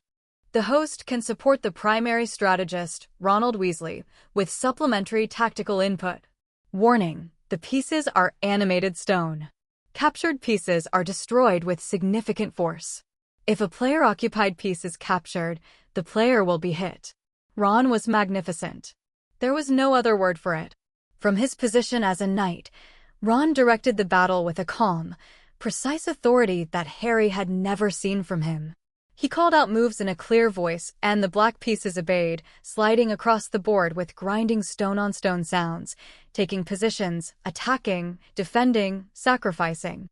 Because chess was about sacrifice. Real chess, high-level chess, was about knowing which pieces to give up and when, about seeing 10 moves ahead while your opponent saw 5, about making losses that looked like mistakes and turned out to be the foundation of victory. The white pieces were brutal. McGonagall hadn't designed a friendly game, she'd designed a war. White's queen was aggressive and lethal, sweeping across the board with devastating efficiency. White's bishops coordinated in patterns that would have been impossible for an average player to counter. White's knights attacked in combinations that were designed to create cascading threats. Ron countered everything. He sacrificed pawns to create openings. He used Harry's bishop position to control the center of the board while Hermione's rook held the back rank. He maneuvered his knight through the white piece's defense with a creativity that Harry's tactical awareness boost recognized as genuinely brilliant. Not textbook chess, not memorized strategies, but improvised, adaptive, inspired play. But the game was designed to be won at a cost. 40 minutes in. The board had thinned, pieces destroyed on both sides, stone rubble scattered across the squares. Ron had maneuvered them into a winning position, but the path to checkmate required one more move. One specific move. Ron went quiet. Harry watched him from across the board and saw the calculation happening behind Ron's blue eyes, the cold, mathematical certainty of a chess player who'd found the winning line and understood what it cost. "Ron," Harry called. "What is it?" "I need to move forward," Ron said. "Knight to h3. It puts their king in check from my position, and your bishop creates the checkmate on the follow-up. So do it. If I move to h3, the queen takes me." Silence. The white queen stood 3 squares away, massive and implacable. If Ron's knight moved to h3, the queen's diagonal would be clear. She'd take the square. She'd take Ron. "Ron, no," Hermione started. "It's the only way," Ron said. His voice was steady, calm. The voice of someone who'd seen the entire board and accepted the math. "If I don't do this, we lose. If we lose, whoever's down here gets the stone, and there has to be another way." "There isn't, Hermione. I've checked. Twice. 3 times. This is it." He looked across the board at Harry, and his eyes were clear and unafraid. "Harry, after I move, you step to g4. That's checkmate. Then you go on. Both of you. You stop whoever's down there. Ron, don't argue with me, mate. Not about chess." Ron grinned, that familiar, crooked, slightly cocky grin that meant he was terrified and doing it anyway. Besides, getting knocked out by a giant chess piece is a wicked story. I'll be dining out on this for years. "Ron." Hermione's voice cracked. She was standing on her rook square, 30 feet away, and Harry could see her hands shaking at her sides. "It's okay," Ron said. "I'll be okay. This is what I can do. Let me do it." He turned back to the board, squared his shoulders, took a breath. Knight to h3. His piece slid forward, 3 squares, into the queen's line of attack. The white queen turned, moved. The stone figure crossed the board with terrible, deliberate slowness. It reached Ron's square. Ron didn't flinch. The queen's arm rose. Stone fist, the size of a watermelon. It came down like a hammer. The impact was sickening. The sound of stone hitting flesh, the crunch of something giving way, and Ron crumpling to the board like a puppet with its strings cut. He hit the ground and didn't move. "Ron!" Hermione screamed. Harry's body was already in motion, but his mind, trained by months of tactical thinking, hardened by heart of a lion, steadied by every challenge the system had thrown at him, overrode the impulse to run to his friend. "Checkmate first. Then Ron. He made the sacrifice so we could win. Don't waste it." "Bishop to g4, Harry said, and his voice came out flat and hard and nothing like an 11-year-old's. His piece slid forward. The white king's crown toppled. The remaining white pieces froze mid-motion, then slowly, grudgingly, stepped aside, clearing the path to the next door. Protection 4, cleared, team performance, S rank. Ronald Weasley's strategic play was exceptional, Grandmaster level for a player of any age. System notice: allied participant Ronald Weasley has demonstrated extraordinary strategic ability and personal courage. Indirect reward granted to host: uncommon, tactical awareness boost, upgraded to tactical awareness, standard. The host's ability to assess battlefield situations and make rapid strategic decisions is significantly improved. Harry ran to Ron. Hermione was already there, kneeling beside him, her wand out, her hands trembling. Ron was unconscious, breathing, thank God, breathing, but his left arm was bent at a wrong angle, and there was a deep gash on his forehead that was bleeding freely. "He's alive," Hermione said, her voice tight with controlled panic. "Concussion, probably. Broken arm. He needs Madame Pomfrey. We can't carry him through the rest of the protections." "I know." Hermione's eyes were bright with tears she was refusing to shed. "I know. We have to leave him." Harry pulled off his robe and bundled it under Ron's head. Hermione cast an episky on the gash. She'd read about it months ago and practiced it on minor cuts, and the wound sealed roughly but effectively. "He'll be okay," Harry said. "Hermione." She looked up at him. "He'll be okay. And we need to keep moving." She nodded. "Once. Hard." She stood up, wiped her eyes with the back of her hand, and her face changed. The fear didn't disappear, it compressed. Folded itself into a hard, bright core behind her eyes that looked less like courage and more like fury. Fury at whoever had put them in this position. Fury at the danger, the injustice, the sheer wrongness of 11-year-olds having to fight through a gauntlet meant for dark wizards. Harry had never seen anything more impressive in his life. They moved to the next chamber. The fifth protection was a room. Small, stone, with a table in the center. On the table were 7 bottles, different sizes, different shapes, and a piece of parchment with a riddle. Protection 5. Snape's contribution, active, analysis, logic puzzle.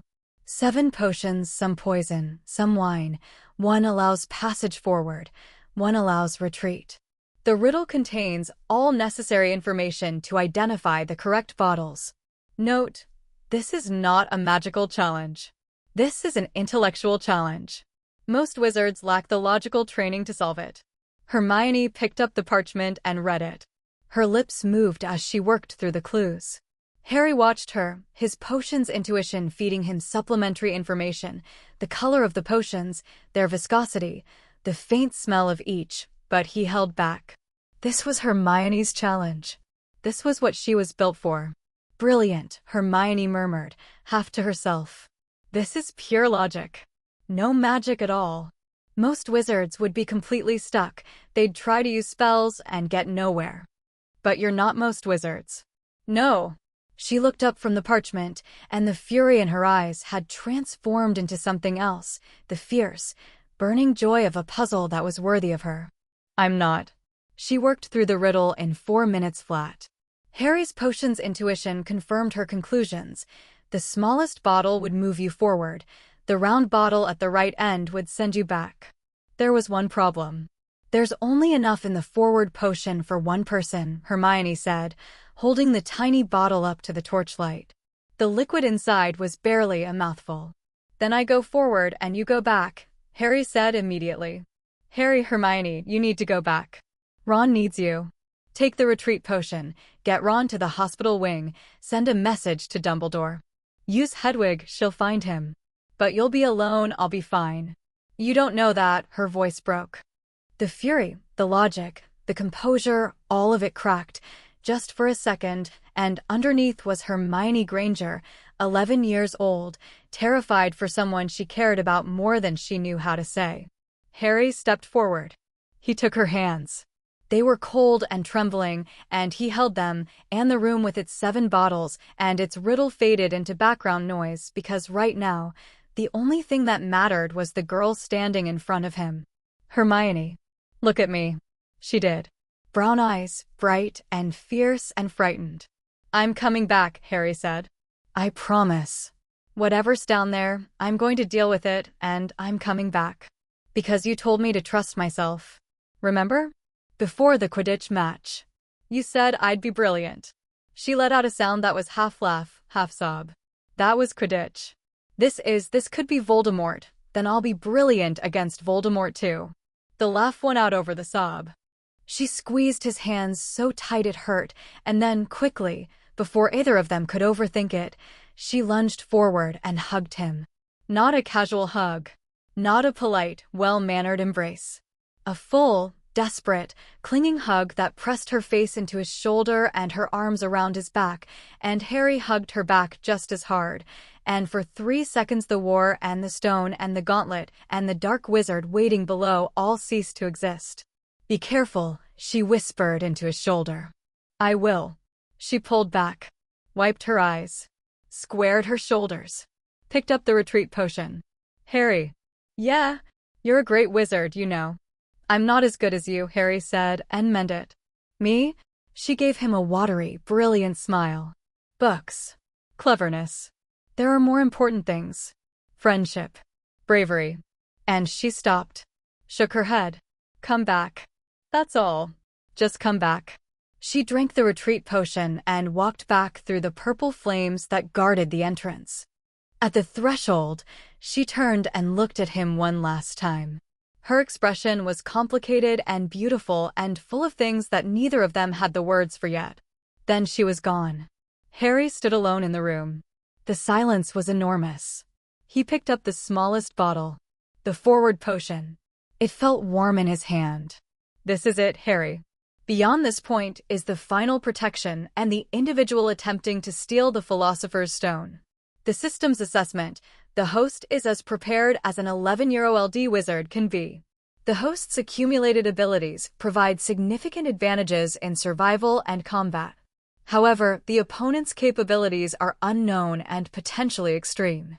Final warning: this quest's difficulty is rated extreme. The probability of serious injury is high. The probability of death is non-trivial. Proceed? Harry drank the potion.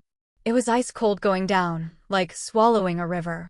He walked through the black flames. The final chamber was circular, stone-walled, and empty except for two things: the mirror of Erised, standing in the center of the room, and a man standing in front of it. Not Snape. Quirrell. Professor Quirrell turned, and Harry barely recognized him. The stutter was gone. The nervous fidgeting was gone. The wide, frightened eyes had narrowed into something sharp and cold and predatory. He stood straight-backed and still, his turban still in place, and he looked at Harry with an expression of mild, almost amused, contempt. I wondered whether I'd be meeting you here, Potter, Quirrell said. No stammer. His voice was smooth, confident, utterly unlike the quivering wreck he'd pretended to be all year. It was you, Harry said. His heart of a lion was working overtime, compressing the terror into something manageable. All year. The troll. The broom jinx. Going after the stone. Very good. You're quicker than I expected. Most people suspected Snape, of course. Who wouldn't? He had the temperament, the history, the look. All I had to do was play the frightened fool, and everyone looked in the wrong direction. Including me. Including you. Though I'll admit, you've been more troublesome than anticipated. Your abilities are unusual for a first year. Dumbledore's doing. My own doing. Quirrell raised an eyebrow. Then he turned back to the mirror. No matter. The mirror is the final protection. It shows me the stone. I can see myself presenting it to my master, but I can't figure out how to get it. His master. Harry's scar pulsed with a dull, throbbing pain that was getting worse by the second. Anomalous magical signature, now at maximum proximity. Source: Professor Quirrell. Specifically, Professor Quirrell's turban. The system is detecting a secondary consciousness seal located with Quirrell's body. The signature is consistent with severe dark magic, specifically parasitic soul attachment. A secondary consciousness. Something living inside Quirrell's turban. Harry's blood went cold. Use the boy, said a voice. Thin. Hi. Coming from Quirrell himself, from the back of his head, from beneath the turban, from somewhere that shouldn't have had a voice at all. Quirrell snapped his fingers. Ropes sprang from thin air and wound around Harry's body, binding his arms to his sides. Harry stumbled, struggled. Stone skin made the ropes less painful, but didn't break them. Come here, Potter, Quirrell commanded. Look in the mirror and tell me what you see. He released the ropes with a wave. Harry stumbled forward, toward the mirror of Erised. I need to stall, Harry thought desperately. Hermione's getting Dumbledore. I just need to buy time. He stood before the mirror and looked. He expected to see his family again. His mother. His father. The deepest desire of his heart. Instead, he saw himself. Just himself, standing in the chamber. And his reflection smiled, reached into its pocket, and pulled out a blood-red stone the size of a fist. The reflection winked and slipped the stone back into its pocket. And Harry felt something heavy appear in his real pocket. The Philosopher's Stone. The mirror had given it to him, given it to the person who wanted the stone but didn't want to use it. Dumbledore's final protection wasn't a spell or an enchantment. It was a paradox. The only person who could get the stone was someone who didn't want it for themselves. Brilliant. Terrifying. And now Harry had the most valuable magical artifact in existence in his trouser pocket, while a dark wizard and his parasitic master stood 3 feet away asking what he saw. Well, Quirrell demanded. What is it? Harry lied. Instantly, without hesitation, with every ounce of composure he possessed. I see myself winning the House Cup, he said. Gryffindor's ahead by 100 points. Dumbledore's shaking my hand. Mental fortitude, active. The host's resistance to mental intrusion is providing significant protection against surface-level legilimency. Quirrell looked frustrated. He lies, hissed the voice from the back of his head. He lies. Let me speak to him, face to face. Master, you are not strong enough. I have strength enough for this. Quirrell reached up and began unwinding his turban. The cloth fell away. Where the back of Quirrell's head should have been, where there should have been skull and hair and the normal, unremarkable anatomy of a human head, there was a face. Chalk white. Red-eyed. Flat nostrils like slits. A face pressed into Quirrell's skull like a mask melted into flesh. Voldemort. Not fully alive. Not a complete being. A parasite. A fragment. A thing clinging to the back of another man's head, surviving through dark magic and unicorn blood and sheer, malevolent willpower. But the eyes. The red eyes were alive, burning with intelligence and hatred and a hunger that made Harry's stomach turn. Harry Potter, Voldemort whispered, and his voice was ice and poison, and everything dark in the world distilled into sound. See what I have become? See what I must do to survive? I am less than a ghost. Less than the meanest spirit. But I am alive. And while I am alive, I can return. Harry's scar was on fire. The pain was blinding, worse than anything he'd ever felt. Worse than the troll. Worse than the jinxed broomstick. A white-hot lance driven directly into his skull. Alert. Dark magic resonance detected. The host's scar is reacting to proximity with the Dark Lord's soul fragment. Mental fortitude. Active, providing 30% resistance to psychic assault. Curse resistance. Active, providing 20% resistance to ambient dark magic. Combined resistance. Insufficient to fully counter the effect. The host is experiencing significant pain. 30% plus 20% equaled not enough. The pain was staggering. Harry's vision blurred. His knees buckled. Give me the stone, Voldemort hissed. Give me the stone in your pocket, and I can return. I can give you anything. Your parents, I can bring them back. Together, we can do extraordinary things. You killed them, Harry said through gritted teeth. You killed my parents. A regrettable necessity. Your mother needn't have died. I gave her the chance to step aside. She chose death foolishly, sentimentally. She chose love, Harry said, and the words came from somewhere deeper than the system. Deeper than his abilities, deeper than any quest or reward. They came from the mirror of Erised and the 3 nights he'd spent looking at his mother's face. They came from walking away. Love, Voldemort scoffed.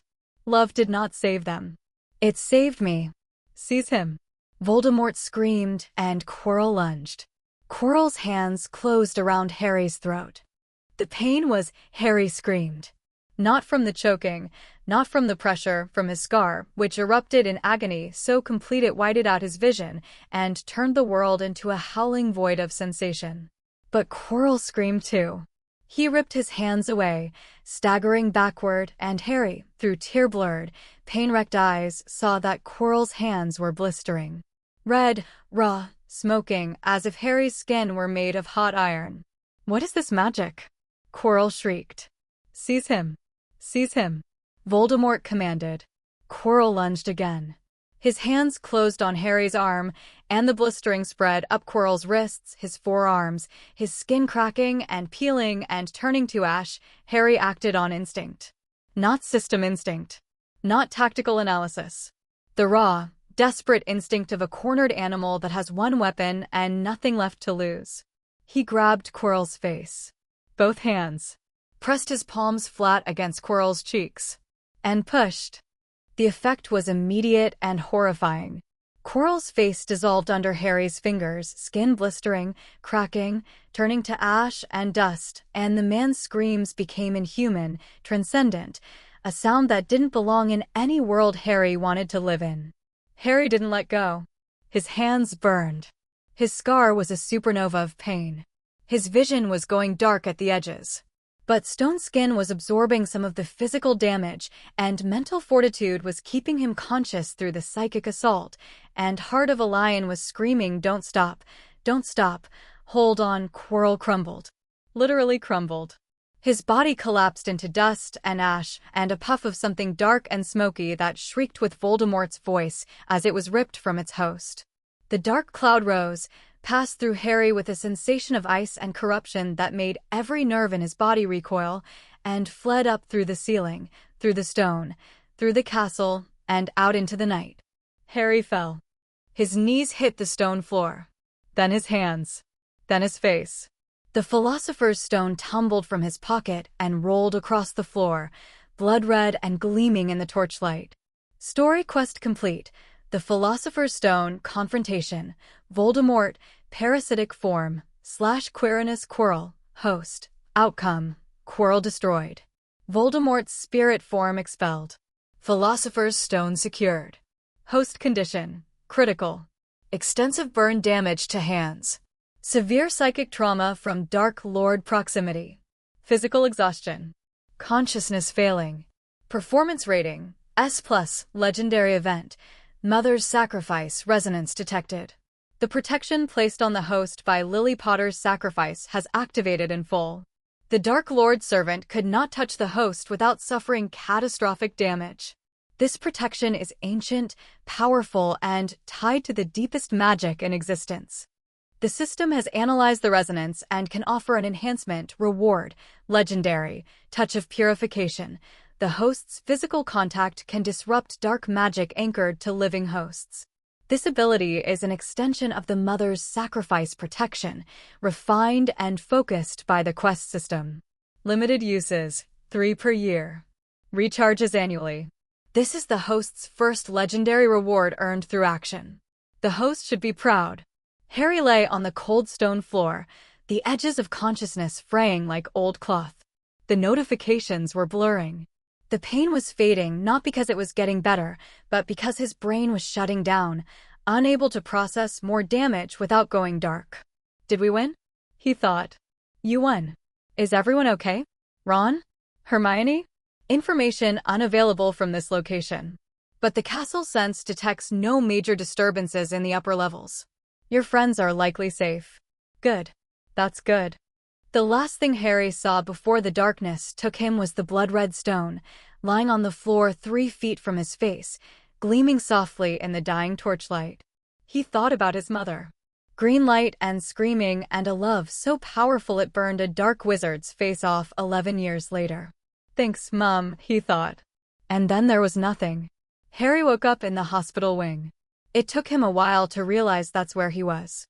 His first sensation was softness. The bed was clean, white, warm. His second sensation was pain. His hands were wrapped in bandages that smelled like healing salve, and his scar throbbed with a dull, persistent ache. His third sensation was company. Dumbledore was sitting beside his bed. "Good afternoon, Harry," the headmaster said pleasantly, as though they were meeting for tea rather than in the aftermath of a confrontation with the darkest wizard in living memory. "Professor." Harry's voice was a croak. "The stone, perfectly safe. Nicholas and I have had a little chat, and we've agreed it's best for the stone to be destroyed." Harry blinked. Destroyed? But the elixir of life, Nicholas has enough elixir stored to set his affairs in order, and then, yes, he will die. Dumbledore said this with the gentle matter-of-factness of someone who understood death as an old acquaintance rather than an enemy. To the well-organized mind, death is but the next great adventure. Harry's enhanced memory cataloged the phrase. His investigators' eye flagged something in Dumbledore's tone, a personal quality, as if the headmaster wasn't just quoting wisdom, but drawing from experience. "Professor," Harry said. "Quirrell, he had Voldemort on the back of his head." "Yes.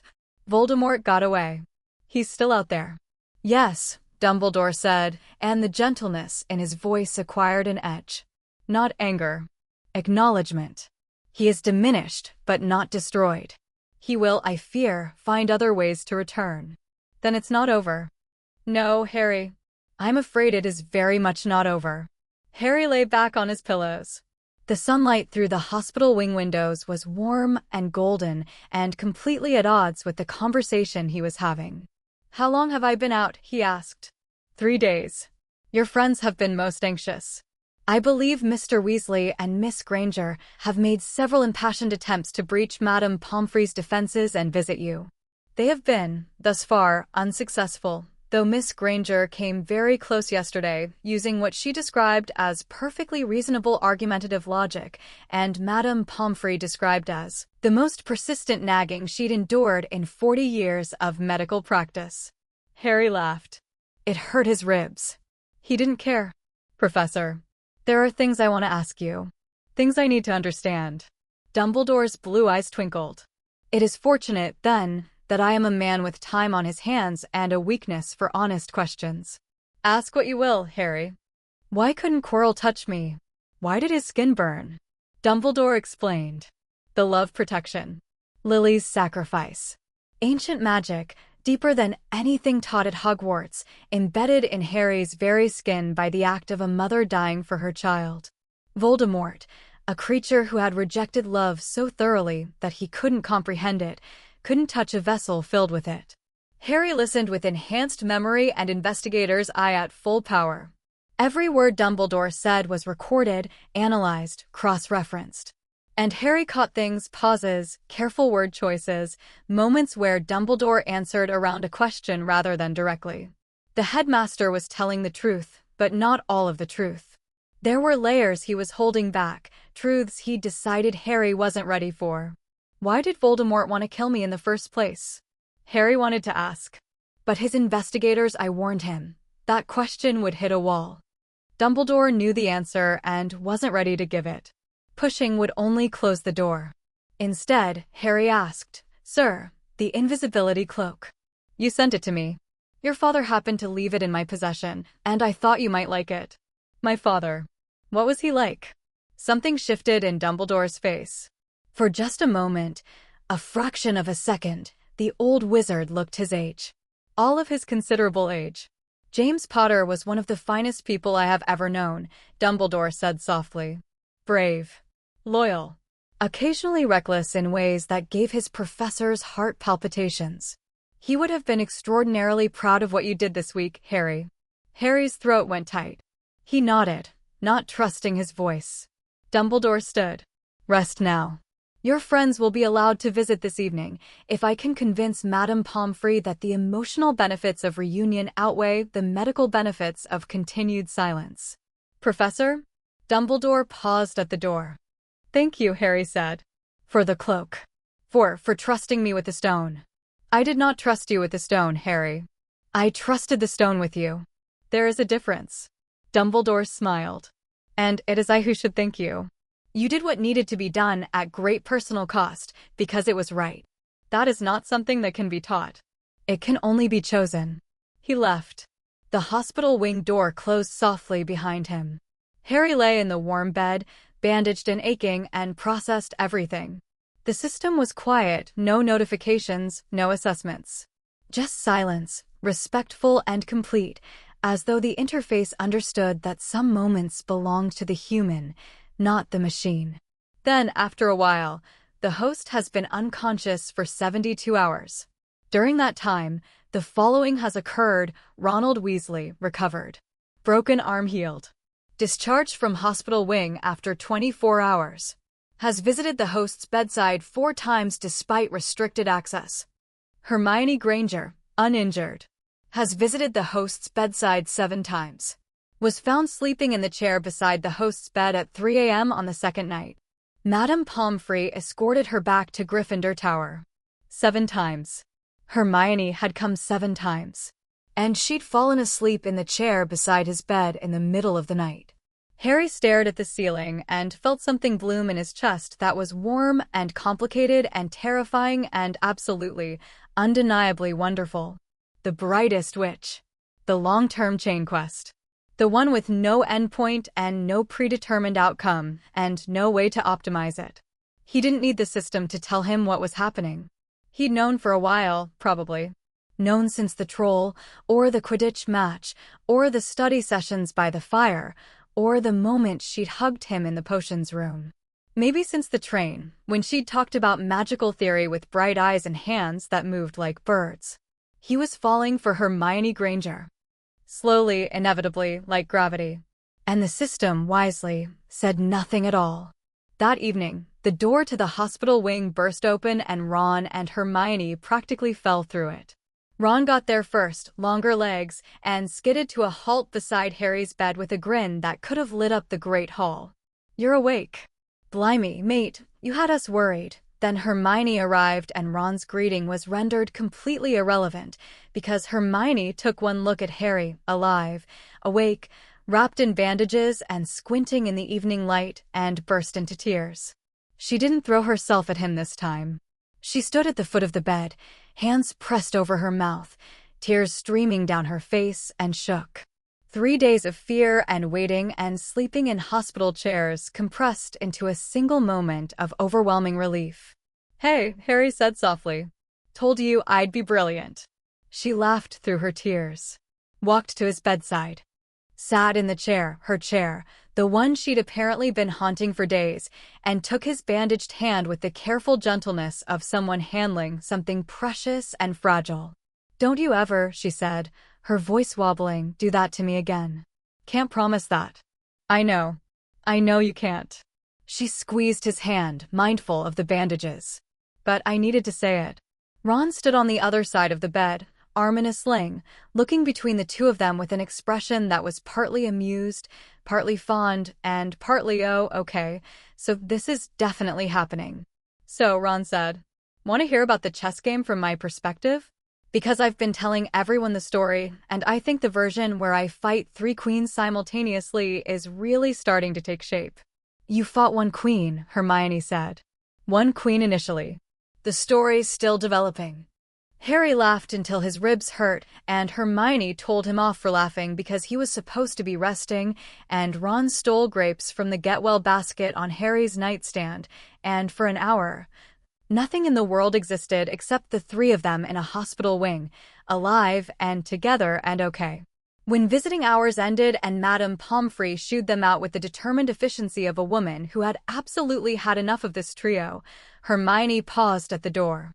She looked back at Harry, and for just a second, the composure dropped, all of it, the logic, the analysis, the carefully managed emotions, and what was underneath was raw and open and so full of feeling that Harry's breath caught. "I'm glad you're okay," she said. Simply.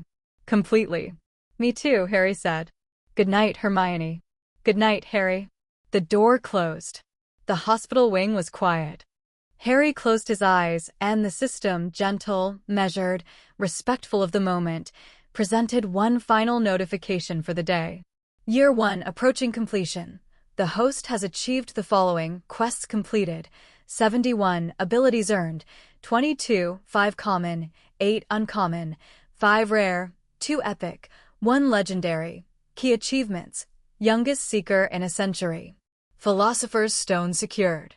Voldemort's host destroyed. The gauntlet cleared. The host has grown from a malnourished, isolated boy in a cupboard to a capable young wizard with genuine friendships, a growing understanding of his abilities, and the courage to face the darkest wizard in history. This is not the system's doing. The system provided tools. The host provided everything else. Well done, Harry. The end of your feast was bittersweet. Gryffindor won the House Cup, partly through Quidditch, partly through academic performance, and partly through Dumbledore's last-minute points for the best-played game of chess Hogwarts has seen in many years, 50 points to Ron. The use of cool logic in the face of fire, 50 points to Hermione, and pure nerve and outstanding courage, 60 points to Harry. The look on Malfoy's face was almost worth the 3 days in the hospital wing. Almost. Neville got 10 points for standing up to his friends. The boy went scarlet with pride and didn't stop smiling for the rest of the night, and Harry thought, that right there. That's worth more than every quest I've completed this year. The train ride home was warm and loud and full of the chaotic energy of 150 students freed from exams and heading toward summer. Harry, Ron, and Hermione claimed their usual compartment, because it was theirs now, the space where this had all started, and the countryside rolled by outside the window in a green and gold blur. They talked about everything and nothing. Ron's summer plans, chaos, basically, 6 siblings in one house. Hermione's summer reading list, approximately 300 books, conservatively. Harry's return to the Dursleys, which cast a brief shadow that Ron and Hermione both noticed and neither commented on, because they understood that some things needed space rather than words. And then, as the train slowed toward King's Cross, a notification appeared in Harry's vision. Year 1 complete. Year rating, A. Hidden achievement unlocked. The boy who chose the host has repeatedly chosen courage over comfort. Chosen friendship over isolation. Chosen the hard right over the easy wrong. The system measures performance in many ways: combat efficiency, quest completion rate, ability accumulation, academic standing. But the most important metric is one that cannot be quantified: character. The host's character is exceptional. Reward, system feature, quest intuition. The host will occasionally sense when a hidden quest is nearby. This is not omniscience. IT is a subtle awareness, a tingle, a feeling that something important is close. The host must still investigate to trigger the quest. Additionally, a comprehensive summer training program will be made available to the host upon return to Privet Drive. The system recognizes that the host's environment is not ideal, but progress can be made even in adverse conditions. Quest intuition. A sixth sense for hidden quests. Combined with castle sense, this would make Harry's next year at Hogwarts a fundamentally different experience. He'd be able to feel opportunities, not just stumble across them. And a summer training program. The system wasn't going to let him stagnate. The train pulled into platform 9 3/4. Students streamed onto the platform, greeted by families, hugs, tears, laughter. Ron's mother swept him up in an embrace that looked like it might crack ribs. Hermione's parents, neat, kind-looking people with the slightly bewildered expressions of muggles who'd been told their daughter was a witch and were still processing, waved from near the barrier. Harry stood on the platform with his trunk and Hedwig's cage, and no one waiting for him. No, that wasn't quite right. Ron was looking back at him from his mother's embrace, one arm raised in a wave, mouthing "Right me." Hermione was walking toward her parents, but had stopped. She turned, found Harry in the crowd, and held his gaze across the platform. She raised her hand. Not a wave, just her hand, palm out, like she was pressing it against a window between them. Harry raised his hand too. They stood like that for a moment. 2 people on a platform, separated by a crowd of hundreds, connected by something that a system couldn't classify and a quest couldn't capture. Hermione smiled, dropped her hand, turned and walked to her parents. Harry picked up his trunk, tucked Hedwig's cage under his arm, and walked toward the barrier between platforms 9 and 10. Back to the Dursleys. Back to the cupboard, or maybe Dudley's second bedroom if he was lucky. Back to the place where magic was a dirty word and Harry Potter was nobody. But not really. Not anymore. Because he was a wizard. He'd fought a mountain troll and won. He'd caught a snitch and earned a seeker's instinct. He'd mapped a castle that had been hiding secrets for 1,000 years. He'd faced Voldemort and survived with nothing but his mother's love and his own stubborn refusal to give up. He had friends who'd walked through fire for him. Literally. He had a system that pushed him to be more than he ever thought possible. And he had a whole summer to get stronger before year 2. The barrier dissolved around him, and Harry stepped back into the Muggle world. London noise. Diesel fumes. The Dursleys' car, parked illegally at the curb, Uncle Vernon's face visible through the windshield like an angry purple moon. Harry opened the system interface. A new notification was waiting. Summer quest chain available. The Forge description. The summer months are an opportunity for focused self-improvement. Daily training regimens, knowledge acquisition tasks, and physical conditioning challenges are available. The host cannot perform magic outside Hogwarts. Trace restriction. However, theoretical study, physical training, and mental exercises are unrestricted. Accept chain quest? Y/N. Harry glanced at Uncle Vernon's scowling face. At the car that would take him back to Privet Drive. At the life that was trying to pretend the last 10 months hadn't happened. Yes, he thought. Quest accepted. Welcome to summer, Harry. Let's get to work. Harry climbed into the back seat of the car. Stowed his trunk. Ignored Vernon's muttered threats and Petunia's thin-lipped silence and Dudley's nervous glances. He looked out the window as London slid past gray streets, red buses, people walking dogs and pushing prams and living their perfectly normal, perfectly mundane lives. And he thought about golden notifications and blue quest text and the way Hermione's hand had looked, raised across a crowded platform, reaching for him without moving. He thought about his mother's sacrifice and his father's legacy and the Dark Lord who is still out there, somewhere, waiting. He thought about year 2. And despite everything, the Dursleys, the Dark Lord, the uncertain future, Harry James Potter grinned. Chapter 4 End. Chapter 5. The Chamber of Whispers. The summer at Privet Drive was exactly as miserable as Harry expected and exactly as productive as the system demanded. Uncle Vernon had upgraded Harry from the cupboard to Dudley's second bedroom, not out of kindness, but out of fear. The Dursleys had spent the entire drive from King's Cross in rigid silence, radiating the particular brand of terror that comes from knowing your nephew can technically turn you into something with fewer legs than you currently possess. The second bedroom was small, cluttered with Dudley's broken toys and discarded electronics, but it had a window and a real bed and enough floor space to do push-ups, which was all Harry needed. Because Harry did push-ups. A lot of them. Summer quest chain. The Forge Day 1 Daily Regimen, Physical Conditioning, 30 minutes, Bodyweight Exercises, Flexibility Training, Cardiovascular Endurance, Theoretical Study, 2 hours, Review First-Year Material. Begin second-year texts if available, Mental Exercises, 30 minutes, Meditation, Visualization Practice, Magical Theory Contemplation, Optional, Explore your environment for non-magical quest opportunities, Rewards, Cumulative. Daily completion earns minor boosts that compound over the summer. The system couldn't give Harry spells to practice. The trace made underage magic outside Hogwarts impossible without attracting Ministry attention. But it could give him everything around spells. Physical fitness, mental clarity, theoretical depth. The infrastructure that magic was built on. Harry threw himself into it with the desperation of someone who'd stared into Voldemort's red eyes and knew, with absolute certainty, that they'd be staring into those eyes again.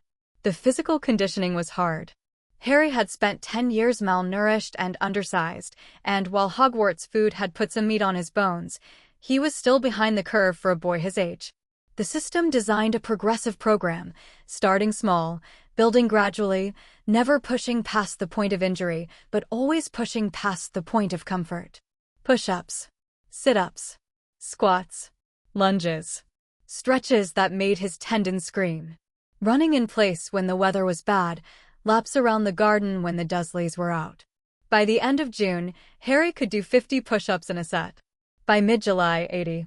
By August, he stopped counting because the numbers had stopped mattering. What mattered was the way his body felt. Stronger. More responsive. More his. Physical conditioning, monthly assessment, July. The host's physical condition has improved from below average to average. Malnutrition effects are diminishing. Muscular development is on track. Flexibility and cardiovascular endurance are above age norms. Reward, common physical foundation. The host's base physical attributes, strength, speed, endurance, flexibility, have been permanently improved through sustained training.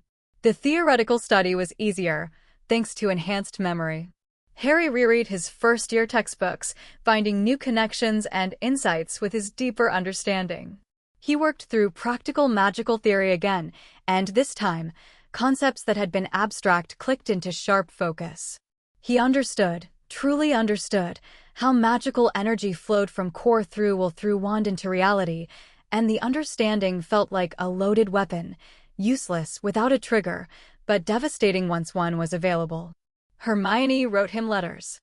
Long, detailed, wonderful letters that arrived via owl every 3 or 4 days, filled with book recommendations, magical theory discussions, summer holiday stories, and increasingly pointed questions about Harry's mysterious improvement mechanism that she was clearly still thinking about.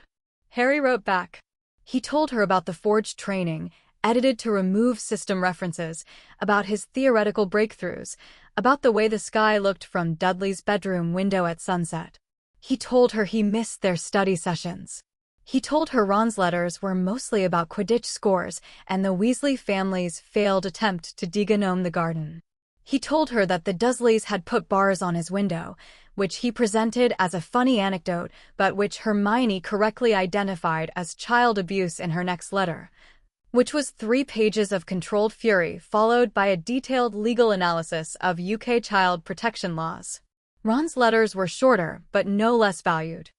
Breezy updates about life at the Burrow, complaints about his brothers, excitement about Harry visiting.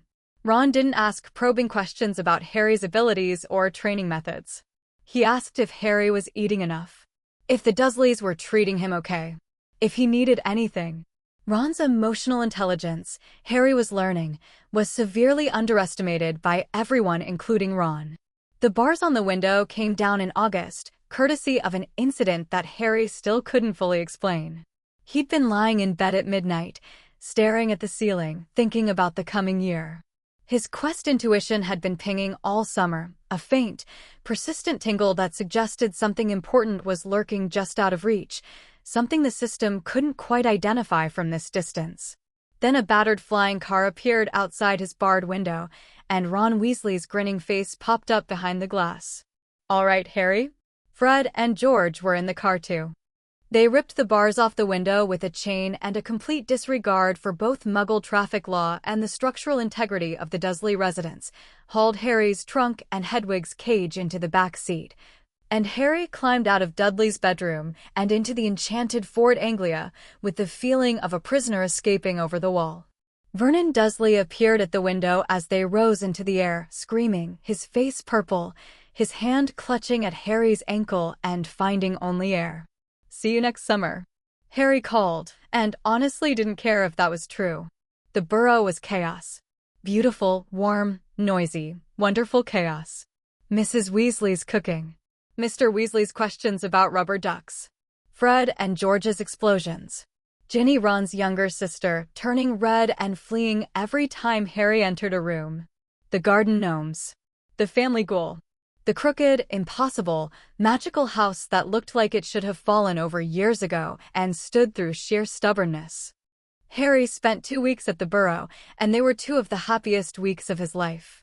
He continued his forged training in the Weasleys' garden, played Quidditch with Ron and the twins, helped Mrs. Weasley in the kitchen, and let himself be absorbed into the warm, rowdy embrace of a family that had decided he was one of theirs. Ron's mom hugged him every time she saw him. Every single time.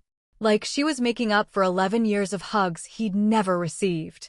Harry didn't cry, but it was close. And then the letters from Hogwarts arrived, and they went to Diagon Alley, and everything went sideways. Diagon Alley was where the year started going wrong. Not immediately. The shopping trip started normally enough. Crowded streets, colorful shops, the usual magical chaos. Harry's quest intuition was tingling constantly, which he'd learned to interpret as pay attention, something's happening. But the specifics were unclear. The first incident was flourish and blots. The bookshop was packed because Gilderoy Lockhart, a wizard with an implausibly perfect smile and an even more implausibly perfect head of golden hair, was doing a book signing for his autobiography. Or one of his autobiographies. He seemed to have written about 15 of them, each featuring a different heroic adventure and a cover photo that looked like it belonged on the front of a romance novel.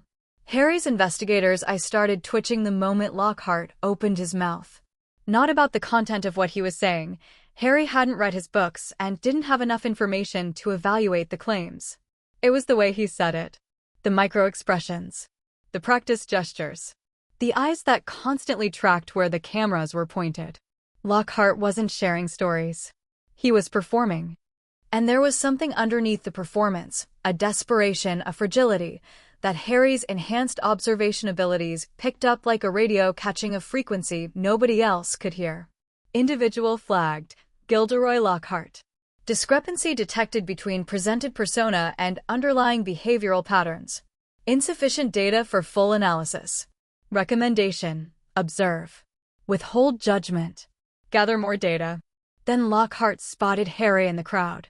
The next 30 seconds were a nightmare of flashbulbs and handshakes and Lockhart dragging Harry to the front for a photo opportunity. Together, you and I are front-page news, and by the time Harry extracted himself, he was holding a complete set of Lockhart's books, which turned out to be the required texts for defense against the dark arts. Which meant Lockhart was their new defense professor. Harry's investigators filed a formal complaint. The second incident was worse. As the Weasleys and Harry were leaving the bookshop, they ran into the Malfoys.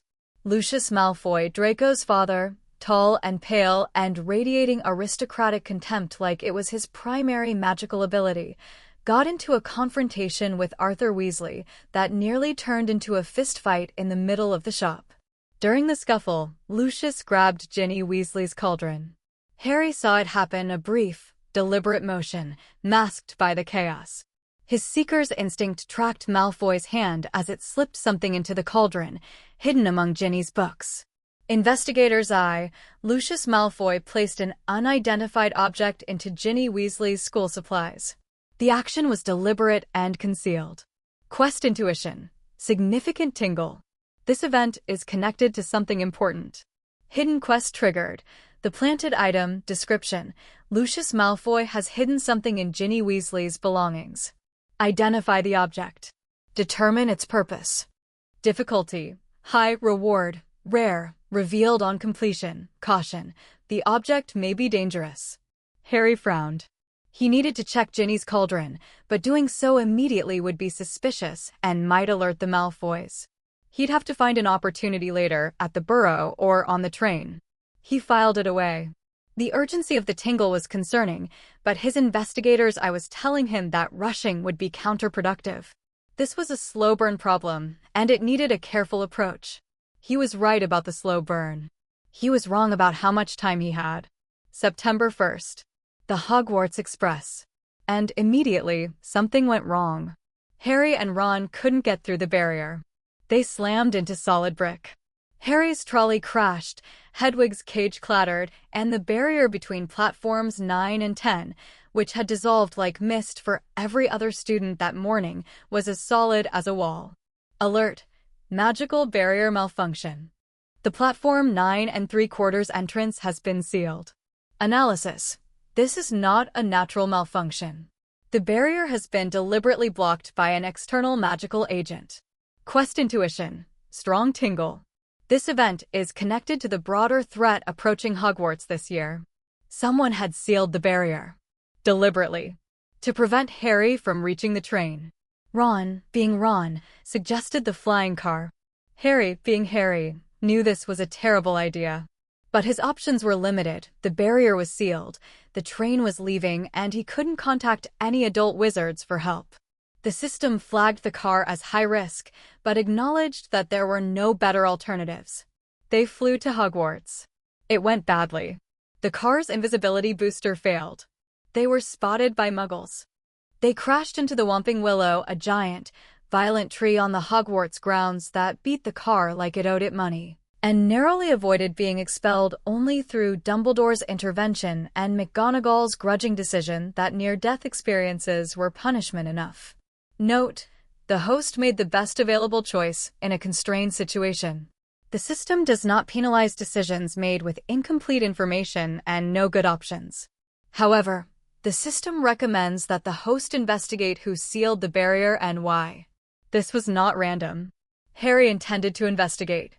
But within 48 hours, the investigation was overtaken by something much more urgent. A house elf named Dobby appeared in Harry's dormitory. Dobby was a lot. 2 feet tall, with enormous green eyes and bat-like ears and a face that looked like it had been designed to express maximum misery. He was wearing a grubby pillowcase and wringing his hands so hard his fingers were turning white. Harry Potter must not go back to Hogwarts. Dobby squeaked. There is a terrible plot, to make terrible things happen at Hogwarts this year. Did you seal the barrier? Harry asked, because the timing was suspicious and his investigators' eye was connecting dots faster than Dobby could wring his hands. Dobby burst into tears. Dobby did it to protect Harry Potter. Dobby thought if Harry Potter missed the train, you could have gotten us killed. We flew a car into a tree. Dobby is a bad elf. A very bad elf. He started hitting himself with Harry's bedside lamp. Harry caught the lamp. Stop that. Dobby, what plot? What terrible things? But Dobby couldn't say. He was physically unable to say, bound by some magical compulsion that prevented him from revealing his master's secrets. Every time he tried, he'd start hitting himself or doing something equally destructive. Hidden Quest updated. The House ELF's warning, Dobby is a bound House ELF. His behavior indicates his masters are involved in the plot he's warning about. House ELF bonds are typically held by pureblood families. Connection detected. Dobby's bond patterns are consistent with service to the Malfoy family. The Malfoys. Lucius Malfoy, who had planted something in Ginny's cauldron. Dobby, who was likely their house elf, trying to warn Harry about a plot his own masters were orchestrating. The threads were connecting. Harry could feel the shape of something forming in the darkness, a conspiracy with the Malfoys at its center, targeting Hogwarts, involving whatever Lucius had hidden in Ginny's belongings. He needed to find that object. Soon. But finding a single item among a 12-year-old girl's school supplies without alerting her or anyone else was delicate work, especially when the girl in question was Ginny Weasley, who still turned the color of a ripe tomato every time Harry walked into a room. He'd figure it out. He had to. The first weeks of second year were a masterclass in escalating dread. Not dread that Harry showed. Outwardly, he was the same as last year, sharp in classes, steady in friendships, dedicated to improvement. His forged training had given him a physical edge that was immediately apparent. He was taller, broader in the shoulders, quicker on his feet. Spells that had taken him 3 attempts last year now landed on the first try. His magical core had deepened over the summer, not through practice, but through the meditation and visualization exercises the system had assigned, which strengthened the connection between intent and power. Year 2, Opening Assessment. The host's overall magical ability has increased by approximately 35% since the end of Year 1. This is due to a combination of theoretical study, physical conditioning, and natural magical maturation. The host's passive abilities remain active and are functioning at full capacity. Castle Sense is synchronized. Quest Intuition is active. Current Threat Assessment. The system detects an undetermined threat within Hogwarts. Nature unknown. Severity, potentially extreme. The threat was real but invisible. Harry's Castle Sense registered anomalies, magical fluctuations in the lower corridors, a faint wrongness in the castle's emotional state, like a healthy body developing the first symptoms of an infection it hadn't identified yet. And then the messages started. The first one appeared on the wall near the second-floor girls' bathroom, written in what looked sickeningly like blood. The Chamber of Secrets has been opened. Enemies of the air, beware. Below the message, hanging by her tail from a torch bracket, was Mrs. Norris Filch's cat. Petrified. Alive but frozen, every muscle locked in a rictus of terror, eyes wide and glassy. Harry stared at the wall. His castle sense was screaming, not about the message, but about something behind the wall. Something moving. Something alive and old and terrible, sliding through the spaces between walls, through pipes and passages that weren't on any map. Alert! Castle Sense detects an unknown entity within Hogwarts infrastructure. The entity is mobile and appears to be using the castle's plumbing system as a transit network. The entity's magical signature is ancient and extremely powerful. Warning: the system cannot identify the entity. Data insufficient. Story quest triggered. The Chamber of Secrets description. The legendary Chamber of Secrets, said to have been built by Salazar Slytherin himself, has been opened. An unknown entity is stalking the castle, petrifying victims. Find the chamber. Identify the threat. Stop it. Difficulty, extreme, reward, scaling, depends on final confrontation. This is a year-long quest chain. Prepare accordingly. The school went into panic mode. Teachers patrolled the corridors. Students moved in groups. Theories flew. It was Slytherin's monster. It was a curse. It was Snape. Some habits died hard. It was Malfoy. Everyone had an opinion. Nobody had answers. Everyone except Harry, who was quietly, methodically gathering data. He started spending time in the library with Hermione, more time than usual, which was saying something. Their study sessions shifted focus from exam preparation to research. The Chamber of Secrets, Salazar Slytherin's history, magical creatures capable of petrification. The research was Hermione at her absolute best. She tore through books with a ferocity that bordered on violent, cross-referencing historical accounts, analyzing architectural records, building a timeline of every known reference to the chamber across 1,000 years of Hogwarts history. There's almost nothing concrete, she said one evening, surrounded by a fortress of open books in their usual library corner. Every source treats it as a legend. Slytherin built a hidden chamber containing a monster that only its true heir could control. But nobody says what the monster is. What could petrify a cat without killing it? Harry asked. Several things, theoretically. A gorgon, but those are Greek and haven't been seen in Britain for centuries. A cockatrice, but those are small. A basilisk, she stopped. Her hand froze mid-page turn. A basilisk, she repeated, very quietly. A giant serpent, born from a chicken's egg hatched beneath a toad. Anyone who looks directly into its eyes dies instantly. But indirect eye contact, through a reflection, a camera, water, causes petrification instead. Harry's blood went cold. A serpent. Moving through pipes. A creature only the heir of Slytherin could control, and Slytherin's defining trait was Parseltongue, the ability to speak to snakes. Harry, Hermione said, her voice dropping to a whisper. You're a Parselmouth. I know. If the monster is a basilisk, and the chamber can only be opened by Slytherin's heir, and Slytherin's heir can speak to snakes, people might think it's me, Harry finished. Yeah, I've thought about that. He had thought about it.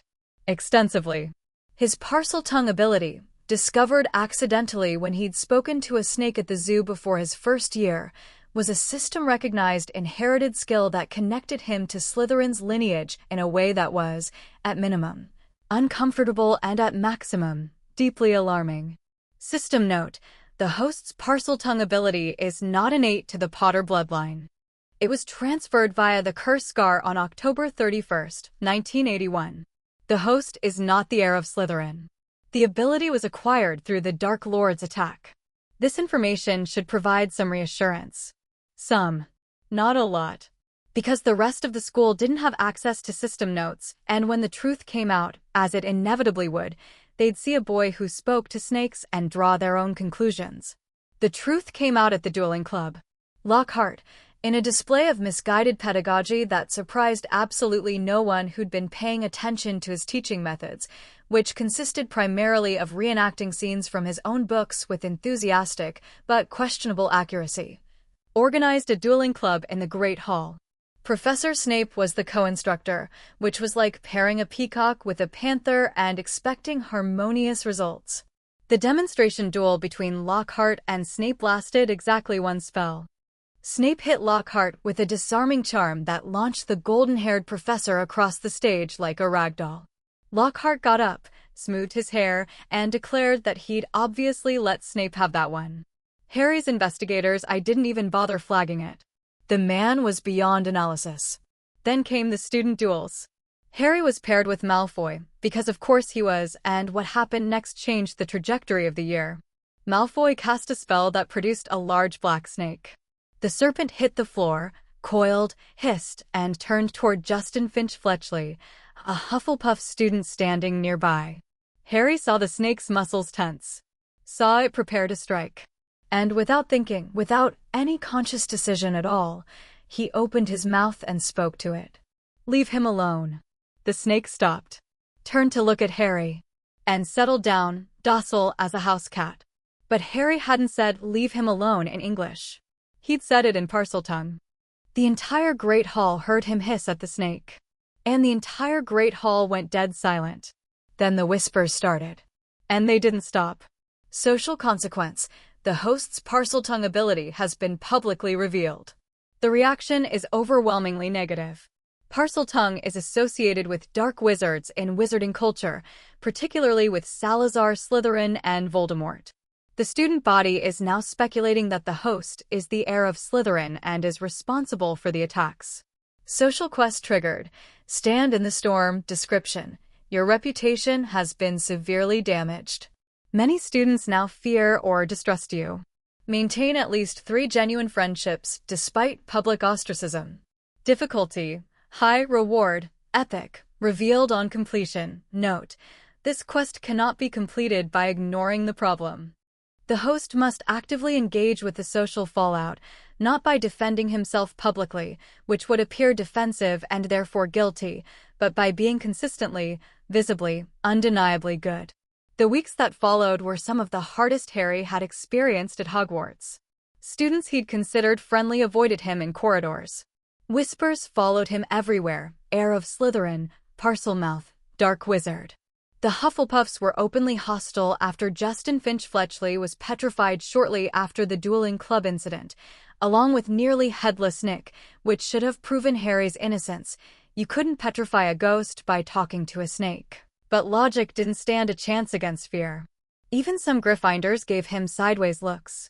Harry handled it the way the system recommended, by being himself, by continuing to help Neville in the corridors, by offering study assistance to younger students, by showing up at every meal, sitting in his usual seat, and refusing to hide. Hermione never wavered. Not once. Not for a single second. "Anyone who thinks you're the heir of Slytherin is an idiot," she said flatly during one of their library sessions, loud enough for the nearby table of second-year Ravenclaws to hear. "You're the least Slytherin person I've ever met. You literally fought Voldemort last year. With your hands." "Hermione, no. I'm serious.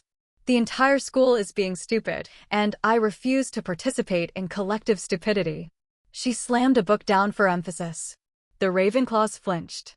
"Now help me research basilisk breeding cycles. I think the gestation period might explain why the attacks are spaced out." Harry looked at her fierce, brilliant, loyal beyond anything he deserved, and felt that warm, terrifying bloom in his chest expand another degree. "Has anyone ever told you you're incredible?" he said. Hermione's cheeks went pink. She ducked behind her book. "Don't change the subject. Basilisk breeding cycles. Focus."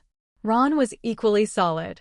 He didn't make speeches or public declarations. That wasn't his style. He just continued being Ron. Sitting with Harry at meals. Walking with him between classes. Playing chess in the common room.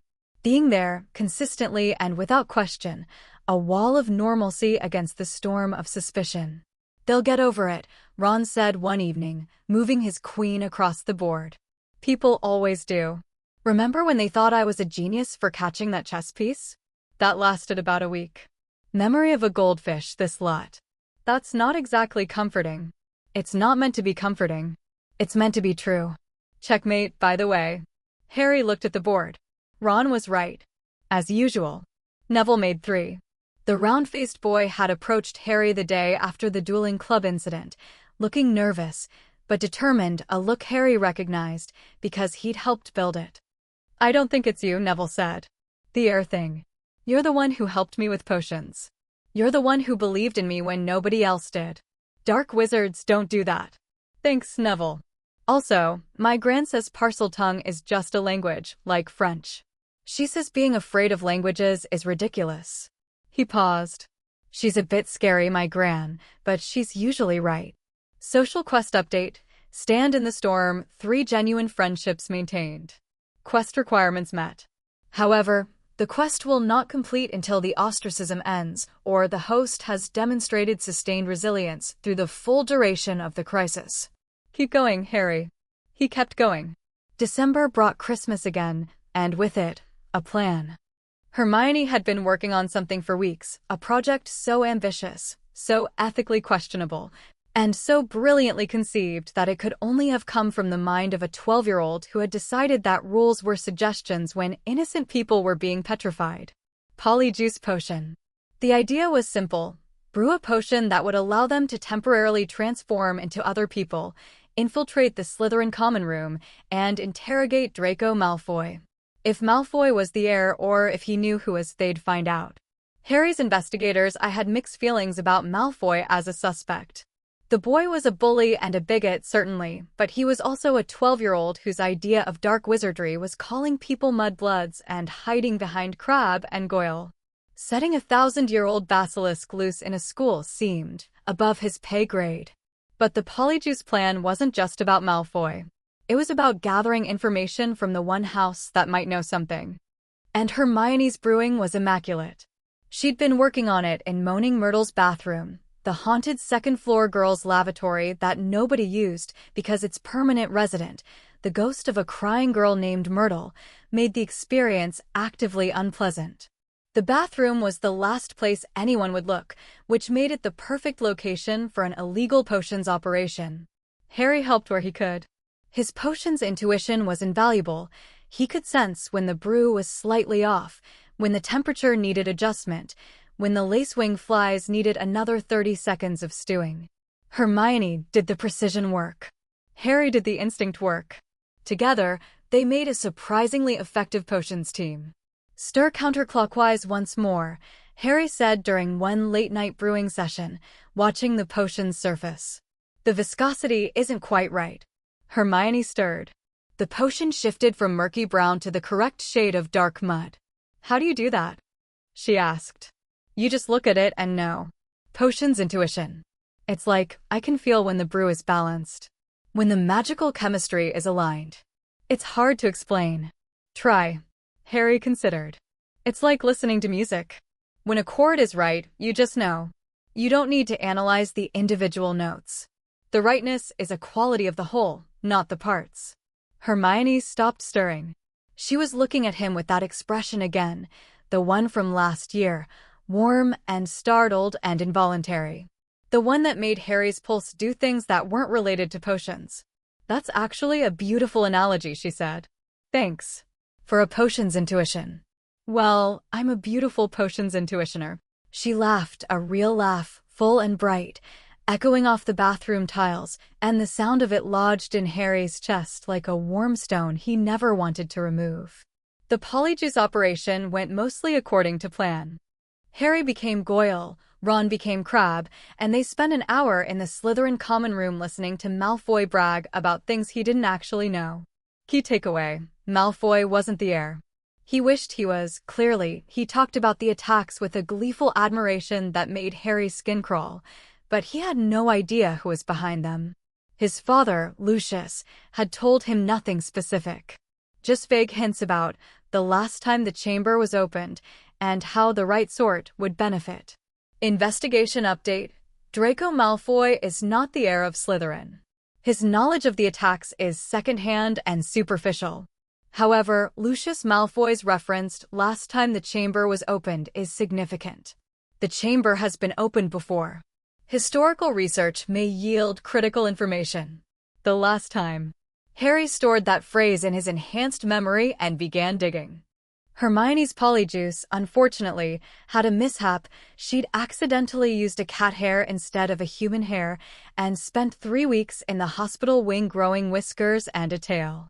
Harry visited her every day, bringing books and homework and quiet company. Hermione was mortified by the cat features, but deeply touched by the visits, and their conversations during those hospital wing afternoons, unhurried, honest, increasingly personal, deepened something between them that neither of them had named. Harry, Hermione said one afternoon, when the whiskers had mostly retreated and her eyes were almost back to normal. Can I tell you something? Always. Before Hogwarts, before magic, I didn't have friends. Not real ones. I was the weird girl who read too much and raised her hand too often and cared about things that nobody else cared about. My parents loved me, obviously, but at school? I ate lunch alone. Every day. Harry sat very still. He knew this. He'd known it since the train, since the first moment he'd seen the careful way she braced herself before speaking. But hearing her say it out loud was different. Me too, he said. Except I didn't even have parents who loved me. Just a cupboard. They looked at each other across the hospital bed. Two lonely kids who'd found their way to a magical castle and found each other. We're not alone anymore, Hermione said. No, Harry agreed. We're not. She reached across the bed and took his hand. Her fingers were still slightly furry, which should have been weird, but somehow wasn't. They sat like that for a long time, not speaking, the winter sunlight slanting through the hospital windows, and the world outside could burn for all Harry cared. The attacks continued. Colin Creevey, a first year with a camera who idolized Harry, was petrified. Then Justin Finch-Fletchley and nearly headless Nick. The school was emptying as terrified parents pulled their children home. The mood in the corridors was toxic, fear and suspicion poisoning every interaction. Harry's investigation hit a breakthrough in February. Moaning Myrtle. The ghost had been haunting her bathroom for 50 years, and 50 years ago, Harry learned, was the last time the Chamber of Secrets had been opened. A student had died. A girl. In a bathroom. Myrtle, Harry said carefully during one of his visits to check on the polyjuice cauldron, long since cleaned up, but he still came by. Myrtle seemed to enjoy the company, in her morose way. Can I ask you something? Nobody ever asks me anything, Myrtle wailed. Nobody cares about Myrtle. I just sit here, dead and miserable, I care. I'm asking. How did you die? Myrtle's expression shifted. The theatrical misery gave way to something genuine, a flicker of the real girl underneath the ghost, the girl who'd been alive and afraid and then suddenly wasn't. I was crying in this very cubicle, Myrtle said, her voice dropping to a whisper. Someone was being mean to me, Olive Hornby, always Olive Hornby, and then I heard a voice. A boy. Speaking a language I didn't understand. And then I opened the door, and I saw these enormous yellow eyes, and then she shrugged. I died. Yellow eyes. A boy speaking a language she didn't understand. In this bathroom. Harry's brain fired on all cylinders. The Chamber of Secrets was accessed from this bathroom. The entrance was here. Myrtle had been the student who died 50 years ago, killed by the basilisk when the chamber was last opened. And a boy had opened it. A boy who spoke Parseltongue. Tom Riddle, Harry thought. The name surfaced from somewhere deep in his research, a prefect, 50 years ago, who'd caught the culprit responsible for the attacks, Hagrid, who'd been expelled and had his wand snapped. But Riddle hadn't caught the real culprit. Riddle was the real culprit. Tom Riddle. Tom Marvolo Riddle. Lord Voldemort. Investigation breakthrough. The Chamber of Secrets was last opened by Tom Marvolo Riddle, approximately 50 years ago. Riddle is the Dark Lord Voldemort's birth name. The current attacks are connected to Voldemort's legacy. The heir of Slytherin is not a current student. The chamber is being opened through an intermediary. Cross-reference. Lucius Malfoy planted an unknown object in Ginny Weasley's belongings. The system hypothesizes that this object is the mechanism through which the chamber is being controlled. The planted item. Harry had been trying to investigate all year, but the opportunity had never presented itself cleanly. Ginny was shy around him, her belongings were private, and he couldn't exactly say, "Excuse me, can I rifle through your things because I saw your enemy's father slip something suspicious into your cauldron 6 months ago?" But now the connection was clear. Lucius Malfoy had given Ginny something connected to Voldemort. That something was controlling the basilisk through her. Ginny Weasley was being manipulated, used as a puppet, by an artifact of the Dark Lord. He needed to find the object. He needed to find the chamber. And he needed to do it before anyone else was petrified or worse. Harry went straight to Hermione. She was in the library. Of course she was. She'd been released from the hospital wing a week ago and had immediately returned to researching the chamber with redoubled intensity, as though the cat hair incident had been a personal insult that she intended to avenge through sheer academic violence. Harry slid into the chair across from her and laid out everything. Myrtle. The bathroom. Riddle. The basilisk. The planted item in Ginny's cauldron. Hermione listened, her face growing paler with each revelation. When he finished, she was silent for a long time. "We need to tell Dumbledore," she said. "Dumbledore's been watching the situation all year. He knows more than he's letting on, I'm sure of it. But the Board of Governors is putting pressure on him. If we go to him with a theory about Ginny being possessed by Voldemort's artifact, we need proof. Otherwise, we're just scared kids with a conspiracy theory. So we find proof. We find the artifact." "Yeah. And the chamber entrance is in Myrtle's bathroom." "Yeah." Hermione closed her book. Her brown eyes were fierce and focused and absolutely blazing with the particular intensity she reserved for problems that were both terrifying and intellectually stimulating. "Then we go to Myrtle's bathroom. We find the entrance. And she paused. "Harry, if there's a basilisk down there, I know. Looking at it directly kills you. I know. We'd need mirrors. Or reflective surfaces. Something to avoid direct eye contact. I know. And I'd need to speak Parseltongue to open the entrance." Hermione absorbed this. "Your ability. The system," she stopped. Her eyes widened. "Wait. What did I just say?" Harry went still. Hermione was staring at him. "I said the system. I don't know why I said that. But it's the right word, isn't it? Whatever you've been hiding, whatever's been making you improve faster than anyone should, it's a system. Some kind of magical interface." Harry's mouth opened. Closed. Opened again. She was so bloody smart. "How long have you known?" he asked. "I didn't know. I suspected. For months. You interact with something invisible. I've seen your eyes track things that aren't there. You respond to prompts nobody else can hear. Your improvement curve isn't consistent with any known magical enhancement. I've checked every reference I could find. The only explanation that fits all the data is some form of external magical support system that provides targeted benefits." She leaned forward. "I didn't want to push. You asked me to trust you, and I did. But Harry, if we're about to go into a chamber containing a giant killer snake, I need to know what you're working with. I need to know all of it." The moment stretched between them. 2 years of secrets. 2 years of half-truths and careful omissions, and I'll tell you someday. And here was someday in a library, with a basilisk in the walls and a possessed girl somewhere in the castle, and everything falling apart and coming together simultaneously. Harry told her. Everything. The system. The quest interface. The reward tiers. The abilities he'd earned: enhanced memory, investigator's eye, stone skin, curse resistance, mental fortitude, castle sense, all of it.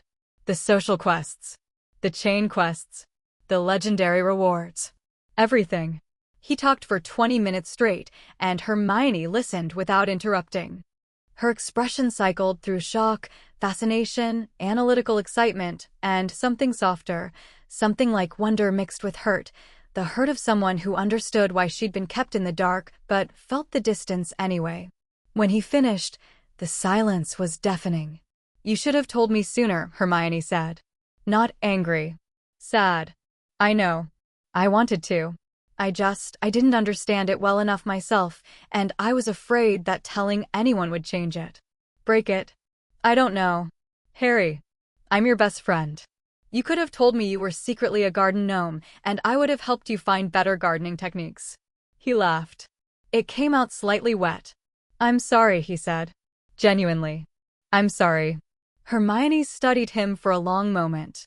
Then she nodded. "I forgive you. But you're never keeping a secret like this from me again." "Agreed. Agreed. Good." She pulled out parchment and a quill. "Now, tell me everything again, slowly, and let me take notes. I want to understand the theoretical framework. If this system operates on magical principles, it should be analyzable, and if it's analyzable, I can help you use it more effectively." Harry grinned. "Of course. Of course, Hermione's first response to learning about a magical quest system was to try to reverse engineer it. He told her everything again. She took notes. She asked questions that were so sharp and insightful that the system itself seemed to respond. The host has shared system information with Hermione Granger. Assessment. This was a good decision. The system's effectiveness increases when the host has trusted allies who understand its mechanics. No penalties applied. No restrictions activated. Note: Hermione Granger's analytical abilities are exceptional. Her involvement in system strategy will likely improve the host's quest completion rate and reward optimization. It approves of me, Hermione said when Harry relayed the notification. She looked deeply satisfied. Good. It should. Events accelerated after that. Harry hadn't yet managed to find the planted object in Ginny's belongings. The girl was becoming more withdrawn and secretive by the day, missing meals, looking pale and haunted. His castle sense told him something was deeply wrong with her magical signature, a darkness gathering around her like storm clouds, but he couldn't confront her without proof and without understanding what the object was doing to her. And then Hermione was petrified. It happened on a Saturday in March. Hermione had been heading to the library alone because Harry was at Quidditch practice and Ron was working on an essay when the basilisk found her. She survived because she was brilliant. Even facing a monster that could kill with eye contact, Hermione Jean Granger's brain never stopped working. She'd been carrying a hand mirror, brought specifically because she'd been researching basilisks and had taken precautions, and she'd looked around the corner using the mirror's reflection. Indirect eye contact. Petrification, not death. They found her in the corridor, frozen solid, mirror clutched in her rigid hand, an expression of determination still etched on her stone face. Harry stood beside her hospital bed and stared at her and felt something inside him break. Not shatter. Not collapse. Break, the way a dam breaks, not into pieces, but open.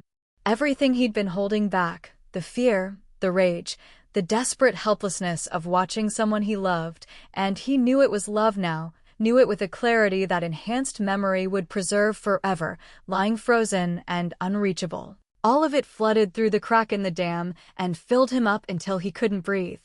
The system offered a quest notification. Harry didn't read it. He dismissed it without looking. "I'm going to fix this," he said to Hermione's frozen form. His voice was steady. His eyes were not.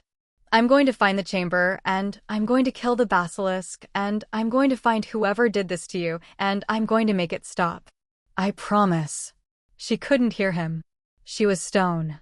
But her hand was still clutching the mirror, and in the mirror's surface, Harry could see his own reflection, a boy with green eyes and a lightning bolt scar, and an expression that would have made Voldemort himself think twice.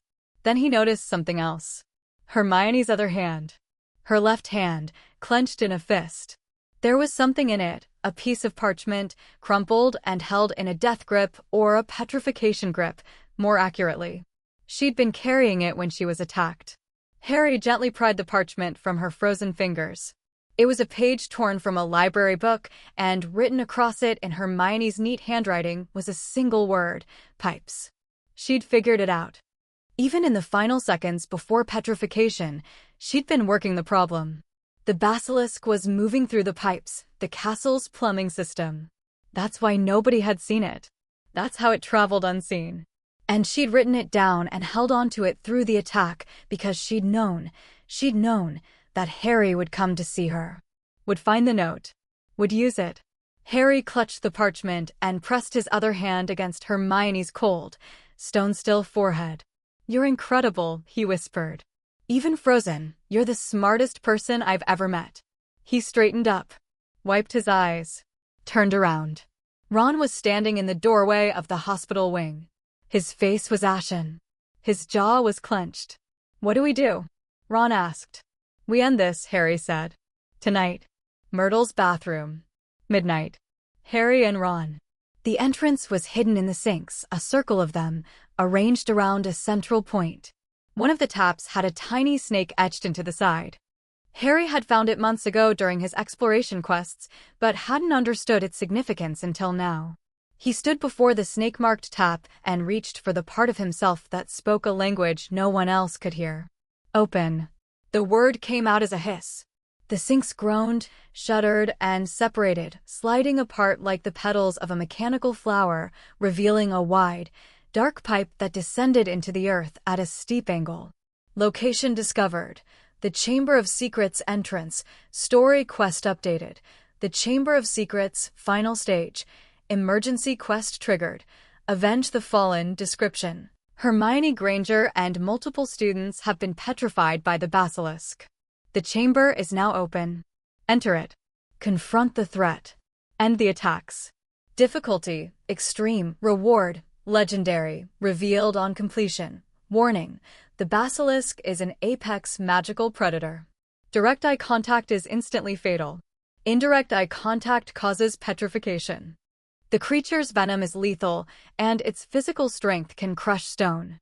This is the most dangerous quest the host has faced. Proceed with extreme caution. Harry looked at Ron. Ron looked at the pipe. I hate snakes, Ron said. I know. Let's go kill one. They jumped.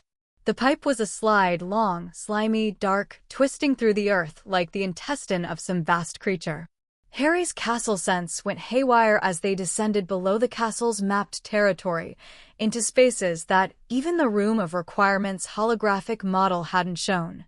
Ancient spaces. Slytherin's domain. They landed hard on damp stone in a tunnel that stretched ahead into darkness. Bones crunched underfoot, small animal skeletons, rats and birds, the basilisk's discarded meals. The tunnel led to a massive circular door carved with serpents. Harry spoke Parseltongue again. The serpents moved, mechanical, ancient, beautifully crafted, and the door opened. Beyond it was the chamber. It was cavernous. Stone pillars carved with intertwined serpents rose to a ceiling lost in shadow. Green-tinged light filtered from somewhere, giving everything an underwater quality. Water ran in channels along the floor.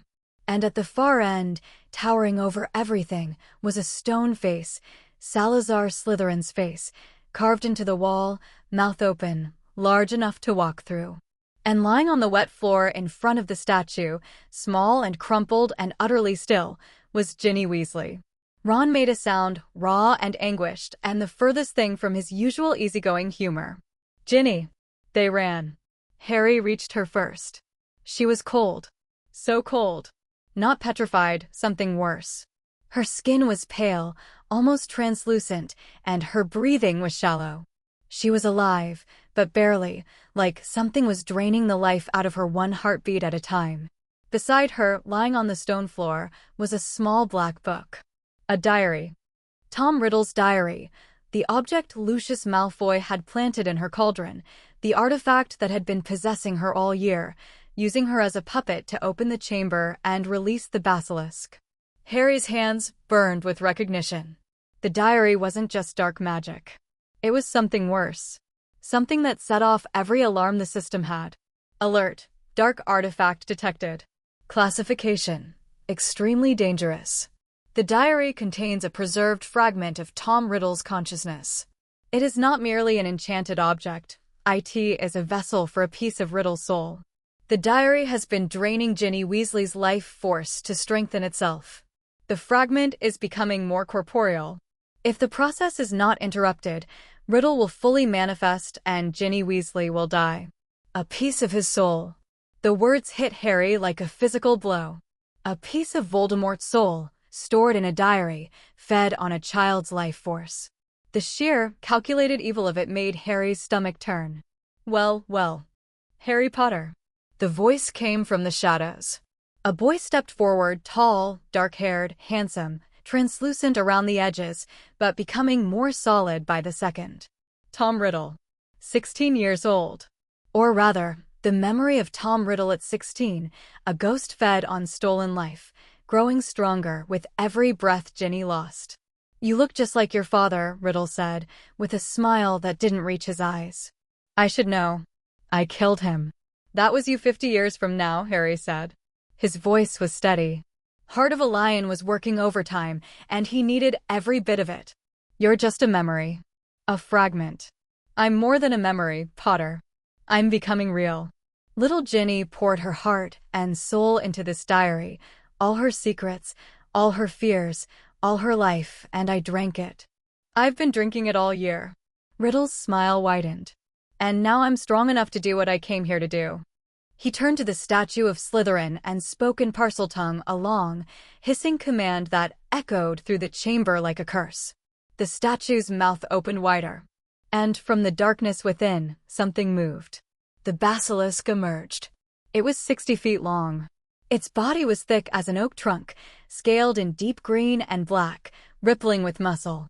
Its eyes, Harry looked away immediately, fixing his gaze on the floor, glowed yellow, 2 lethal lanterns in the dark. "Kill him," Riddle said, almost lazily. The basilisk lunged. Harry dove sideways. Stone's skin absorbed the impact as he hit the floor, and Seeker's instinct tracked the basilisk's movement even though he wasn't looking directly at it. He could feel the displacement of air, the vibration through the stone, the heat signature of a massive living body. "Ron, get Ginny out." Ron scrambled toward Ginny's body, dragging her toward the tunnel entrance, and Harry ran in the opposite direction, drawing the basilisk away from them. Because the snake would go for the nearest target, and Harry was not about to let that target be Ron or Ginny. The basilisk was fast. Terrifyingly, impossibly fast for something its size. It struck at Harry twice, 2 lunges that cratered the stone floor where he'd been standing a half-second earlier. Seeker's instinct and aerial combat instinct, working overtime on the ground, they weren't just for flying, they were for movement, for spatial awareness in any context, kept him 1 step ahead, but the margin was measured in inches and milliseconds. He couldn't keep this up. He was dodging, not fighting. He needed a weapon, needed help, needed a burst of flame erupted in the air above Harry's head. Music, beautiful, soaring, impossible music, filled the chamber. And descending through the darkness, trailing fire and glory, was a phoenix. Fawkes. Dumbledore's phoenix. The bird dove at the basilisk's head with the fearless precision of a creature that couldn't permanently die. Its golden talons struck, not at the snake's body, but at its eyes. The basilisk screamed. Not a hiss, a scream, a sound that rattled Harry's skull and shook dust from the ceiling. The snake thrashed, massive body slamming into pillars, sending stone cascading. Fawkes rose from the attack trailing blood, basilisk blood, dark and steaming, and the snake's eyes were ruined. Destroyed. Blinded. It couldn't kill with its gaze anymore. Harry looked up. The basilisk's face was a mess of blood and torn scales, its destroyed eyes leaking dark fluid. It was blind, but it could still hear. Still smell. Still crush. Fawkes dropped something. A bundle of fabric, the sorting hat, which tumbled through the air and landed at Harry's feet. The hat. Why would Fawkes bring something hard materialized inside the hat? Harry reached in and pulled out a sword. Silver. Gleaming. Ruby-encrusted pommel. The blade sang in the green-tinged air like it had been waiting 1,000 years for this moment. Artifact detected. The Sword of Gryffindor. A goblin-forged blade imbued with the essence of Gryffindor's house. It appears only to those who demonstrate true Gryffindor qualities in a moment of dire need. The blade absorbs that which makes it stronger. Harry gripped the sword. It felt right. Not like a wand was an extension. This was a weapon. Pure, simple, deadly. The basilisk lunged, guided by sound. Harry didn't dodge. He charged. Every ability he'd earned came together in this moment. Stone's skin hardened his body against the impact. Seeker's instinct and tactical abilities mapped the basilisk's trajectory. Heart of a lion burned away the fear. Physical foundation gave him the strength to lift the sword. Curse resistance dulled the ambient dark magic that radiated from the snake's very being. The basilisk's mouth gaped open, a cavern of fangs, each 1 foot long, dripping venom, and Harry drove the sword of Gryffindor straight up through the roof of its mouth and into its brain. The blade sank to the hilt. The basilisk's body went rigid. A tremor ran through 60 feet of scaled muscle. The massive head rose, lifting Harry off the ground, and for one suspended moment, boy and serpent were connected by a sword and 1,000 years of history. Then the basilisk fell. It crashed to the floor with an impact that shook the chamber to its foundations. Water sloshed. Stone cracked. And Harry was thrown free, tumbling across the wet floor, the sword sliding from his grip. He lay on his back, breathing. Alive. The basilisk was dead. The massive body twitched once, twice, and was still. Then Harry looked at his arm and felt the world tilt sideways. A fang was embedded in his forearm. One of the basilisk's teeth, broken off during the impact, driven deep into the flesh of his right arm. And from the wound, dark lines were spreading, venom, black and lethal, racing up his veins. Critical warning: basilisk venom detected in host's bloodstream. Estimated time to death, 3 to 5 minutes. Stone skin is slowing the spread. Curse resistance is providing minimal resistance to the venom's magical properties. Combined delay, approximately 90 additional seconds. This is not sufficient. The host requires immediate treatment with Phoenix Tears or an equivalent universal antivenom. Harry pulled the fang from his arm. The pain was extraordinary, white-hot, poisonous, reaching into his bones. His vision was blurring. His muscles were going slack. Potter. No. Riddle's voice. Panicked. Because if Harry died now, he died without destroying the diary. But Riddle's panic was his own. He was nearly fully manifested, nearly real, and he wanted Harry alive long enough to savor the victory. Harry's eyes found the diary. 3 feet away. Lying where it had fallen beside Ginny's still form. The basilisk fang was still in his hand. Dripping venom. The blade absorbs that which makes it stronger. If a sword could absorb what strengthened it, could venom destroy what it touched? Harry crawled. His arm was on fire. His vision was going dark. The venom was in his chest now, squeezing his heart, and each beat was harder than the last. But he crawled, because there was a diary that contained a piece of Voldemort's soul, and there was a fang full of basilisk venom in his hand, and if he was going to die, he was going to take this thing with him. He reached the diary. Lifted the fang above it. No, don't, Riddle screamed. Harry drove the fang through the diary's cover. The diary screamed. Ink erupted from the puncture like blood, black, thick, pressurized, and Riddle's manifestation shrieked with it, his body flickering, distorting, his handsome face contorting in agony. Harry stabbed the diary again. And again. Each strike sent more ink fountaining, more of Riddle's form dissolving, until the memory was nothing but a smear of light and rage, screaming without sound, fragmenting into the dark. And then Riddle was gone. The diary lay on the floor, soaked in ink and venom, a ragged, ruined thing. Dead. The soul fragment within destroyed. Ginny gasped. Her eyes flew open. Color flooded back into her face as the life that had been stolen from her rushed back. Harry, she whispered, confused and terrified. Harry, I'm so sorry, I didn't mean, the diary, it made me, I know, Harry said. His voice was a thread. The venom was consuming him, darkness closing in from every direction. It's okay. You're safe now. He collapsed beside her. The world was going dark. His heartbeat was slow. Too slow. Fading. Warmth. Wet warmth on his arm, directly on the wound. Harry forced his eyes open through sheer stubborn refusal to die without knowing what was happening, and saw Fawkes. The phoenix was perched on his arm, its head bowed over the wound, and from its dark, bright eyes, tears were falling. Falling directly into the venom-blackened flesh. Phoenix tears. The most powerful healing substance in the magical world. The venom receded. Harry felt it retreat, like a tide pulling back, like darkness fleeing from light. The black lines faded from his veins. The fire in his arm cooled. His heartbeat strengthened. His vision cleared. He was going to live. He lay on the cold stone floor of the Chamber of Secrets, alive and shaking, with a dead basilisk behind him and a destroyed Horcrux beside him and a phoenix crying healing tears into his arm, and the system, which had been silent through the entire fight, letting Harry face the moment as himself finally spoke. Emergency quest complete. Avenge the fallen, the basilisk is dead. Tom Riddle's diary is destroyed. Ginny Weasley is safe. The Chamber of Secrets is closed. Host condition: Stabilizing, Phoenix tears administered. Full recovery expected. Performance rating, S+, reward, legendary, soul sight. The host can detect fragments of unnaturally anchored souls within a limited range, approximately 30 feet.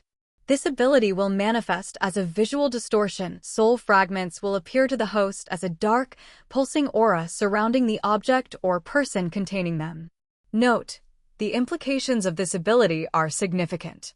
The Dark Lord is known to have sought immortality through extreme measures. If he created one soul fragment, the diary, he may have created others. The host should reflect on this carefully. Soul sight. The ability to see pieces of souls that had been torn loose and anchored to objects. Harry stared at the notification and felt something cold settle in his stomach. Not fear, exactly. Something deeper. Understanding. Voldemort had torn his soul apart. Put pieces of it into objects. The diary was one. There might be others. And Harry, with a scar given to him by Voldemort's own curse, a scar that burned in the Dark Lord's presence, a scar that had transferred the ability to speak Parseltongue, Harry shut the thought down. Not now. Not here. He'd deal with that implication later, when he wasn't lying in a puddle of basilisk blood with a recovering snakebite wound. He sat up. Ginny was crying. Ron was stumbling back through the tunnel, having deposited Ginny's initial position and come back when he heard the screaming stop.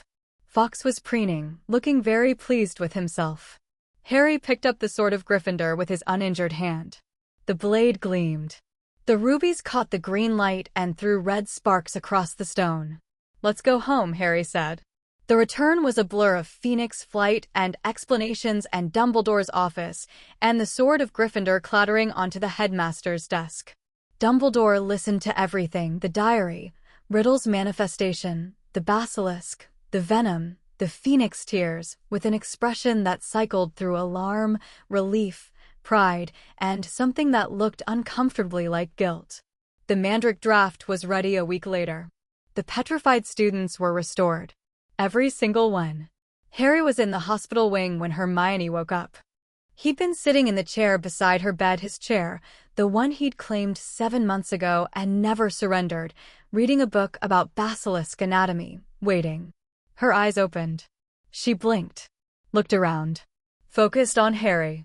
"The chamber," she said immediately, because Hermione Granger didn't waste time on pleasantries when there was important information to process. "Did you found it? Killed the basilisk. Destroyed the diary. Saved Ginny. Nearly died. Got better." Hermione stared at him. Then she sat up, threw her arms around him, and held on like she was trying to physically prevent him from ever being in danger again. Harry hugged her back. He was getting better at this, at accepting touch, at giving it, at understanding that human contact wasn't weakness, but its opposite. 2 years of Hermione's patient, persistent presence had taught him that. "You're an idiot," she mumbled into his shoulder. "Probably. You fought a 60-foot snake." "I did. With a sword. It was a very nice sword." She pulled back. Her eyes were red. Her hair was a disaster. She was the most beautiful thing he'd ever seen. "I got your note," he said softly. "The one in your hand. Pipes." It helped. Her lower lip trembled. "Of course it helped. What's the point of getting petrified if you can't leave a clue?" Harry laughed. She laughed. And then they were both laughing and crying simultaneously, which was messy and undignified and absolutely perfect. The Great Hall. The feast. Dumbledore's speech. Hagrid's return. He'd been arrested during the attacks, suspected of opening the chamber based on 50-year-old lies, and now he was back, beaming, and the entire hall stood and cheered for him. Harry stood and cheered loudest. Social quest complete. Stand in the storm. The host maintained genuine friendships throughout a sustained period of public ostracism and suspicion. The host's reputation has been fully restored following the resolution of the chamber crisis.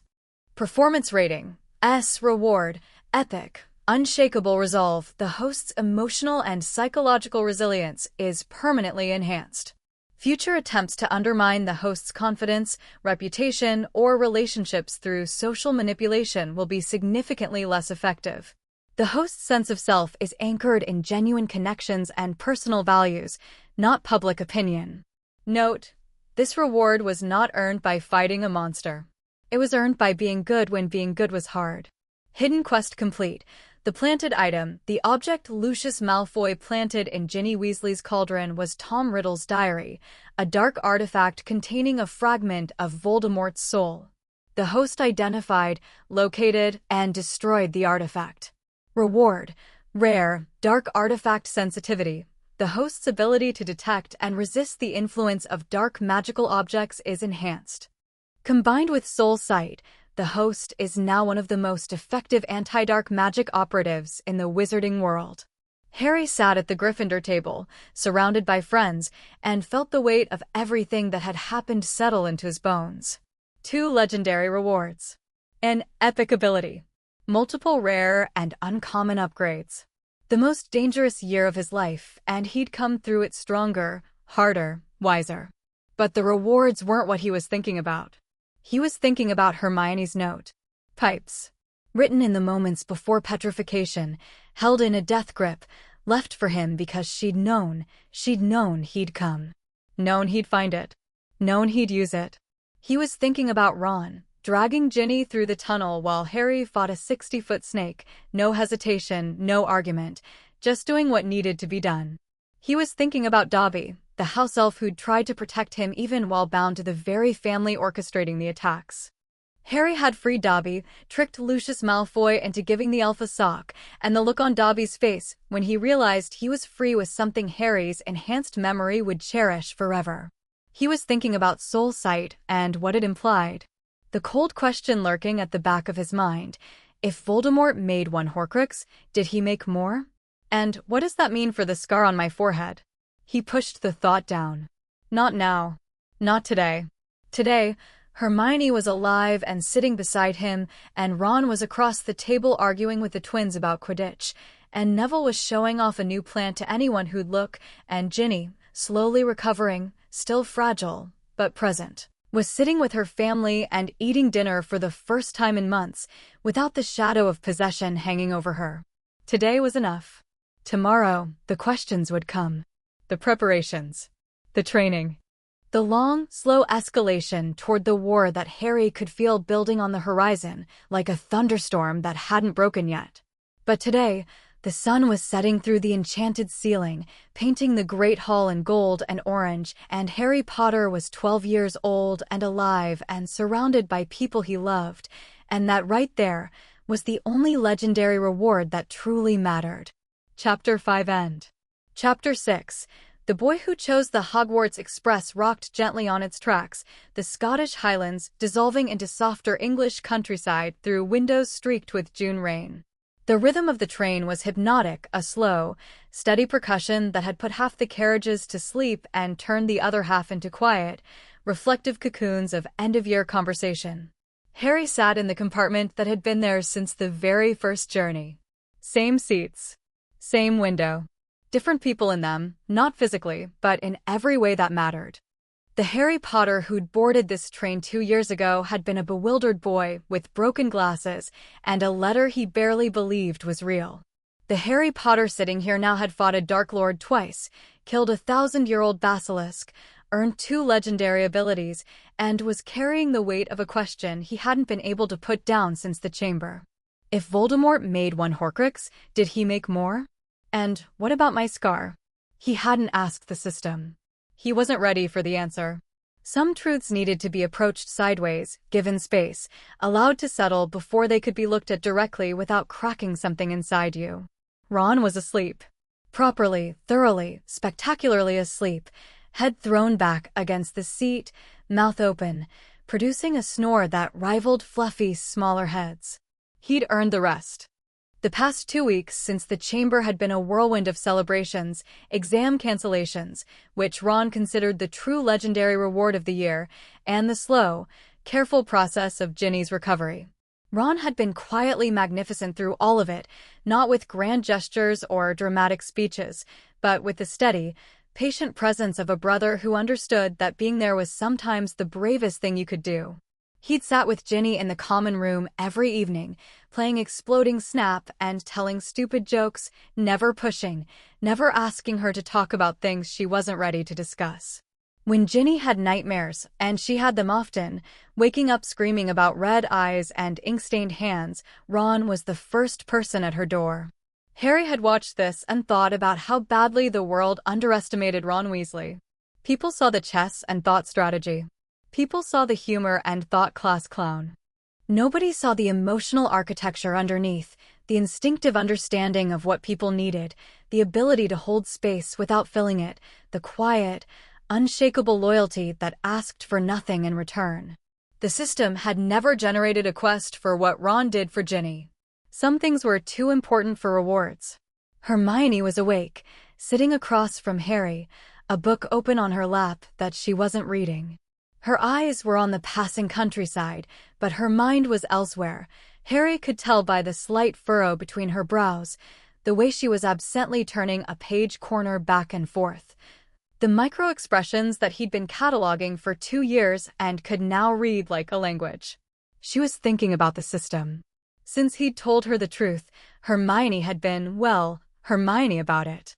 She'd filled 17 pages of parchment with notes, cross-referencing his abilities against known magical theory, mapping quest patterns against astrological cycles.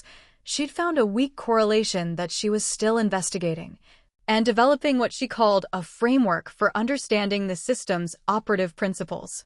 She'd also told him, very firmly, that he was underutilizing his social quests. You approach them reactively, she'd said during one of their library sessions. You wait for the system to generate them and then respond. But based on the pattern data, the system rewards initiative. The best social quest outcomes have come from situations where you acted on your own judgment, not system prompts. The troll. The basilisk. Every time you helped Neville. So your advice is to be a good person without being told to? My advice is to recognize that the system is learning from you, not the other way around. It's adapting to your choices, refining its quest generation based on what works. You're not playing its game, it's studying yours. Harry had sat with that insight for a long time. Hermione, in 3 weeks of analysis, had understood something about the system that Harry had taken 2 years to glimpse. The system wasn't in charge. He was. The quests, the rewards, the entire framework, it was all responsive. Adaptive. Built around Harry's choices, not the other way around. The system didn't make him a hero. It measured one. Now, on the train, Hermione closed her book and looked at Harry with an expression that meant she was about to say something she'd been thinking about for a while. Harry. I want to talk about the diary. Ron's snoring hitched, then resumed at full volume. Still asleep. Harry met her gaze. Okay. The system said the diary contained a fragment of Voldemort's soul. And it said, she paused, choosing her words carefully. It said that if he made one, he might have made more. Yeah, and you've been thinking about that. Every day since the chamber. And you've been thinking about your scar. Harry didn't flinch. He'd known she'd get there eventually. Hermione always got there eventually. The only variable was timing. Yeah, he said quietly. I have. The rain streaked the window. The train rocked. Ron snored. And between Harry and Hermione, the weight of an unspoken possibility hung in the air like smoke. I don't have an answer yet, Harry said. I haven't asked the system. I'm not sure I'm ready for what it might say. That's understandable. But I'll find out. When I'm ready. And when I do, you'll be the first person I tell. Hermione's expression softened. Not with pity. Hermione never did pity. She found it condescending, but with something more useful. Understanding. Solidarity. The quiet, fierce declaration that whatever the answer was, she'd face it with him. I have a theory, she said. About the system's purpose. Tell me. I think it's preparing you. Not just making you stronger, preparing you. Every quest, every reward, every challenge, they're all building towards something specific. The system told you on the very first night that you'd been selected. Selected implies purpose. Purpose implies design.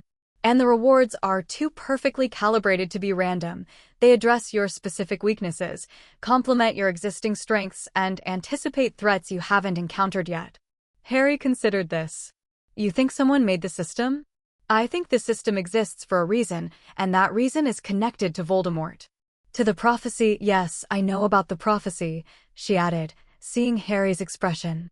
I've been researching divination records. There's a sealed file in the Ministry's Department of Mysteries that references a prophecy made the year you were born.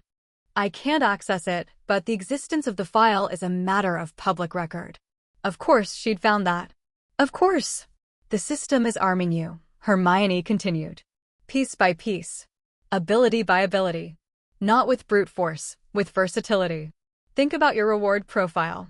You have physical resilience, mental defenses, enhanced perception, social awareness, tactical thinking, combat ability, and now soul sight. That's not a random collection of upgrades. That's a comprehensive combat and survival package designed for someone who's going to face a threat that requires all of those things simultaneously. Harry stared at her. 2 years of data, 17 pages of notes, and Hermione Granger had reverse-engineered the system's grand strategy while he was still processing individual quests. You're the smartest person alive, he said. That's statistically unlikely but emotionally appreciated. She almost smiled. The point is, whatever's coming, you're not going to face it unprepared. The system is making sure of that. And so am I. And me, Ron mumbled from his supposedly asleep position. One eye cracked open.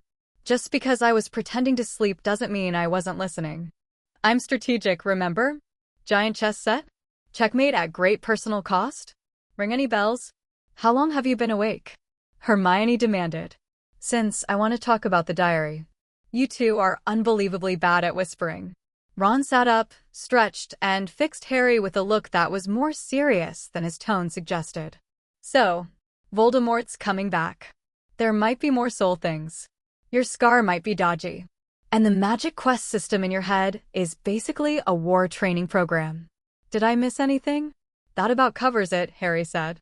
Right. Cool. Terrifying, but cool. Ron cracked his knuckles. So what's the plan? The three of them looked at each other. Rain on the windows. The train's gentle sway. The smell of chocolate frogs and old leather seats, and the particular warmth that comes from being in a small space with the people you trust most in the world. We get stronger, Harry said. All three of us. Not just me, the system helps me, but you two are the reason I'm alive. Literally. Multiple times. We train together. We research together. We prepare for whatever comes next. I've already started drafting a summer study program, Hermione said, because of course she had. I can work on tactical scenarios, Ron offered. Chess problems, but applied to real combat situations. If you know who's going to come back with an army, we need to think about more than just one-on-one fights. Harry felt something tighten in his chest. Not fear. Not worry. Something fiercer. Something that felt like the opposite of loneliness. We're 12, he said. We're 12 years old, and we're planning for a war. 13 in September, Hermione corrected. Oh, well, that changes everything. Ron snorted. Hermione's lips twitched. And despite everything, the Dark Lord, the Horcruxes, the uncertain future bearing down on them like a freight train, all three of them smiled. Because they were together. And together, they were something that Voldemort, with all his power and all his cruelty and all his fragmented soul, had never been and never would be. They were a family. The train pulled into platform 9 3/4 on a gray London afternoon. Students streamed through the barrier into the Muggle world, greeted by families, absorbed into the ordinary rhythm of summer. Trunks were loaded into car boots. Owls hooted irritably in their cages. Tearful goodbyes were exchanged between friends who wouldn't see each other for 2 months.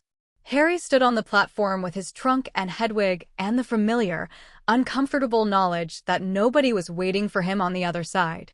But this year, the Dursleys felt less like a prison sentence and more like a temporary inconvenience.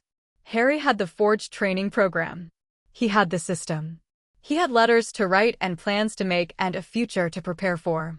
And he had something else. Something he'd earned, not through quests or combat or any system notification, but through the simple, radical act of letting people in. Harry.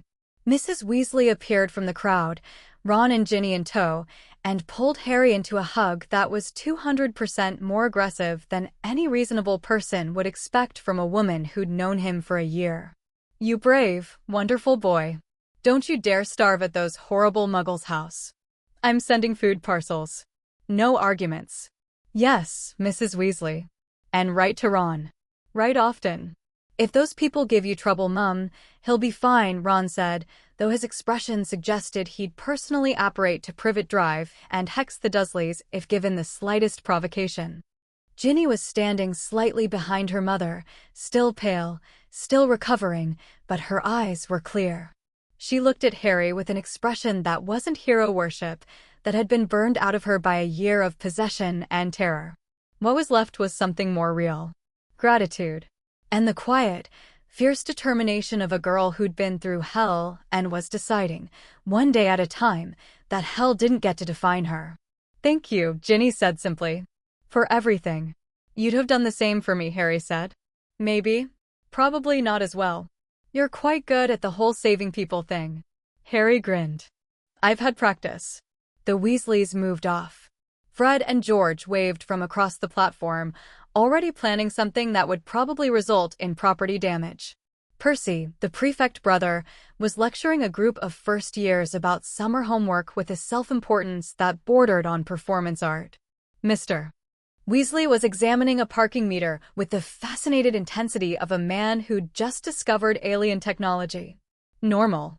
Warm. The Weasley family in its natural state of beautiful chaos. Then Hermione appeared. She'd changed out of her school robes into Muggle clothes, jeans, a blue jumper, her hair pulled back. She was pulling a trolley loaded with enough books to stock a small library, and her parents were hovering nearby, looking supportive and slightly overwhelmed in the way that Muggle parents of magical children always did. She stopped in front of Harry. They looked at each other. There was a lot to say. 2 years of friendship, shared danger, midnight study sessions, library conversations, a troll fight, a chess game, a basilisk, a chamber, a secret finally shared, and 1,000 small moments that had built something between them that neither of them had the vocabulary for yet. Harry was 12. Hermione was 12, almost 13, she'd correct. They were children standing on a train platform, carrying the weight of things that adults shouldn't have had to carry, and the space between them was charged with something that was both simple and impossibly complicated. Hermione spoke first. "I've prepared a summer communication schedule," she said, pulling a folded piece of parchment from her pocket. "Letters every 3 days, alternating detailed analysis of your system data with general updates. I've also outlined a collaborative research plan for the Horcrux question. We'll need access to restricted historical texts, which I can request from the Hogwarts library via OWL, and Ron's agreed to work on the tactical framework, and Hermione." She stopped, looked at him. Her cheeks were slightly pink. Her eyes were bright. Before all that, can I just say something?" She nodded. Harry stepped forward, took her hand. Not the desperate grip of the potions room, not the practical contact of passing books or pulling each other up from rubble. Something deliberate. Something chosen. "You are the best thing that ever happened to me," he said. "Not the system. Not magic. Not Hogwarts. You. From the first day on the train, when you talked about magical theory like it was the most exciting thing in the world, to 2 weeks ago, when you left me a note in your petrified hand because you knew I'd find it. Everything good in my life has you in the middle of it." Hermione's eyes went very wide. Her lips parted slightly. The parchment with the summer communication schedule trembled in her free hand. "I'm not," Harry swallowed. "I'm not saying this because of a quest. There's no notification. No reward. I'm saying it because it's true, and because I almost lost you, and because life is apparently very short and very dangerous, and I don't want to waste time not saying things that matter." The platform bustled around them. Students and parents and trolleys and owls. The ordinary chaos of departure.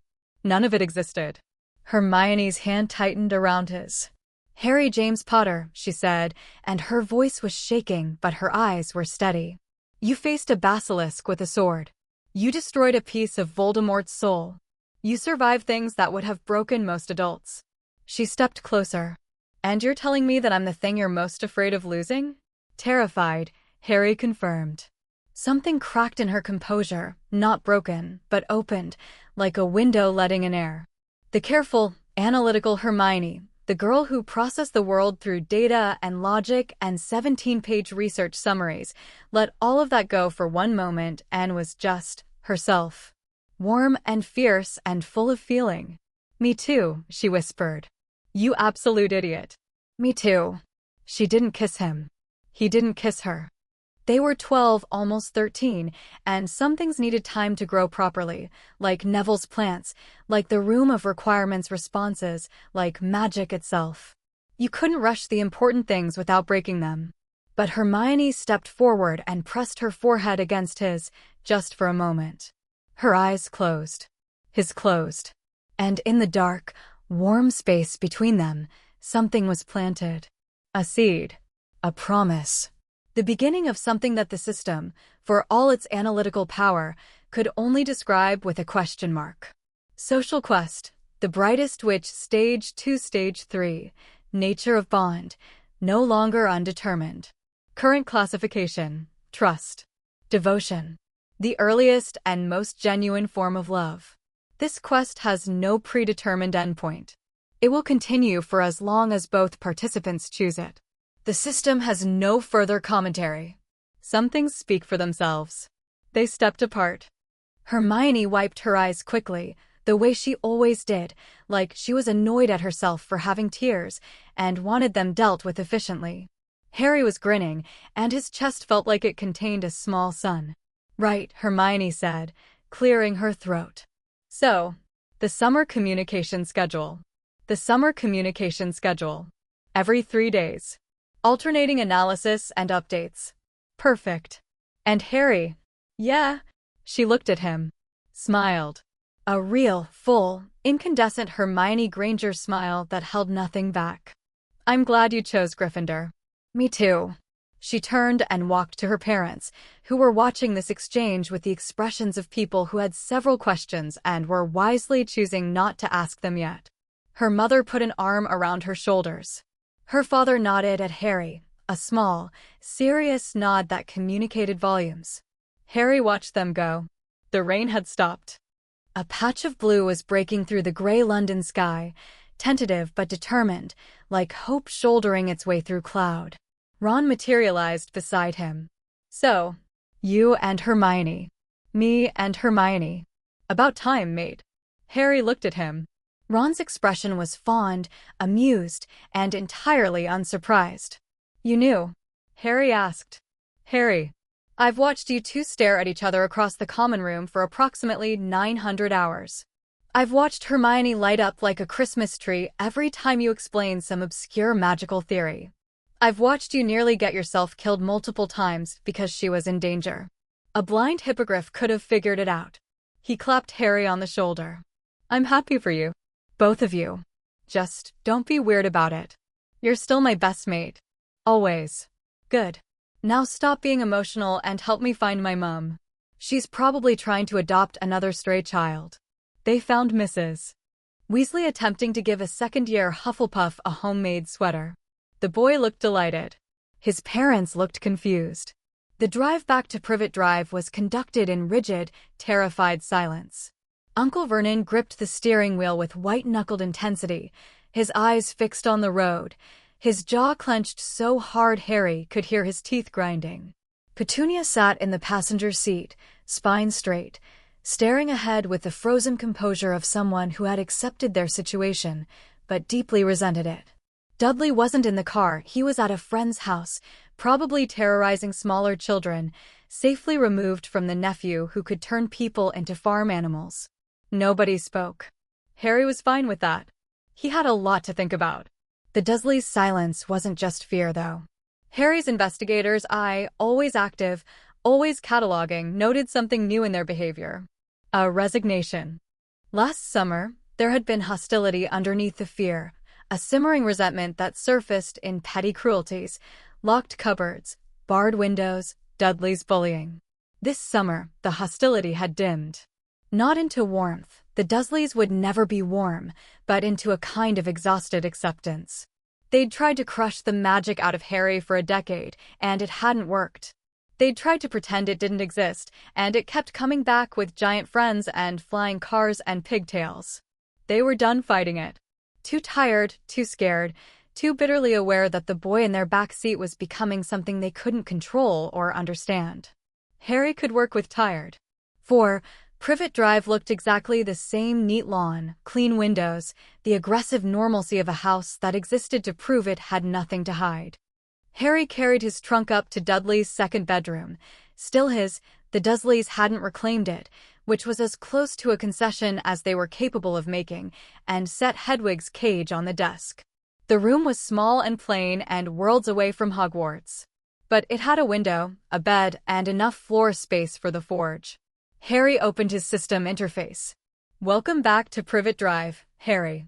Year 2 complete. Compiling year-end assessment. The assessment took longer than last year's.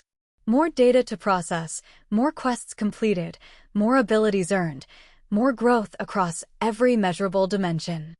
Year 2 final assessment. Quests completed, 47, Year 2 total. /118, cumulative, abilities earned year 2, smiley face, physical foundation, common, from summer forge training, unshakable resolve, epic, from stand in the storm, quest, soul sight, legendary, from chamber of secrets confrontation, dark artifact sensitivity, rare, from the planted item, quest, tactical awareness, standard, uncommon, upgraded from Ron's chess influence. Total ability count, 27, tier.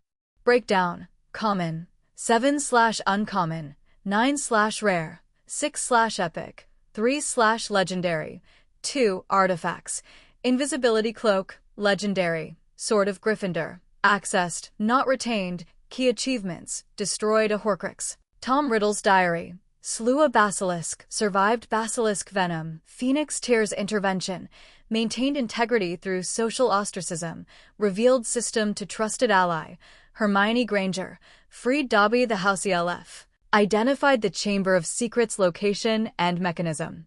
Year rating, S. Harry read the assessment twice. S rank.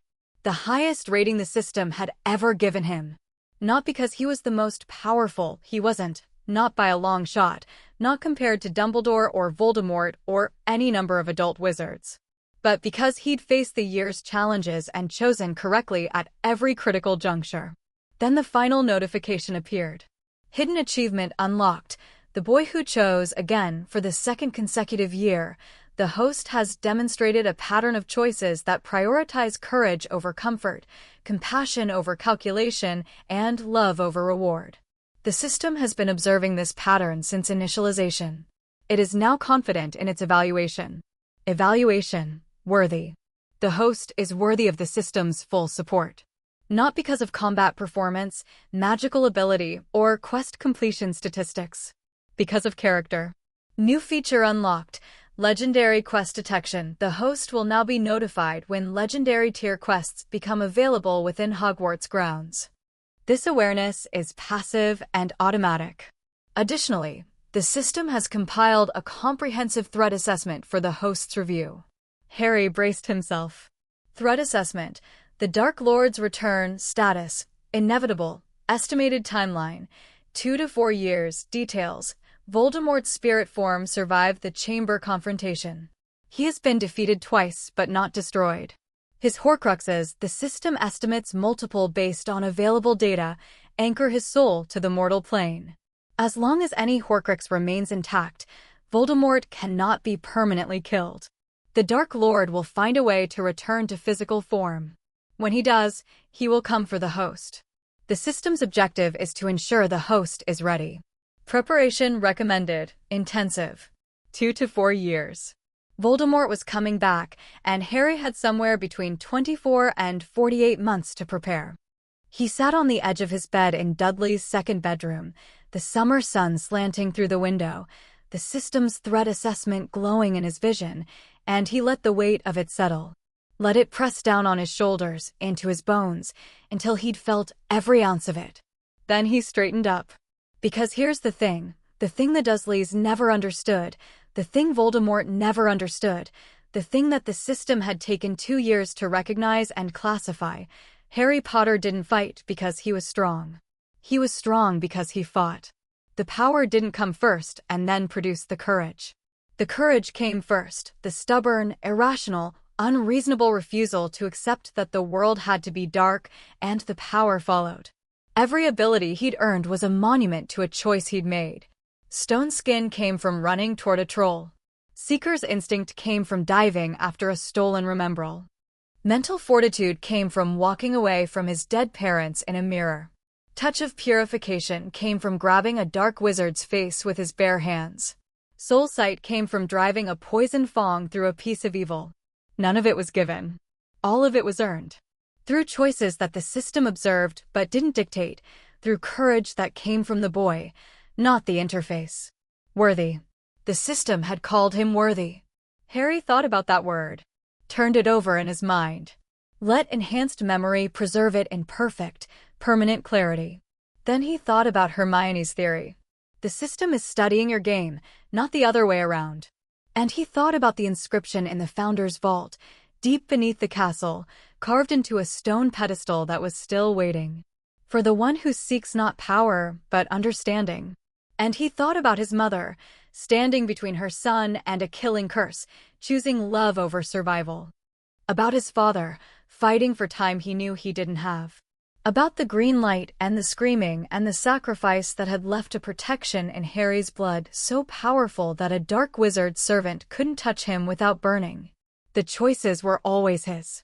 The system measured them. The rewards reflected them. But the choices, the real ones, the hard ones, the ones that defined who Harry Potter was and who he was becoming, those belonged to him alone. He was 12 years old. He was sitting in a small room in a house that had never loved him, facing a future that included war and death and a dark lord who would stop at nothing. He had a scar on his forehead that might contain a piece of his enemy's soul. He had abilities stacking up like armor plating, each one a scar of its own, a memory of a fight survived, a challenge met, a moment where giving up would have been easier and he'd chosen not to. He had Ron, who played chess like a general and loved like a brother and never, not once, questioned whether Harry was worth standing beside. He had Hermione, who'd taken his hand on a train platform and whispered "me too" and meant it with everything she was. Who'd left him a note in her petrified hand because she'd known, with absolute, unshakable faith, that he would come for her. He had Neville, who stood in front of portrait holes with his arms crossed, because he thought it was the right thing to do. Hagrid, who'd carried him out of the ruins of his parents' house and given him a birthday cake 11 years later. Dumbledore, who trusted stones to boys and saw something in Harry that Harry was still learning to see in himself. He had a castle that felt like home and a phoenix that showed up when the darkness was deepest and a sorting hat that gave swords to children who were brave enough to need them. And he had a system that had watched him for 2 years, measured every choice, weighed every moment, and concluded with algorithmic certainty that Harry James Potter, the boy from the cupboard, the boy with the scar, the boy who chose and chose and chose again, was worthy of everything it could give him. Worthy. Harry opened the Summer Quest chain. Summer Quest chain, the Forge Year 2, upgraded from previous summer. The system has calibrated a more intensive program based on the host's current abilities and the projected threat timeline. Daily regimen, advanced physical conditioning, 45 minutes, theoretical study, 3 hours, second-year review plus advanced defense theory plus Horcrux research, mental exercises, 45 minutes, advanced meditation, occlumency foundations, magical core strengthening, strategic planning, 30 minutes, tactical scenario analysis, coordinated with Ronald Weasley via OWL, correspondence, ongoing, research collaboration with Hermione Granger. Estimated summer improvement, significant. Note, the host should also rest. Sleep. Eat properly. Spend time with Hedwig. Pet the owl. The system is not heartless. Harry laughed. Actually, genuinely, full-body laughed, alone in Dudley's second bedroom at 4 o'clock on a summer afternoon. The sound bounced off the walls and came back warmer than it left. Pet the owl. The system had told him to pet the owl. He reached over and stroked Hedwig's feathers through the cage bars. She nipped his finger affectionately, which was her version of a hug. "All right, girl," he said. "We've got a lot of letters to send this summer." Hedwig hooted, which Harry chose to interpret as enthusiasm. He pulled out parchment. 2 letters to write. The first one practically wrote itself, to Ron, outlining the tactical scenario program, asking about Ginny's recovery, promising to visit the burrow as soon as possible, and including a postscript about Mrs. Weasley's food parcels being a genuine lifeline. The second letter took longer. Not because he didn't know what to say. Because he knew exactly what to say, and putting it on parchment felt enormous. Permanent. Real in a way that spoken words on a train platform somehow weren't. He wrote, "Dear Hermione, I'm back at Privet Drive. The Dursleys are being quiet, which is the best I can hope for. Hedwig sends her regards. She just nipped my ear, which I'm translating as hello. The system gave me its year 2 assessment. S rank. The highest rating. It also showed me a threat assessment for Voldemort's return. 2 to 4 years. We have time, but not much. Your theory about the system studying my game instead of the other way around, I've been thinking about it constantly. You're right. You're always right, but you're especially right about this. The system adapts to my choices. Which means the best way to get stronger isn't to chase quests. It's to be the kind of person the quests want to reward. I've started the summer Forge program. Physical training, theory, meditation, tactical work with Ron. The system also told me to pet my owl, which I thought you'd appreciate. Hermione, about what I said on the platform. I meant every word. I'm not going to take it back or qualify it or pretend it was just the emotion of the moment. You are the best thing in my life. You have been since the train. I don't know exactly what that means yet. We're 12, almost 13, yes, I know, and there's a war coming and everything is complicated and terrifying, but I know it's true. And I wanted you to know that I know. The system classified what's between us as trust, devotion, and the earliest form of love. For once, I think the system undersold it. Write back when you can. 3-day schedule, alternating analysis and updates. I'll send the system data you requested, complete quest log, ability descriptions, and reward patterns. Go wild with it. I know you will. Stay safe. Read too many books. Tell your parents I said hello. I'll see you in September. Always, Harry. He read it twice. Changed nothing. Sealed it. Tied it to Hedwig's leg. Take your time, he told her. She'll probably want to send a response immediately, so rest before the return trip. Hedwig gave him a look that clearly communicated I am a professional, thank you very much, and launched through the open window into the summer sky. Harry watched her go. A white owl against the blue, shrinking into the distance, carrying words that mattered more than any spell. He turned back to the room. Sat on the floor. Opened the Forge program. Forge Day 1. Physical conditioning. Begin when ready. Harry began. Push-ups. Sit-ups. Squats. Lunges. The familiar burn of muscles working, growing, strengthening. His body had changed over the past year, taller, broader, harder, and the Forge would change it more. Not for vanity. For survival. For the ability to keep fighting when fighting was all that stood between the people he loved and the darkness that wanted to swallow them. Between sets, he thought. He thought about year 3. About what quests waited, what challenges lurked, what rewards might be earned. He thought about Sirius Black, a name his enhanced memory had preserved from Hagrid's first night account, mentioned once in passing, never explained. His father's friend. A man who'd lent Hagrid a flying motorbike on the night the Potters died. He thought about the Deathly Hallows quest chain, still glowing gold in his quest log. The cloak was the first thread. The wand and the stone were out there somewhere. What would happen when all 3 threads connected? He thought about the Founder's meditation chamber, with its 4 stone chairs and its ancient runes. The Room of Requirement and its infinite configurations. The castle that he could feel through castle sense, even from here a distant, warm presence, like sunlight through clouds, waiting for him to return. He thought about Dumbledore's careful half-truths and Snape's complicated hostility and Voldemort's red eyes in the darkness. He thought about the question he hadn't asked yet. The one about his scar. Soon, he told himself. Not today, but soon. He thought about Ron's steady loyalty and Neville's growing courage and Ginny's quiet recovery and Hagrid's enormous heart and Fred and George's irrepressible joy. He thought about Hermione. He thought about Hermione a lot. The sun moved across the sky. The shadows in Dudley's second bedroom lengthened and shifted. Harry trained, studied, meditated, and planned, the system humming quietly in the background of his consciousness like a second heartbeat. At 9 p.m., the last light of the longest day of summer painted the wall of Harry's room in shades of orange and gold. He was sitting cross-legged on the floor, eyes closed, practicing the occlumency foundations the system had introduced, basic mental organization techniques, building the architecture of a mind that would eventually be able to resist intrusion. His thoughts were ordered. His breathing was slow. His magical core, that warm, deep well of power at the center of his being, pulsed steadily, growing fractionally stronger with each meditation session. He was calm. And in the calm, the system spoke. Not with quest notifications or tactical assessments or reward announcements. Just words. Simple and direct, without the usual brackets and formatting. The way you'd talk to someone you respected. Harry, 2 years ago, you were a boy in a cupboard. You had nothing. No family, no friends, no knowledge of who you really were.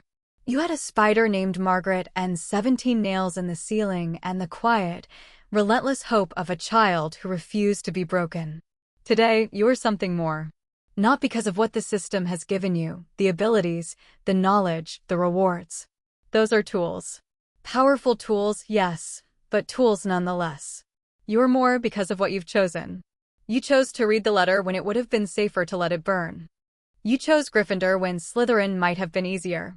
You chose to run toward a troll when running away was the rational option. You chose to walk away from the mirror of Erised when every broken piece of your heart begged you to stay. You chose to go through the trapdoor. You chose to fight. You chose to survive. You chose to help a boy named Neville when nobody else would. You chose to trust a girl named Hermione with the truth about yourself. You chose to love, hesitantly, imperfectly, with the clumsy earnestness of someone who was never taught how but refused to let that stop him. Year after year. Choice after choice. Not because the system told you to. Because that's who you are. The war is coming. Voldemort will return. The Horcruxes must be found and destroyed. The path ahead is longer and darker and more dangerous than anything you've faced. But you will face it. And you will not face it alone. The system was designed to prepare a champion.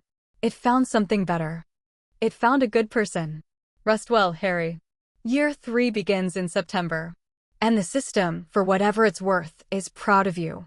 Harry sat in the quiet room, the meditation position abandoned, his eyes open, his vision blurring with tears he didn't bother hiding because there was nobody here to perform for. Just him and the system and the last light of a summer evening. He wiped his eyes, took a breath, let it out.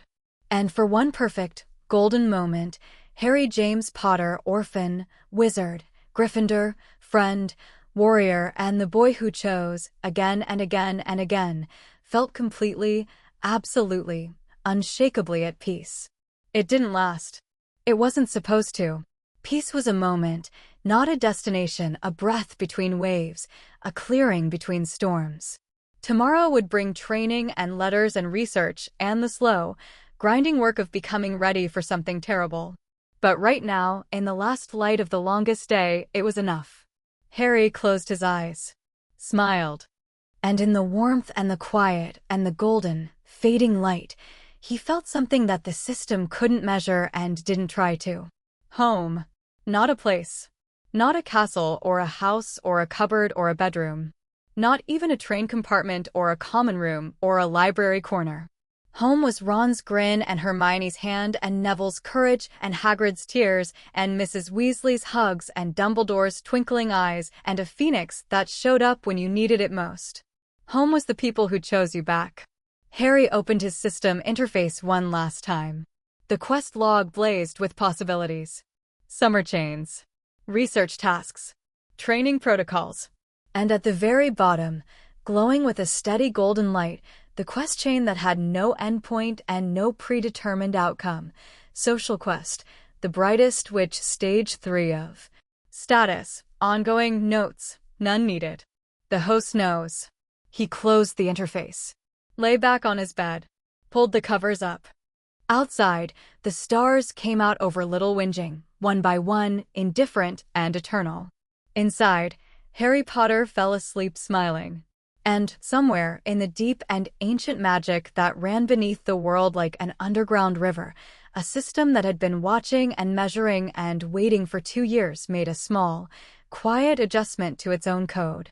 It changed nothing about the quests, nothing about the rewards, nothing about the mechanics or the tiers or the scaling difficulty.